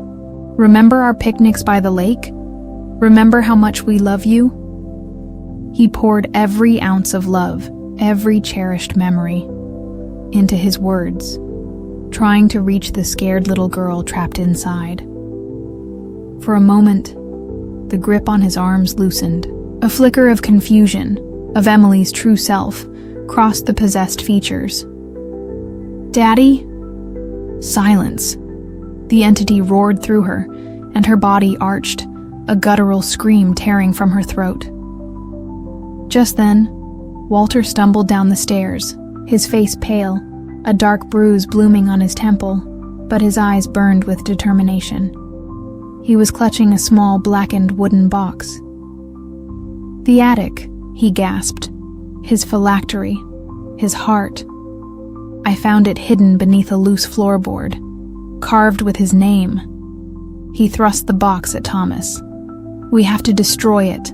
Fire!" The entity possessing Emily shrieked, a sound of pure agony and fury. "No, my treasures, my memories!" Emily thrashed, fighting Thomas with terrifying strength, trying to reach the box. "The fireplace," Walter urged. Thomas, shielding the box, dragged the struggling, snarling child form towards the hearth. The storm outside reached a crescendo, the wind sounding like 1,000 tortured souls. Objects flew around the room, books, cushions, a small end table overturned with a crash. With a final desperate heave, Thomas threw the wooden box into the cold fireplace. Walter, fumbling with a lighter and a can of lighter fluid he'd brought, doused it. The first match fizzled. The second. Emily, or rather Frank using Emily's body, lunged, biting Thomas's arm, drawing blood. "I will drag you to hell with me," it screamed. The third match caught. Walter threw it onto the doused box. It erupted in flames. An unearthly howl filled the room, seeming to shake the very foundations of the house. Emily's body went rigid, then collapsed, falling limply from Thomas's grasp. The wind died. The flying objects clattered to the floor. The oppressive cold lifted. In the fireplace, the small wooden box burned fiercely, and as it turned to ash, a final, thin wisp of black smoke curled up the chimney and was gone. Silence descended, profound and absolute. Thomas scrambled to Emily's side. She was unconscious, but breathing. Her face, in the flickering firelight, was pale but peaceful. The hateful lines were gone. It was his Emily again. Tears of relief and exhaustion streamed down Thomas's face as he gathered her into his arms. Walter, leaning heavily against the doorframe, nodded. It is done. His anchor to this world, and to her, is destroyed. The aftermath was slow. Emily slept for almost 24 hours. When she woke, she had no memory of Frank, only of feeling scared and unwell. The dark circles under her eyes began to fade. Color returned to her cheeks. Slowly, hesitantly, she started to smile again, to talk, to be the little girl Thomas had almost lost. Ms. Susan returned, and while she remained wary of the house, she was overjoyed to see the change in Emily. Thomas and Walter never spoke in detail to Emily about what had happened. Some horrors, they agreed, were best left buried. They sold the farmhouse within a month, taking a significant loss, but Thomas didn't care. They moved into a small, bright apartment in a cheerful, noisy neighborhood in a new town, far from the oppressive quiet of the countryside. Emily made new friends, real ones, and her laughter became a common sound in their new home. Thomas knew they would both bear the scars of their time at the Miller place. Sometimes, in the dead of night, he would wake in a cold sweat, the echo of a gravelly voice in his ears, the phantom sensation of small, cruelly strong hands on his arms. He knew evil was real. He had looked it in the eye, seen it wear the face of his beloved child, and he knew that some fresh starts come at a terrible price. But as he watched Emily chase butterflies in the park, her face bright with innocent joy, he knew he would pay it 1,000 times over to keep the shadows from her eyes. The corner of her eye was now, thankfully, just a corner.